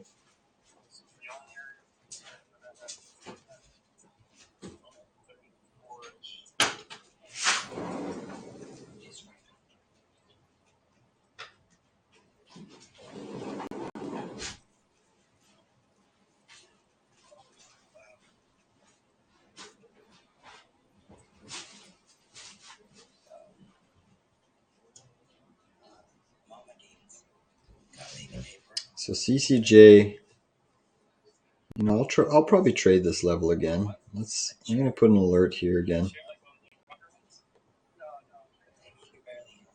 Just look at URA.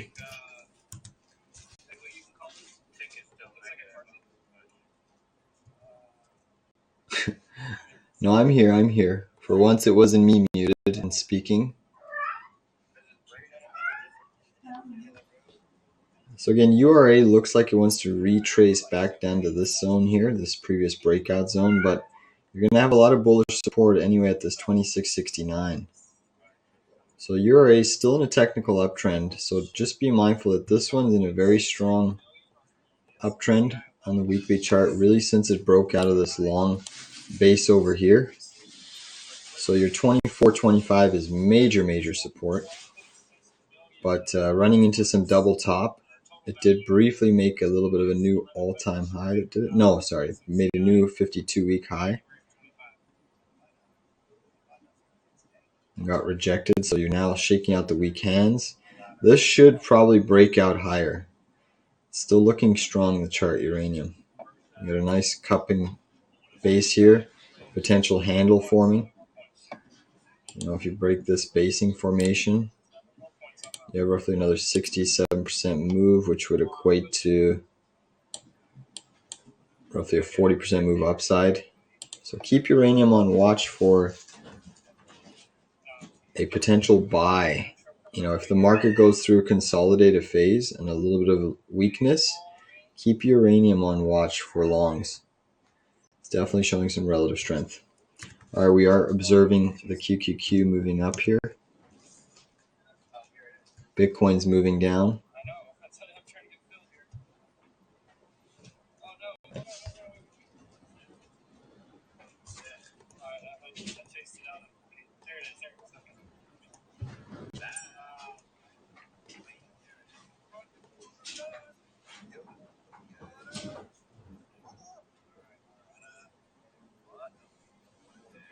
You thought it was going dark with that?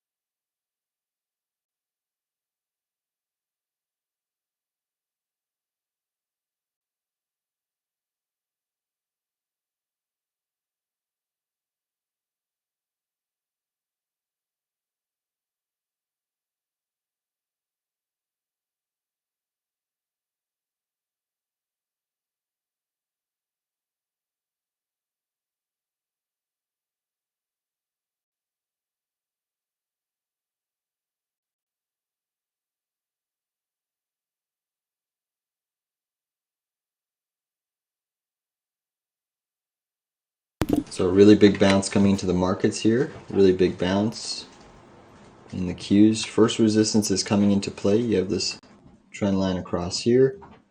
And then you have your 382 fib. And then obviously if you get through that, your pre-market low. But NVIDIA is looking firm at this level. Dollar's taken a 30-minute sell-off, which is why indices have taken full advantage of that.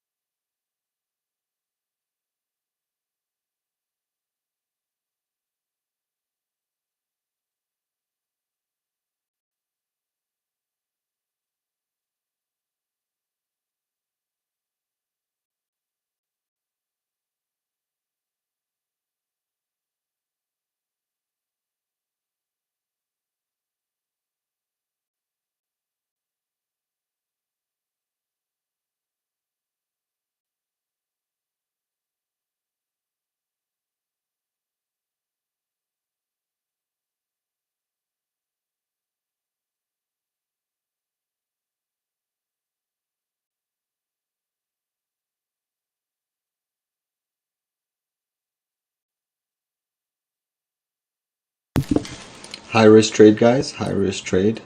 I'm going to take a 439 put on the Qs, 0 DT. Super high risk. Basically, my stop loss is going to be if we get a close above this EMA 113, this orange moving average.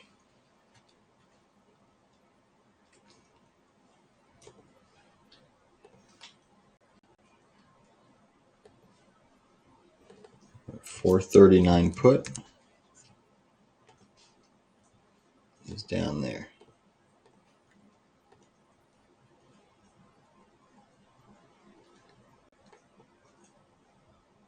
Still holding this BITI, but it's just really stuck in a range. But Indices have got a nice move off of the lows here. They are getting a pretty big bid.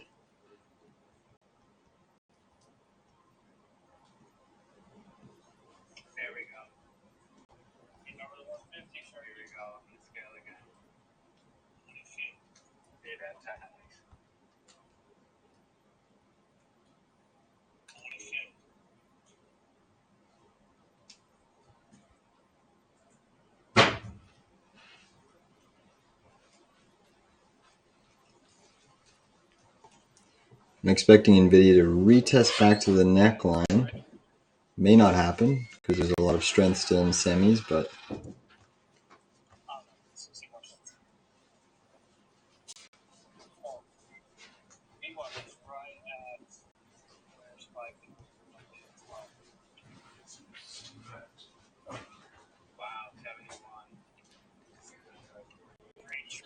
big push though. You're into that 382 fib right now.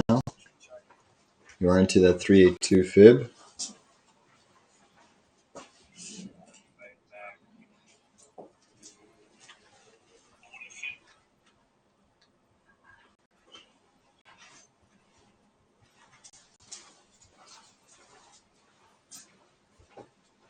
Still pushing. We are still pushing.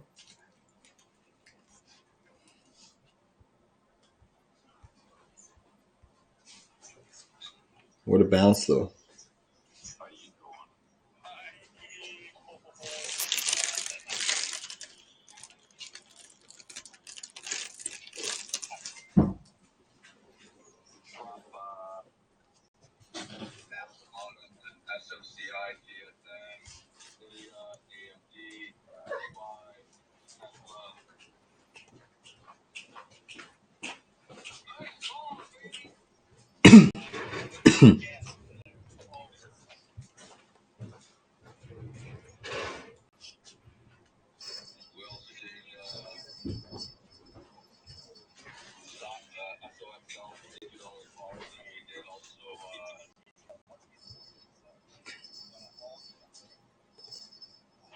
I know one of the members were talking about SOXL. So that would have been a very good trade. That would have been a very good trade off of the bottom there.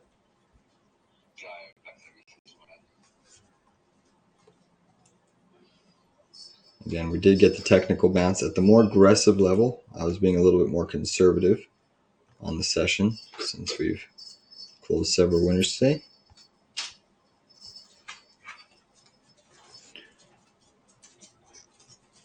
Still an hour and 15 minutes. I mean, this move really has happened over 10, 20, 30, 40, 50, 60 minutes. So we still have 75 minutes left. So you could easily replicate another push higher or even a big pullback. Typically, stocks like to retrace back to the breakout neckline like you're seeing in NVIDIA here. Apple's also running into some near-term resistance.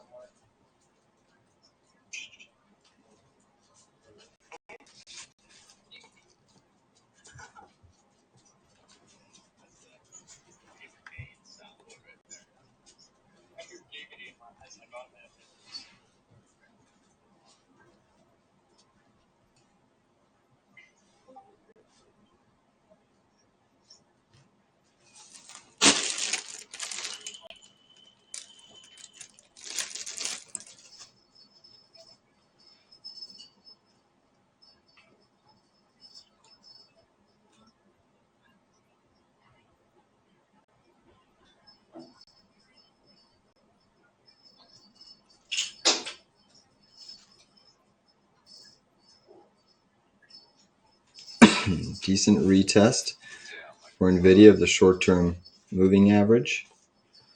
QQQ still holding pretty firm up here.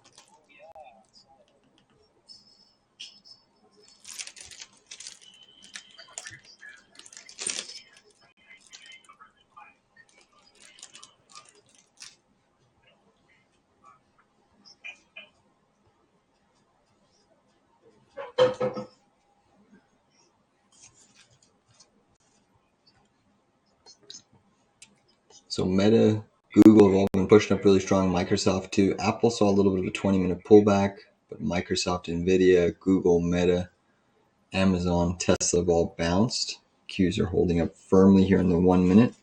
Still at some resistance, but you're trying to work through it at the moment. Dollar again has fallen for about the last 45 minutes, which the markets have taken full advantage of. VIX has cooled off, but mainly semiconductors have seen a pretty terrific bounce.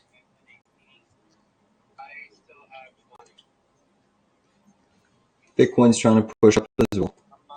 Still at the 772 zone.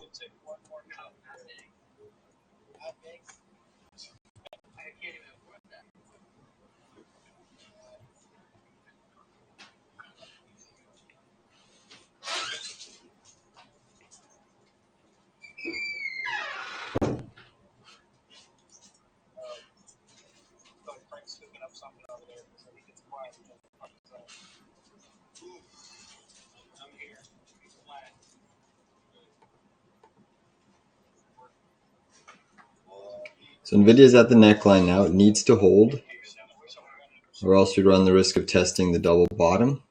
And I find it hard pressed to not want to get to this gap fill. The gap fills at 860, basically 860 even. And then you have that 7-day moving average, which is actually above the gap now. So the 7-day moving average is sitting at 860.4. 860.4. It's just teetering in that range. So I'm going to move it up a little bit. But you have a lot of support in that range if NVIDIA does want to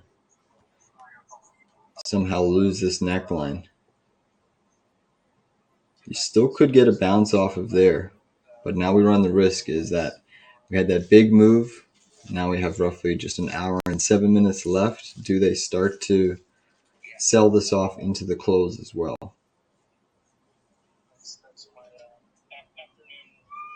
Or do they give it a facelift into the weekend? Typically when you see this type of heavy selling, you can still see a lot of unwinding into the end of the day. Keep in mind you still have the VIX showing some signs of positive strength, but obviously they could still bring that lower if the indices bounce higher here.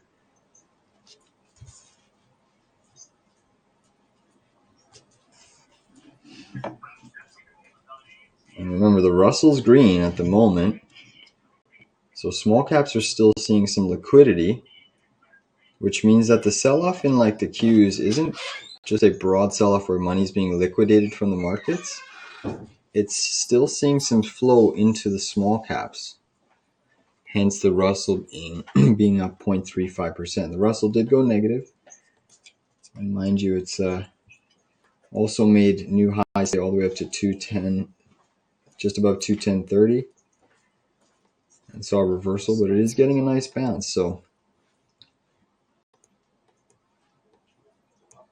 but the selling is getting a little heavier.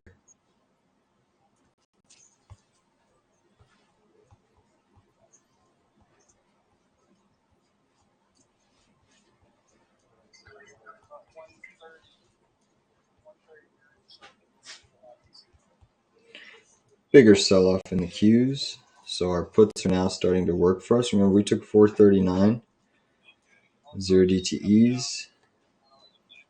Could take a little bit of profit, but just going to ride it. Just going to go back to the 5-minute chart.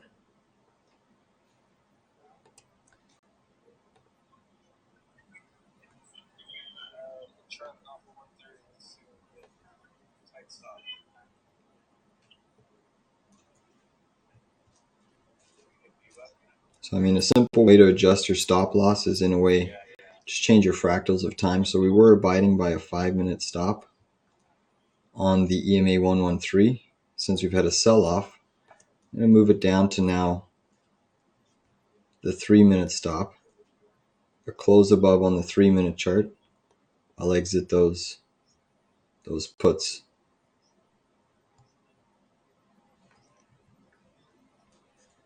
Bitcoin's still trying to press higher. NVDA got a close below that little neckline. So this could be a failed pattern. If it can get above, it can move higher, but if it stays below on the next few candles, it's not a good sign. At the moment, also Apple is selling. So remember, Apple's been putting the Qs on its back today, insulating it. And Apple's not a strong stock right now. So remember, there's still a lot of selling occurring in Apple. Yes, it's oversold. But Apple's still not a strong stock in the grand picture yet. You know, you're into a little bit of a gap window here. Nice candle today. Bulls want to really hold above this this 172 zone, this high pivot reversal. If you can hold above that, then that's very positive for Apple. But if you lose that today, that's not good. And it wouldn't be good because it could send you back down to this 170 range, this previous breakout trend line.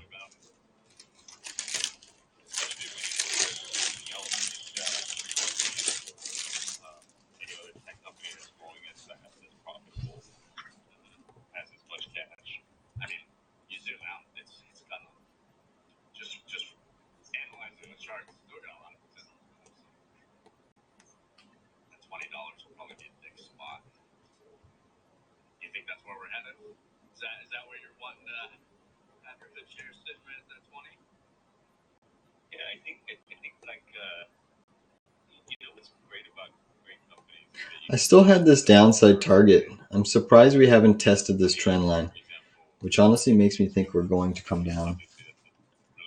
It's really an hourly chart level on the Qs, upsloping trend line.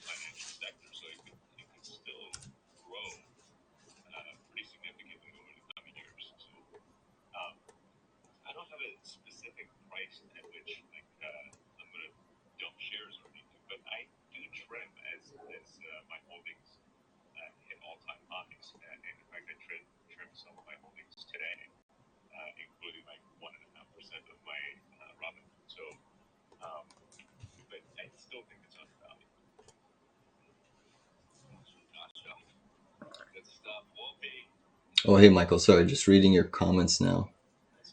Are your trading and investing account equally weighted? No, they're not. They're not. My long term is heavier.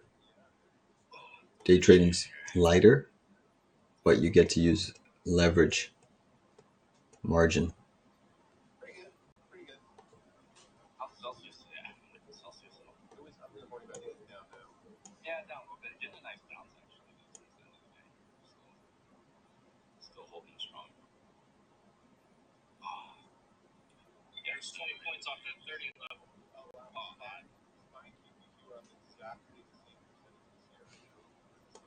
And I've never seen Musk and Branson in the same place together.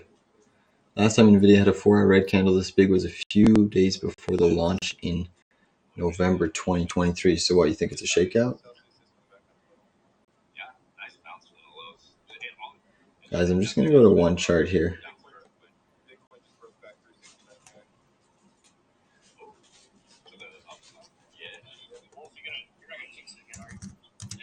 We'll take a peek at NVIDIA, NVIDIA's 4-hour chart. Did bounce. It's down 4.35% though in the session. Qs are still trying to push higher here though. Let's take a peek at NVDA.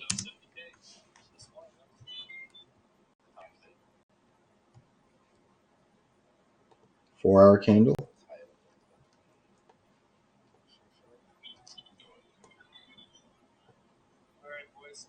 Yeah, that's huge. That's big, right? And you can see this trend line just kept on going through resistance, going through resistance, going through resistance, going up, going up. That's about boom. That's a lot of volume. Nasty. Kind of crazy. So interesting to see that though. So interesting to see that. We're seeing the indices trying to push back up a little bit here. Nasdaq curling. Apple's stabilized here. Dollar's still heading a little bit lower here.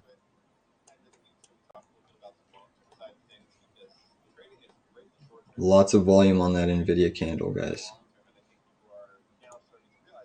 Still so strong. Look at this. I mean, even with the sell-off to NVIDIA, it's still above the 7-day.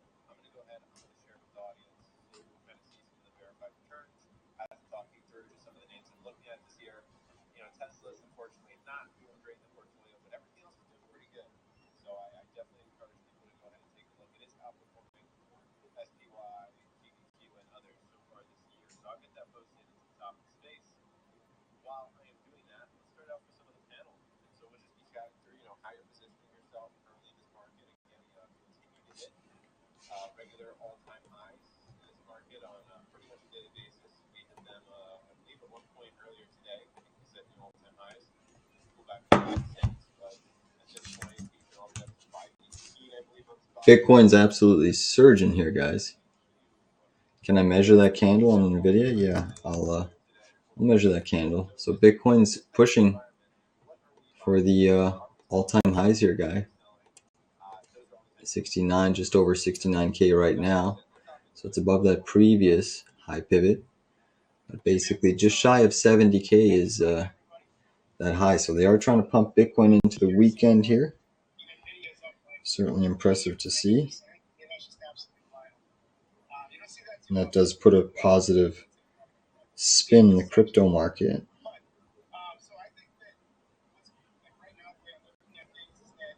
heading into the weekend. If Bitcoin finishes the market session strong, certainly changes the bias back to the positive side. Not that it was negative to begin with. Just improves the sentiment. Oh yeah, so measure that 4 hour. Do you want me to do? I'll do the daily and the 4 hour candle. It's a huge swing. It's a massive swing. You know, to think we had puts. What did we were running 950 puts. 0GT 950 puts. If we held, oh my god, I'd have to look. But that candle size is roughly. Not high to low. Yeah, it's an 11% swing from your high to low. Your pre-market high was around this 959 level. Low was 941. So I mean, that's a huge down move. Massive swing.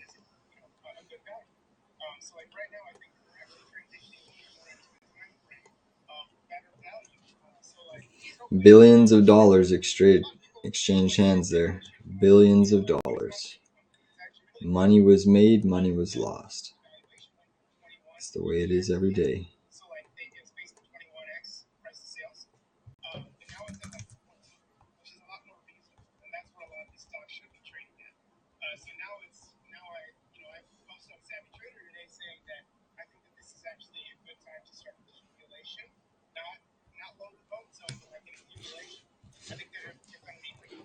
All right, so Qs are still running into that same resistance.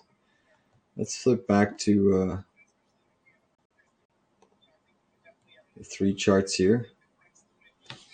Let's take a peek at Apple as well.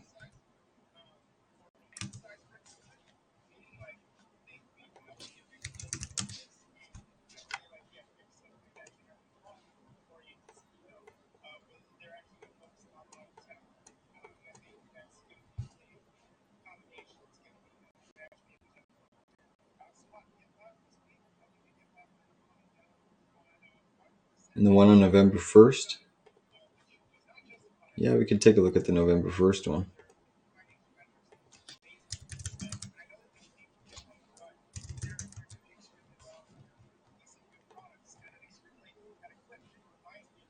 So Bitcoin spiking above 69K, a lot of volume coming in there, guys. I'm probably going to stop out of that little bit of a day trade. You know what, guys? I'm closing just for risk management. I'm going to put a stop in place. We're long this BITI, and it did dip against us. I'll measure that candle in a second, but just focusing on this trade for a second. All right, so we're long at the 772. I'm going to put a stop loss back at the 762 on a 1 minute close.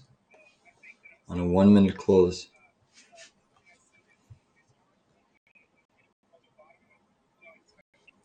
Bitcoin trying to get back above 69K. A lot of sellers sitting at that 69K wall. So, I mean, the more attempts it has at getting above there, obviously it does favor eventually a move up. But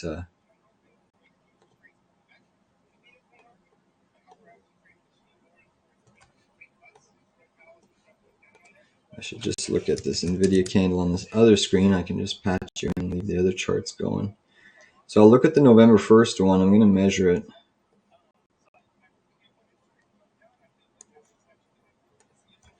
Daily candle.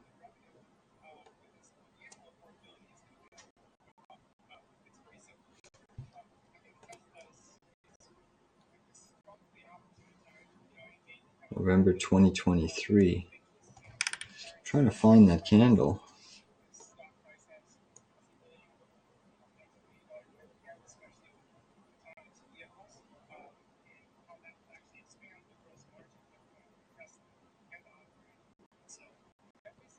Yeah, I jumped a little bit of the gun on the BTC short there, just this day trade. I'm just looking at this NVIDIA candle on my other screen. I'm not seeing the one, oh, November 27th. Okay, let me see. November 27th, 2023.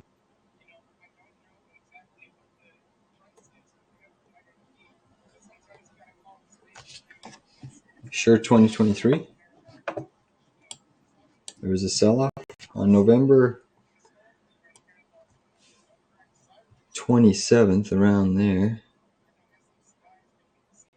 That was a Monday on my candle. That was an up day, plus 0.98% on NVIDIA for me. The previous day, the 24th, was down 1.93, and then you had a down day of 2.46.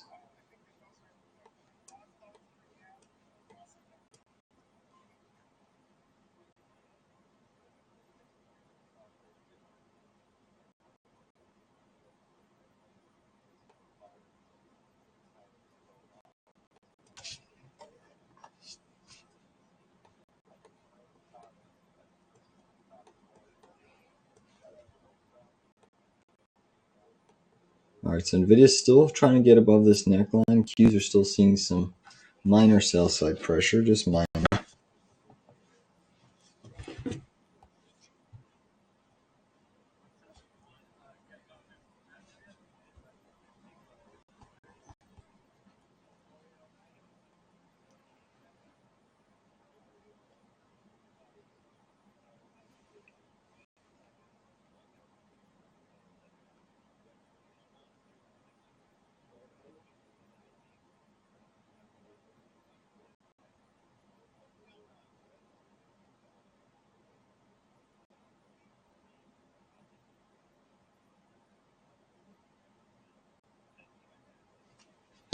Bigger sell coming in, guys. So get ready on these 439 puts. If we see a quick flush, this is what happens in a weekend. Sometimes when you're in a negative tape on a Friday, typically a lot of Fridays end positive, especially with that VIX crushing and selling into the VIX. So whenever you end a Friday negatively with this much selling, you can see these big sharp declines, as a lot of people don't want to hold longs over the weekend, but it does create that snowball effect. Obviously there's still a lot of momentum in semis, so we're still trading near the highs, so people will buy dips, but many people, traders too, they don't swing as many things into the weekend sometimes. Now Qs could be putting in this little bullish pattern here on the 3-minute chart.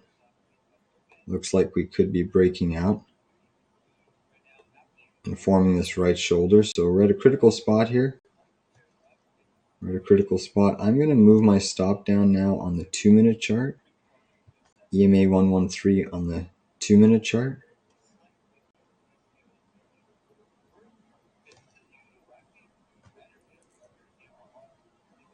So still holding that 439 put on the Qs and this Bitcoin short, BITI long.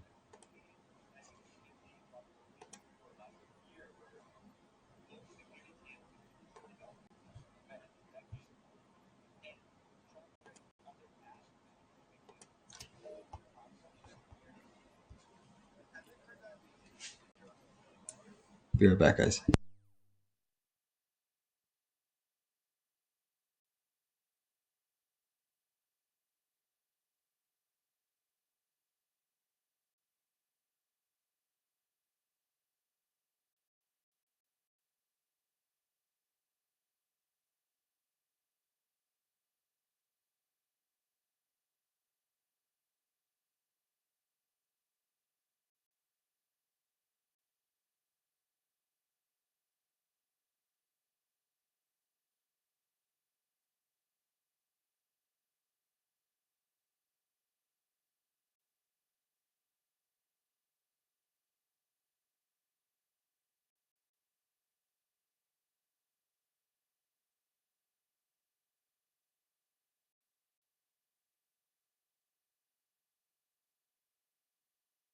Nice bounce off of support for the Qs. A little bit of a summary. The Russell's slightly green, SPY down 0.3, Qs down 1.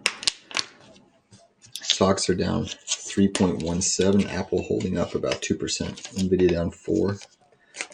So a nice chunk of change shaved off of NVIDIA's market cap today, but still in an unbelievable strong uptrend. Obviously, Apple's been in a little bit of a bear trend. Microsoft's still in an uptrend. It's seeing up down 0.5% today. Nothing bad on the session for that Microsoft. It's actually outperforming the Qs, technically. AMD down 1.14, SMCI down a couple percent. Tesla down 1.47. That's in a bear trend. It's going to be important to see how AVGO reacts from these current levels because it does have that big weighting in the semis. So AVGO is that influential name.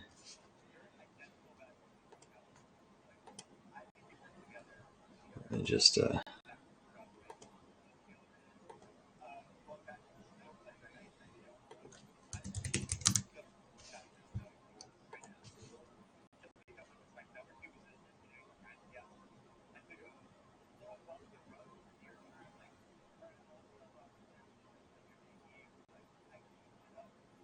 okay, Bart, thanks for clarifying that. That's good to know. eToro leverage is 10x, up to 100x for professional account, but you trade nat gas CFD, smallest position is $100 with 10x leverage or $1,000 with 1x. Not the best platform. Yeah, I see. So interesting. So yeah, AVGO, right? This one, whoops, get the right tool out.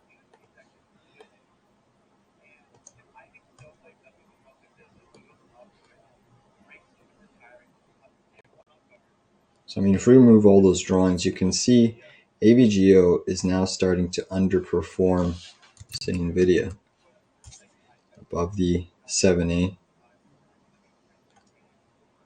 AMD is still outperforming, but a little bit of a topping tail.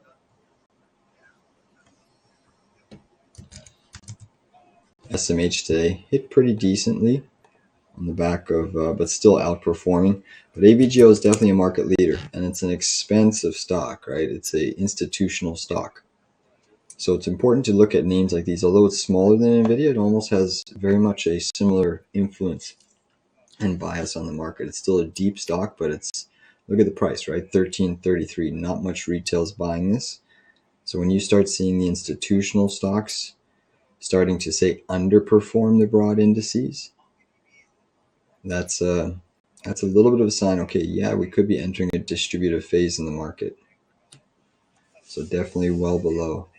And I think, what was the low? The low was around 1280 in the off of earnings dump. But I mean, this is still a quality stock, but definitely just due for some pullback consolidation. But 1280 was the low in the pre-market off of earnings. You can see it leveled out in the market session today around that 20-day moving average, 1302.87. Nice technical bounce, clean technical bounce, right out of that simple moving average. But I mean, look at the runs these things have had still. You know,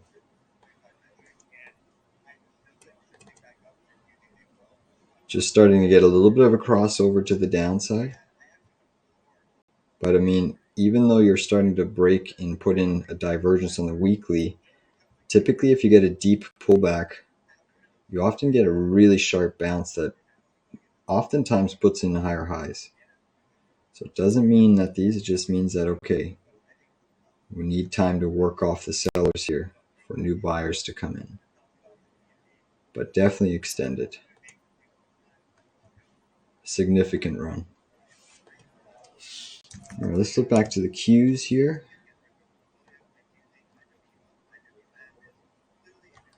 All right, guys, I'm going to move my, let's see where that EMA is sloping. So that EMA is roughly at, I'll actually flip back to the 3 charts here. There we go. So we are seeing those 439 puts starting to work out really, really well here. As we discussed, NVIDIA breaking down below that neckline. We're seeing the dollar trying to bounce. And really the culprit too is Apple's really started to weigh in on the market here, selling off over the last little bit. Nice 50-minute sell-off. You know what's interesting about Apple is this. Remember how he said it's not a strong stock at the moment. It's weak. And look where we're trying to get back inside that previous high pivot. That's bearish. That's really bearish. The fact that Apple went into this gap window, filled almost half of it, and missed it, it's not a good sign. I mean, obviously the market's in a little bit of shambles today with semiconductors and AVGO guidance, but as oversold as Apple is, you would have tried leaning on it to at least hold above this bullish range. Obviously, there's still time in the day. Volume's starting to increase just a little bit.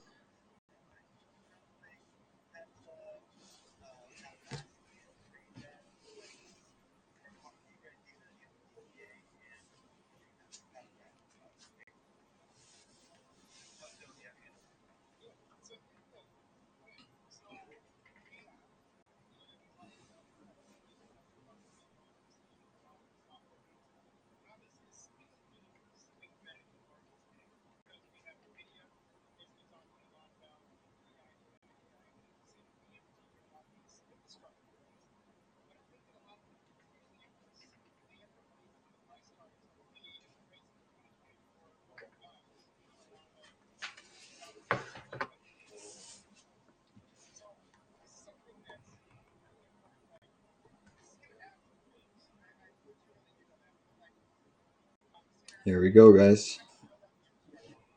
This is where the cues have to start to curl up to avoid getting a bigger fall. Bitcoin's still pushing up, guys. Bitcoin is still pushing up. Very close to getting stopped out. I'm only going to add to the position once because it's getting late in the session. And would rather not hold BITI overnight or over the weekend in a day trade.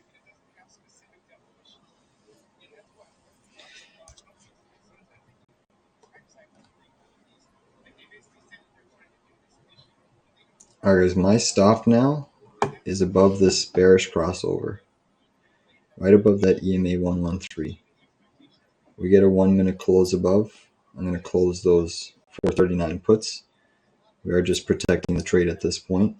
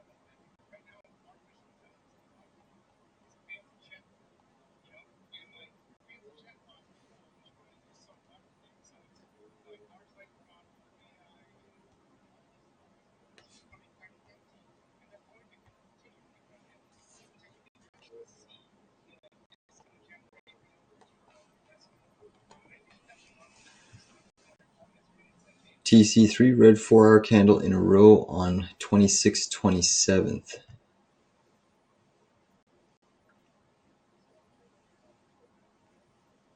Okay, I see what you're saying. Thanks, Michael. I'll check that out.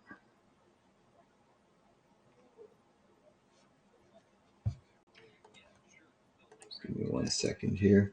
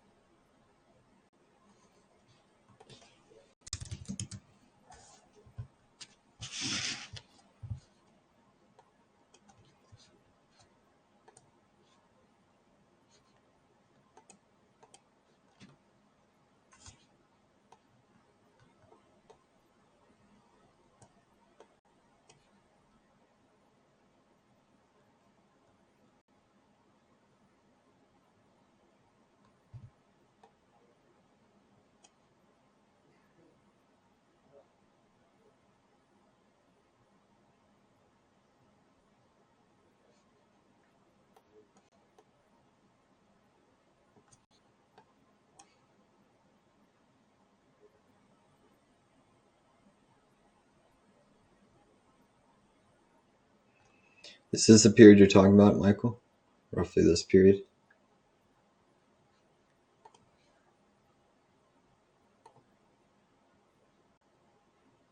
That was about a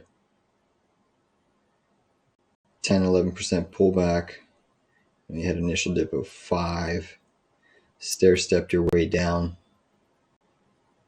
So yeah, 5.5% down. Bear flag, 8% down. Right into that 4-hour 200 moving average and the EMA 113. And then if you were to replicate, cool. So it is this cycle. So then if you were to replicate this same move with NVIDIA, let's see. So you pulled back into that 200 moving average on the 4-hour chart. The orange is the EMA 113. Yellow is your 7. Purple, bluey here is your 20. So you can see the support was between the 200 and the EMA 113, roughly about a 50% retrace. So if we were to transpose that here,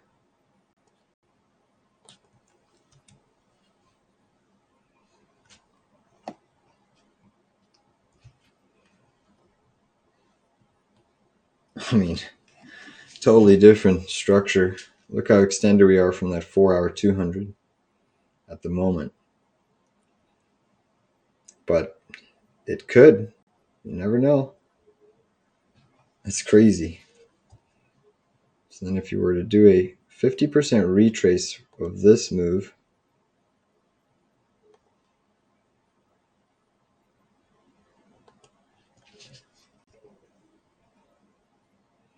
so 50% retrace of this entire 2024 rally in NVIDIA, pushing it to almost be the... Remember, NVIDIA's conquered a lot this year. It's conquered Google, it's conquered Amazon, almost fending Apple off here, rope and doping, but managing to get a sell-off today, widening the distance a little bit. But nevertheless, an outstanding performance. And imagine it does replicate that little November sell cycle. That's about a 50% retrace. Interesting.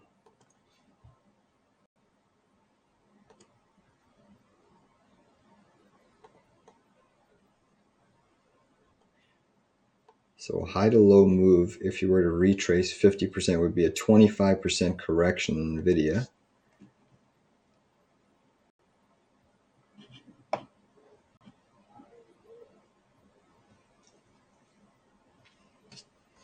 I just want to see.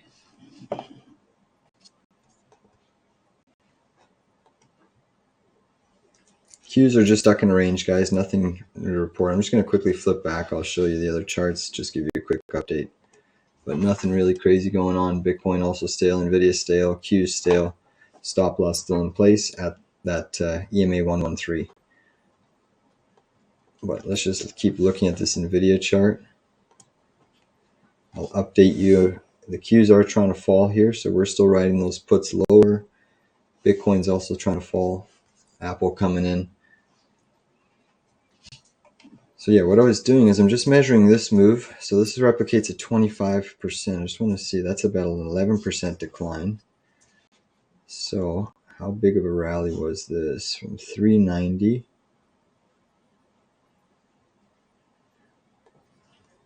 to up there was about a 29.6% rally. And this has been 100% rally.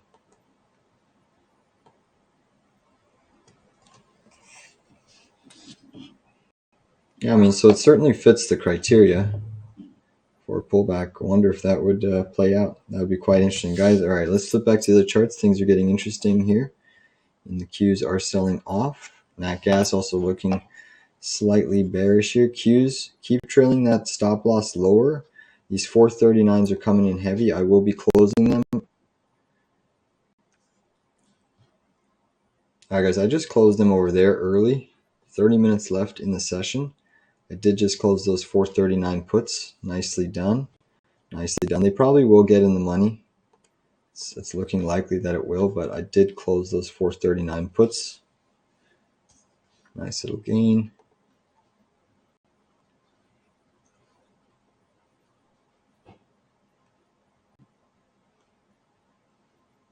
Nice little 14% gain there. Beautiful, beautiful, beautiful. Those are probably going to get in the money. All right, let's look at NVIDIA as well, shorter term time frame. But everything just started to sell there.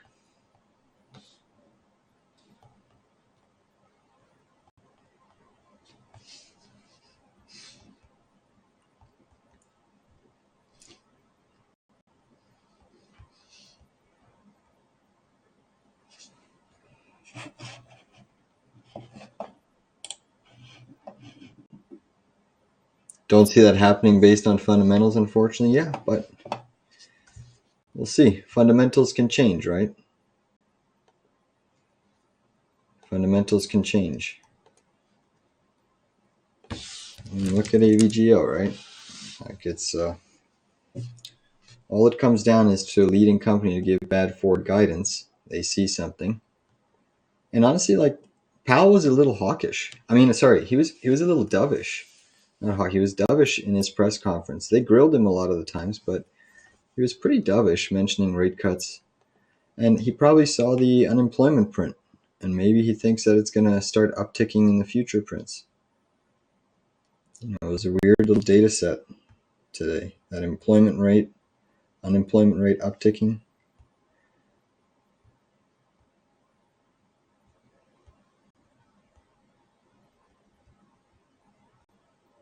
"30 minutes left in the session, guys. 30 minutes left. Let's look at how the SPY is doing. I'll actually look at the SPX.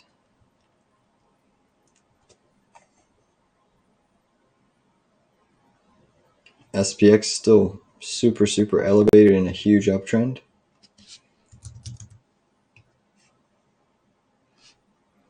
NDX still above 18,000. Look at the Dow Jones Transports.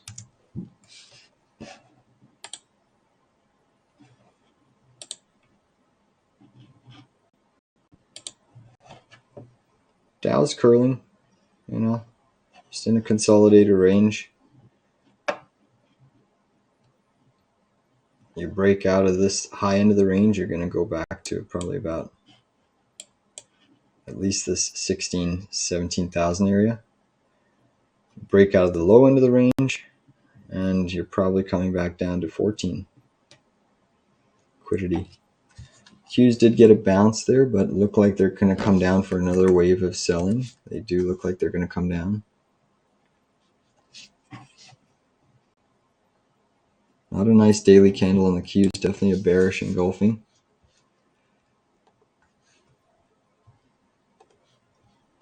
But yeah, it'll be interesting to see how high these semis can go and if they can fulfill some of their valuations. I still think, even with the sell-off today, a lot of these are expensive.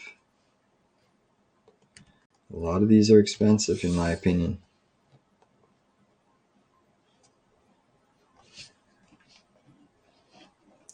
Some of the heaviest volume names: PBM, AMD, NVIDIA, Rivian. Rivian holding up 2% off of that cut. They announced that they were pausing the infrastructure project there, one of their factories, which is saving them a whole bunch of money. Investors love to save money. That's why when companies start to cut jobs, stocks always usually go up. Oh, we laid off this many people. Yay, let's pile in more money for shareholders and traders to chase.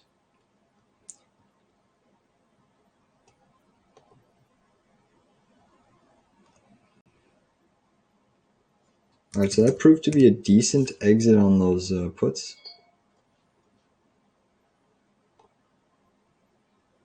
Look at that. Almost hit 439. We sold a little bit early. We sold on this capitulation candle for a nice gain. Still could be riding them with that same stop loss, that EMA 113. You're obviously just not, time is against you, and you're not making much, but they pretty much did kiss that 439 zone. Missed it by a few pennies, so still printed nicely.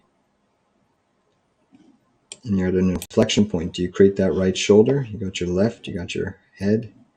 Do you create that right shoulder? You did have a pretty sharp bounce off this level, so there is some validity that you could.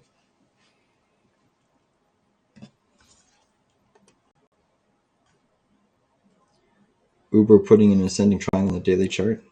In for a swing trade. Thanks, John C. Let's take a look at Uber. Not right now. We bought puts earlier and they paid. We bought those 439 puts. I don't know if you heard, but we took them all the way up at this this 441 area, 441.60 area.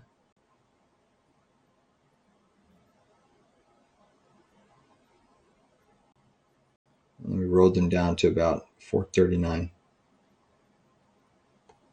But I just think that we had a big run. We missed it. I was looking to go long off of this bounce, that initial sell-off bounce. Now it's risky because you have seen the dollar make that bullish reversal. It's almost going green. VIX is still elevated on Friday. That's not a thing that you typically see. I'm not liking the fact that gold is strong and silver is weak. It's showing that, okay, more money is piling into gold because of fear. And obviously the dollar being weak, something could be occurring under the scenes. But semiconductors are putting a lot of pressure on the market today. And they have pulled pretty much the indices all negative at some point. And all indices are negative right now. So I think the markets have had a shot at trying to bounce and recover. But there's just a lot of sell-side pressure and unwinding of positions. I do think that employment number is probably playing into the psychology. Obviously, a lot of people think, hey, the Fed pivot, the Fed pivot, the Fed pivot. We're waiting for the Fed pivot. We're waiting for the Fed pivot. But that unemployment number typically follows negative equity price action. 3.9 is not a bad number, but it's heading in the wrong direction.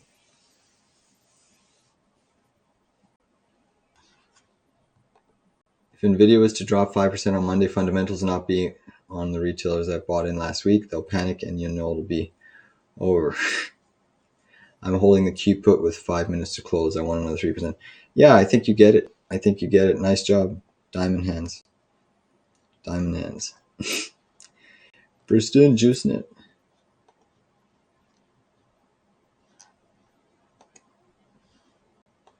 I mean, anyone that's bullish right now would be taking the long trade here on the Qs and just keeping a tight stop loss. So, but I don't like the fact that you lost the support here. You've been consolidating under it. You got rejected off at once. This is an important potential higher low, but this is very short-term price action. Obviously, the daily picture today and the hourly picture is super bearish. So those longer-term trends are currently just against you at the moment. Bitcoin's still above 69K. Apple's still in that bearish zone. So, I mean, you look at Apple, and it ended up selling off pretty sharply here. You are at support, but back below that pivot reversal.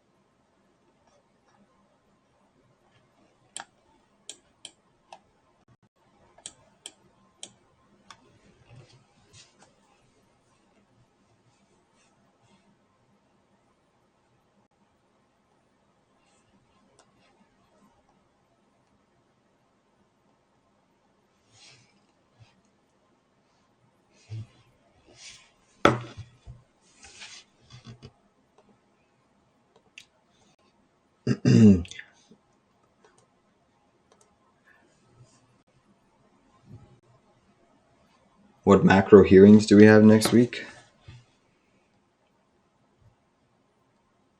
Not too sure. Let's take a peek.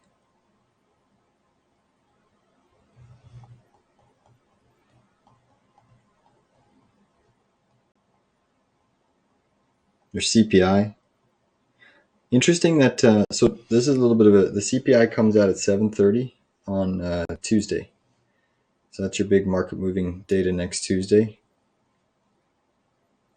So now this is where we run into the risk, right?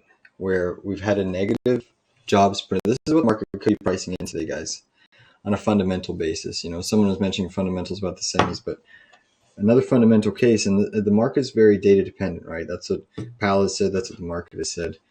And right now, everything's been pretty Goldilocks. But today, the unemployment upticked. And what happens if we get a CPI print that comes in hotter? The last CPI print was hotter. What if we get a CPI print that's hotter again? And then we also have a jobs print, the unemployment number that's increasing. Then you start running into the risk of, okay, is inflation really rising in certain aspects again as the labor market weakens? Because then you run into a scenario where the Fed is, again, backed into a corner with the weakening economy, markets pressing for cuts, but then they have that federal responsibility to try to nip inflation. They're a dual mandate. So their dual mandate's going to come and probably try to contradict itself at some point.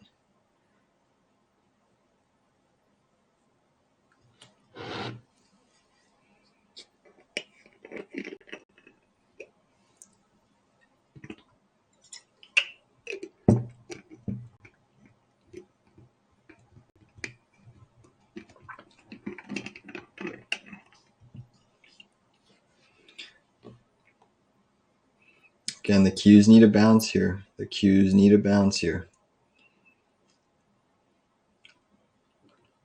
Notice how every bounce in the day has been weak, except for really this one. This one was pretty much just this nice trend. All above that short-term 50, 1 minute moving average. Sorry, the short-term 20. Just riding the 20 up. And then you broke the 20 here. Rejected here. Rejected here. Now you're rejecting even lower. So yeah, CPI next week. Sorry, I got off on a tangent there. We have a couple bill auctions on the short end of the curve, 3, 6 month. Let's see what else we have. 10-year note auction at 12 on Tuesday. So we have Tuesday's a big day. CPI in the morning, and then during the market open, 10-year note at 12. So around that lunchtime. Crude oil inventories on Wednesday. A little bit of mortgage data, not that crazy.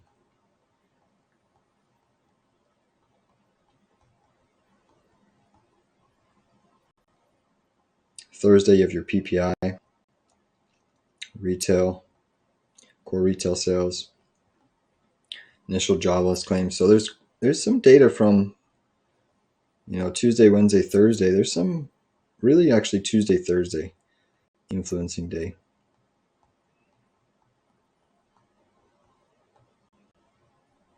And then Friday of housing starts in Canada. Could influence a little bit of manufacturing, Michigan inflation expectations, CFTC. So I mean, there's quite a bit of influencing data next week. CPI obviously the biggest one. 10-year note auction, PPI, initial jobless claims.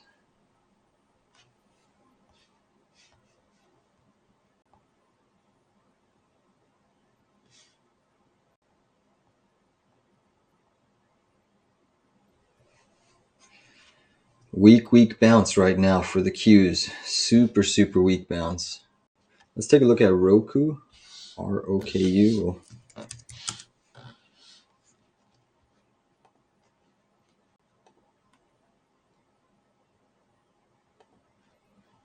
And then I'll look at Uber for John.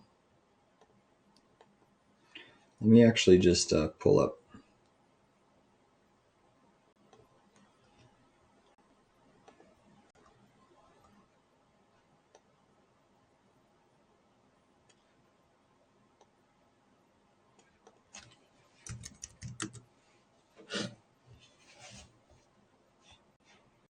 What's Roku got on the docket?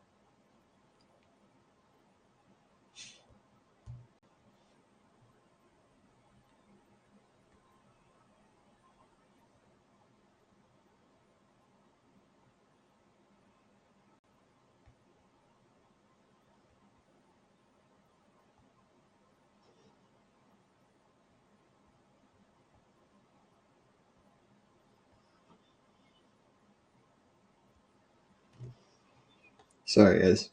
I'm just reading a text message here. All right, Roku. You know what? Just for simplicity, I'm going to turn off all of these moving averages on Roku. Keep the volume on it. Already have a little bit of work done. Roku's trying to break out of a little bit of a falling wedge pattern intraday. Obviously, it's been weak ever since that big earnings gap down. First things first, Roku is into some support. Pivot, pivot to pivot. So it's trying to hold its uptrend. That is a positive at the moment. And again, it is trying to break out of that range.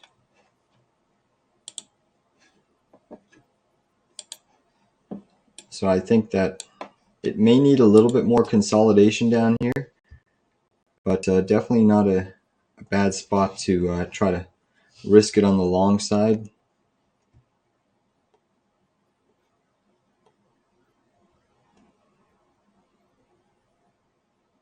Some out of the money calls are likely, and then probably get a retrace. What is that line? Oh, that's that high pivot, I think. Yeah, so I think you could retrace into this pivot zone again, 69 bucks. If you obviously get above that, gap fill.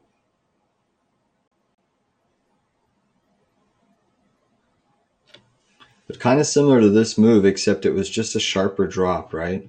Here you had just selling after selling after selling after selling after selling, bounce, and then selling, selling, selling, selling, selling.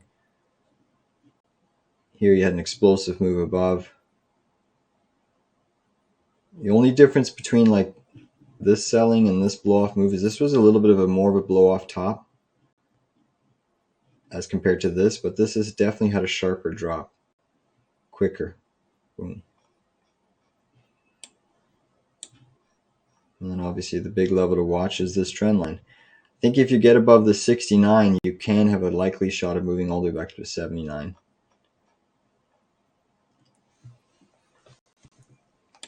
That's the weekly chart looking like. Yeah, so 1 week, 2 week. Like you just put in your higher weekly close this week. So you're still just stuck in a weekly range here. But watch it. I think maybe another 1 or 2 weeks, if you're stuck in this range, then you can try to pick it.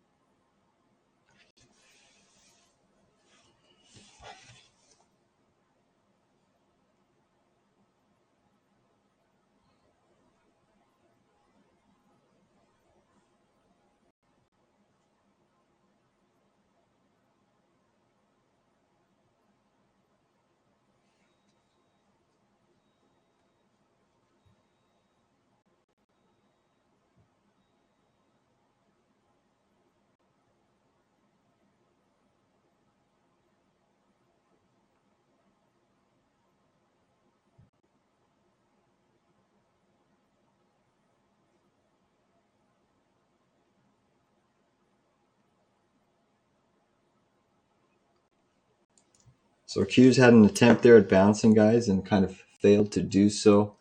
Still some selling in Tesla occurring right now. Let's take a peek at Tesla. We haven't looked at this one. This one's just, jeez, nasty looking chart.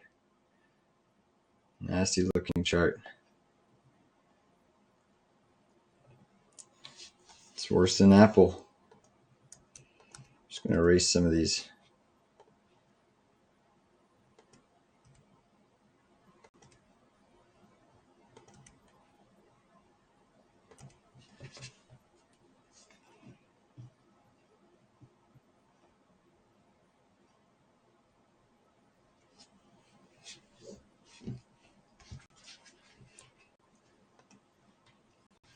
Issues from the membership last week.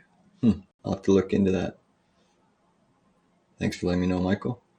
It's common sense, food for thought for sure. Yeah, gold got back to 21.95 intraday, missed 2200 by a whisker. Wow, crazy price action in gold. I actually haven't been looking at it. Well, I've been following it, but not the intraday swings. Yeah, definitely in a crazy move here.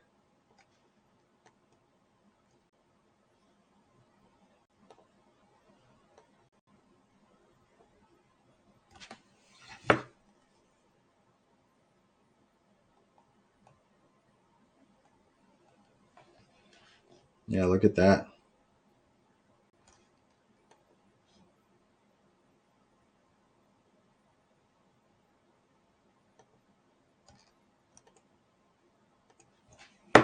When did gold go on that last little crazy run? That was during the regionals, right? The spike here, was this the regionals, guys? I'm pretty sure it was, eh? In that V-shaped recovery. Let me look at KRE. Oops. Actually, what I'll do is I'll compare. Just overlay KRE.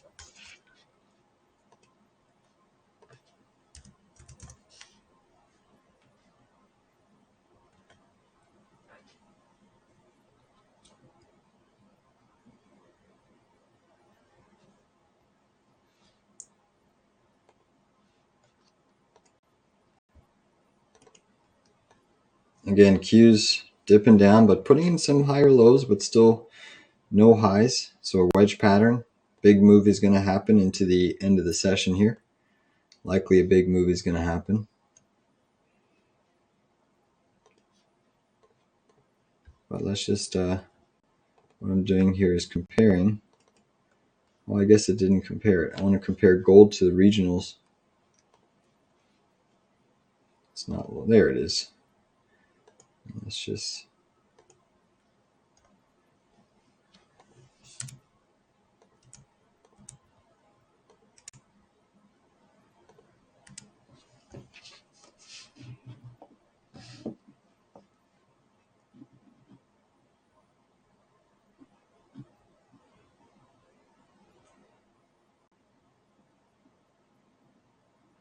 regionals and gold were spiking there.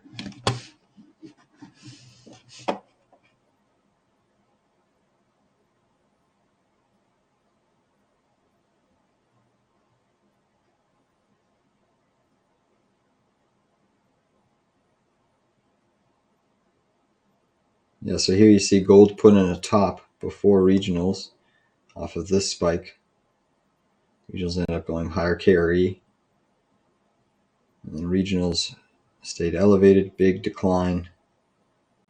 Big decline. It seems like this liquidity is now flowing, a lot of it into gold, more of a safe haven, running up again. But also because the dollar's been weak, gold's been strong, so it's had potentially some fear with the regionals, NYCB, fear over the last couple of sessions. Obviously, that fear has subsided a little bit, but you are seeing the volatility increase. And then you have had a weaker dollar, so the fundamentals have been in place for gold over the last few sessions here. But a strong weekly all-time high breakout. Look at that.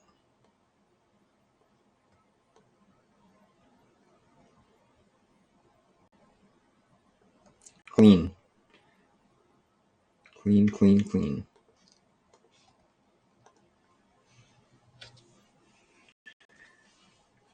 In meetings, frustrated UVIX does what UVIX does. Went from 10.03 to 11.75, 17% move, and settling around $11. Jesus, just so damn hard to know where to place the market stop loss. Yeah, that's insane. Insane volatility.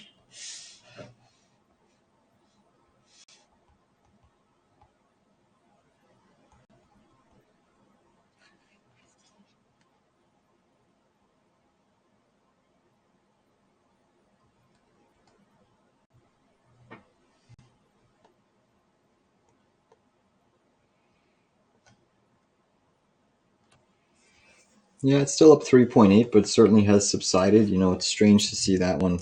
That one seems a little bit more artificially manipulated when you just look at the standard UVXY. That's up 2 point, what is it up? 3% right now, and it's not a levered.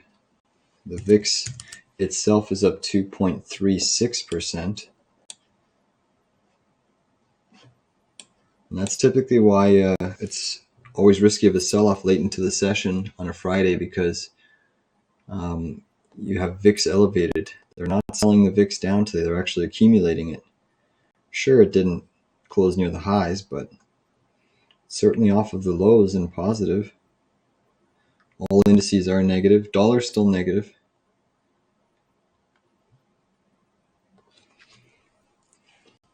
Let's take a peek at natural gas. Natural gas. We have 4 minutes left, guys. I'm out of Q put. Nice job there, Michael. Nice job. So you banked on that with us. Beautiful. Beautiful, beautiful. Personally, I fully expect NatGas to revisit the lows. There's nothing fundamentally that will deplete stockpiles, even if some production cuts come in, not enough as winter is over.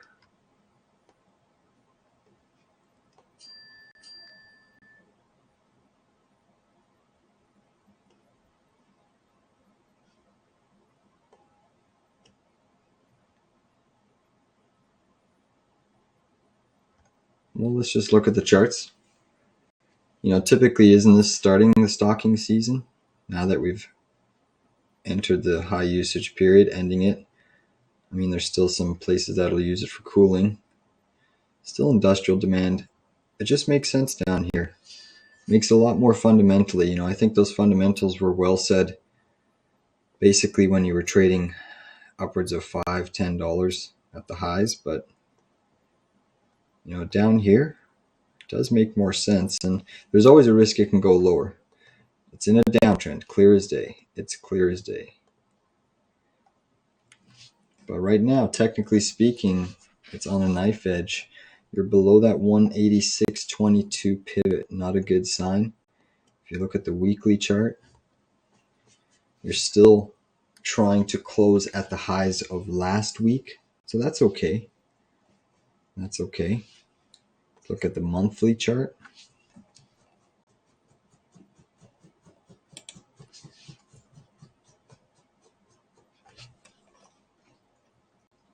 Pretty bearish breakdown. 1 month breakdown, 2 month breakdown. Now again, it's this gap. This is the key part for me, is this gap fill. Weekly and monthly gap. Huge impulse green candle. This is your COVID lows. So during the freak out of the COVID, when the world was shutting down, when the fundamentals that you just mentioned absolutely play into effect to a degree that, you know, there was virtually no economy going, places shut down, things grind to a halt, GDP contracting everywhere, and obviously a Russia-Ukraine war invasion. You're telling me that there's the same demand during this phase is where we're at now for nat gas? It's historically, if you're buying sub 2, 6 to 12 to 18 months out, you're laughing. And I think nat gas is still here to stay.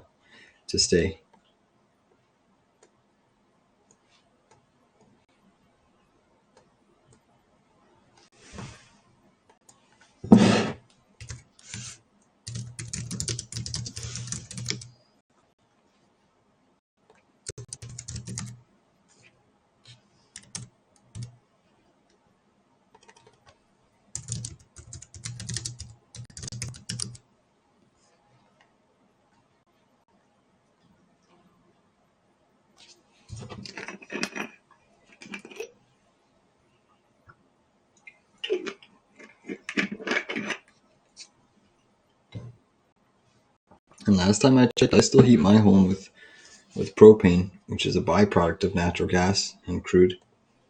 So there's a lot of homes that do too. All right, guys, the market's closed 4 p.m. QQQ closed at the lows. Those 439 puts went in the money pretty much to a penny. Crazy. A little bit of an after hours move to the upside, but what a day to the downside. To some things up, NVIDIA down 5.54%. QQQ closing down 1.45%. SPY down 0.59%. IWM 0.09% down the session. Dixie down 0.04%. All indices closed negative. VIX up 3.49% on the UVXY index. Gold closing at weekly highs. Silver negative. Yields on the long end closed positive. Short end closed negative. If we look at some of the mega caps, again, NVIDIA leading the charts to the downside. Microsoft negative 0.7, AMD down 1.92, SMCI down 1.73, Tesla down 1.85, ABGO down 6.96. Bitcoin still teetering at that 69K level.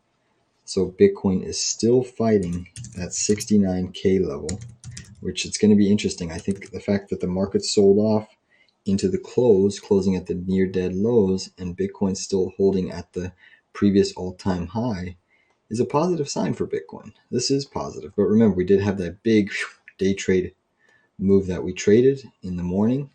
And it seems that you have worked a lot of those sellers out. A lot of those people like us were waiting. So obviously we're no longer there to stop the price right now. Nat gas closing below that key resistance, but on a knife edge. Could go either way. Oil negative on the session, down 1.74%. Overall, it was the morning sectors sold off today. XLE, XLF, XLRE, and XLU, the four sectors were positive. They held up. So energy, financials, real estate, and utilities were positive. So look for positive continuation moves into next week. Often, if you see more rotation out of the semis, capital will look to rotate into those relative strength-based sectors that stood up on the Friday sell-off. So take a look at those. I'll look at them myself. Materials, communications, industrials, tech, staples, healthcare, and consumer discretionary were all weak on the session. And the Dow components were both weak. So a lot of weakness and majority of commodities. So on that note, I'm going to sum things up here. Remember, stay tuned for video analysis over sometime this weekend, either Saturday or Sunday. I'll have the videos out to you. May also do a live stream on Sunday night. So definitely check out on the YouTube channel on Sunday night around maybe 7 or 8 p.m. I'll try to schedule it ahead of time.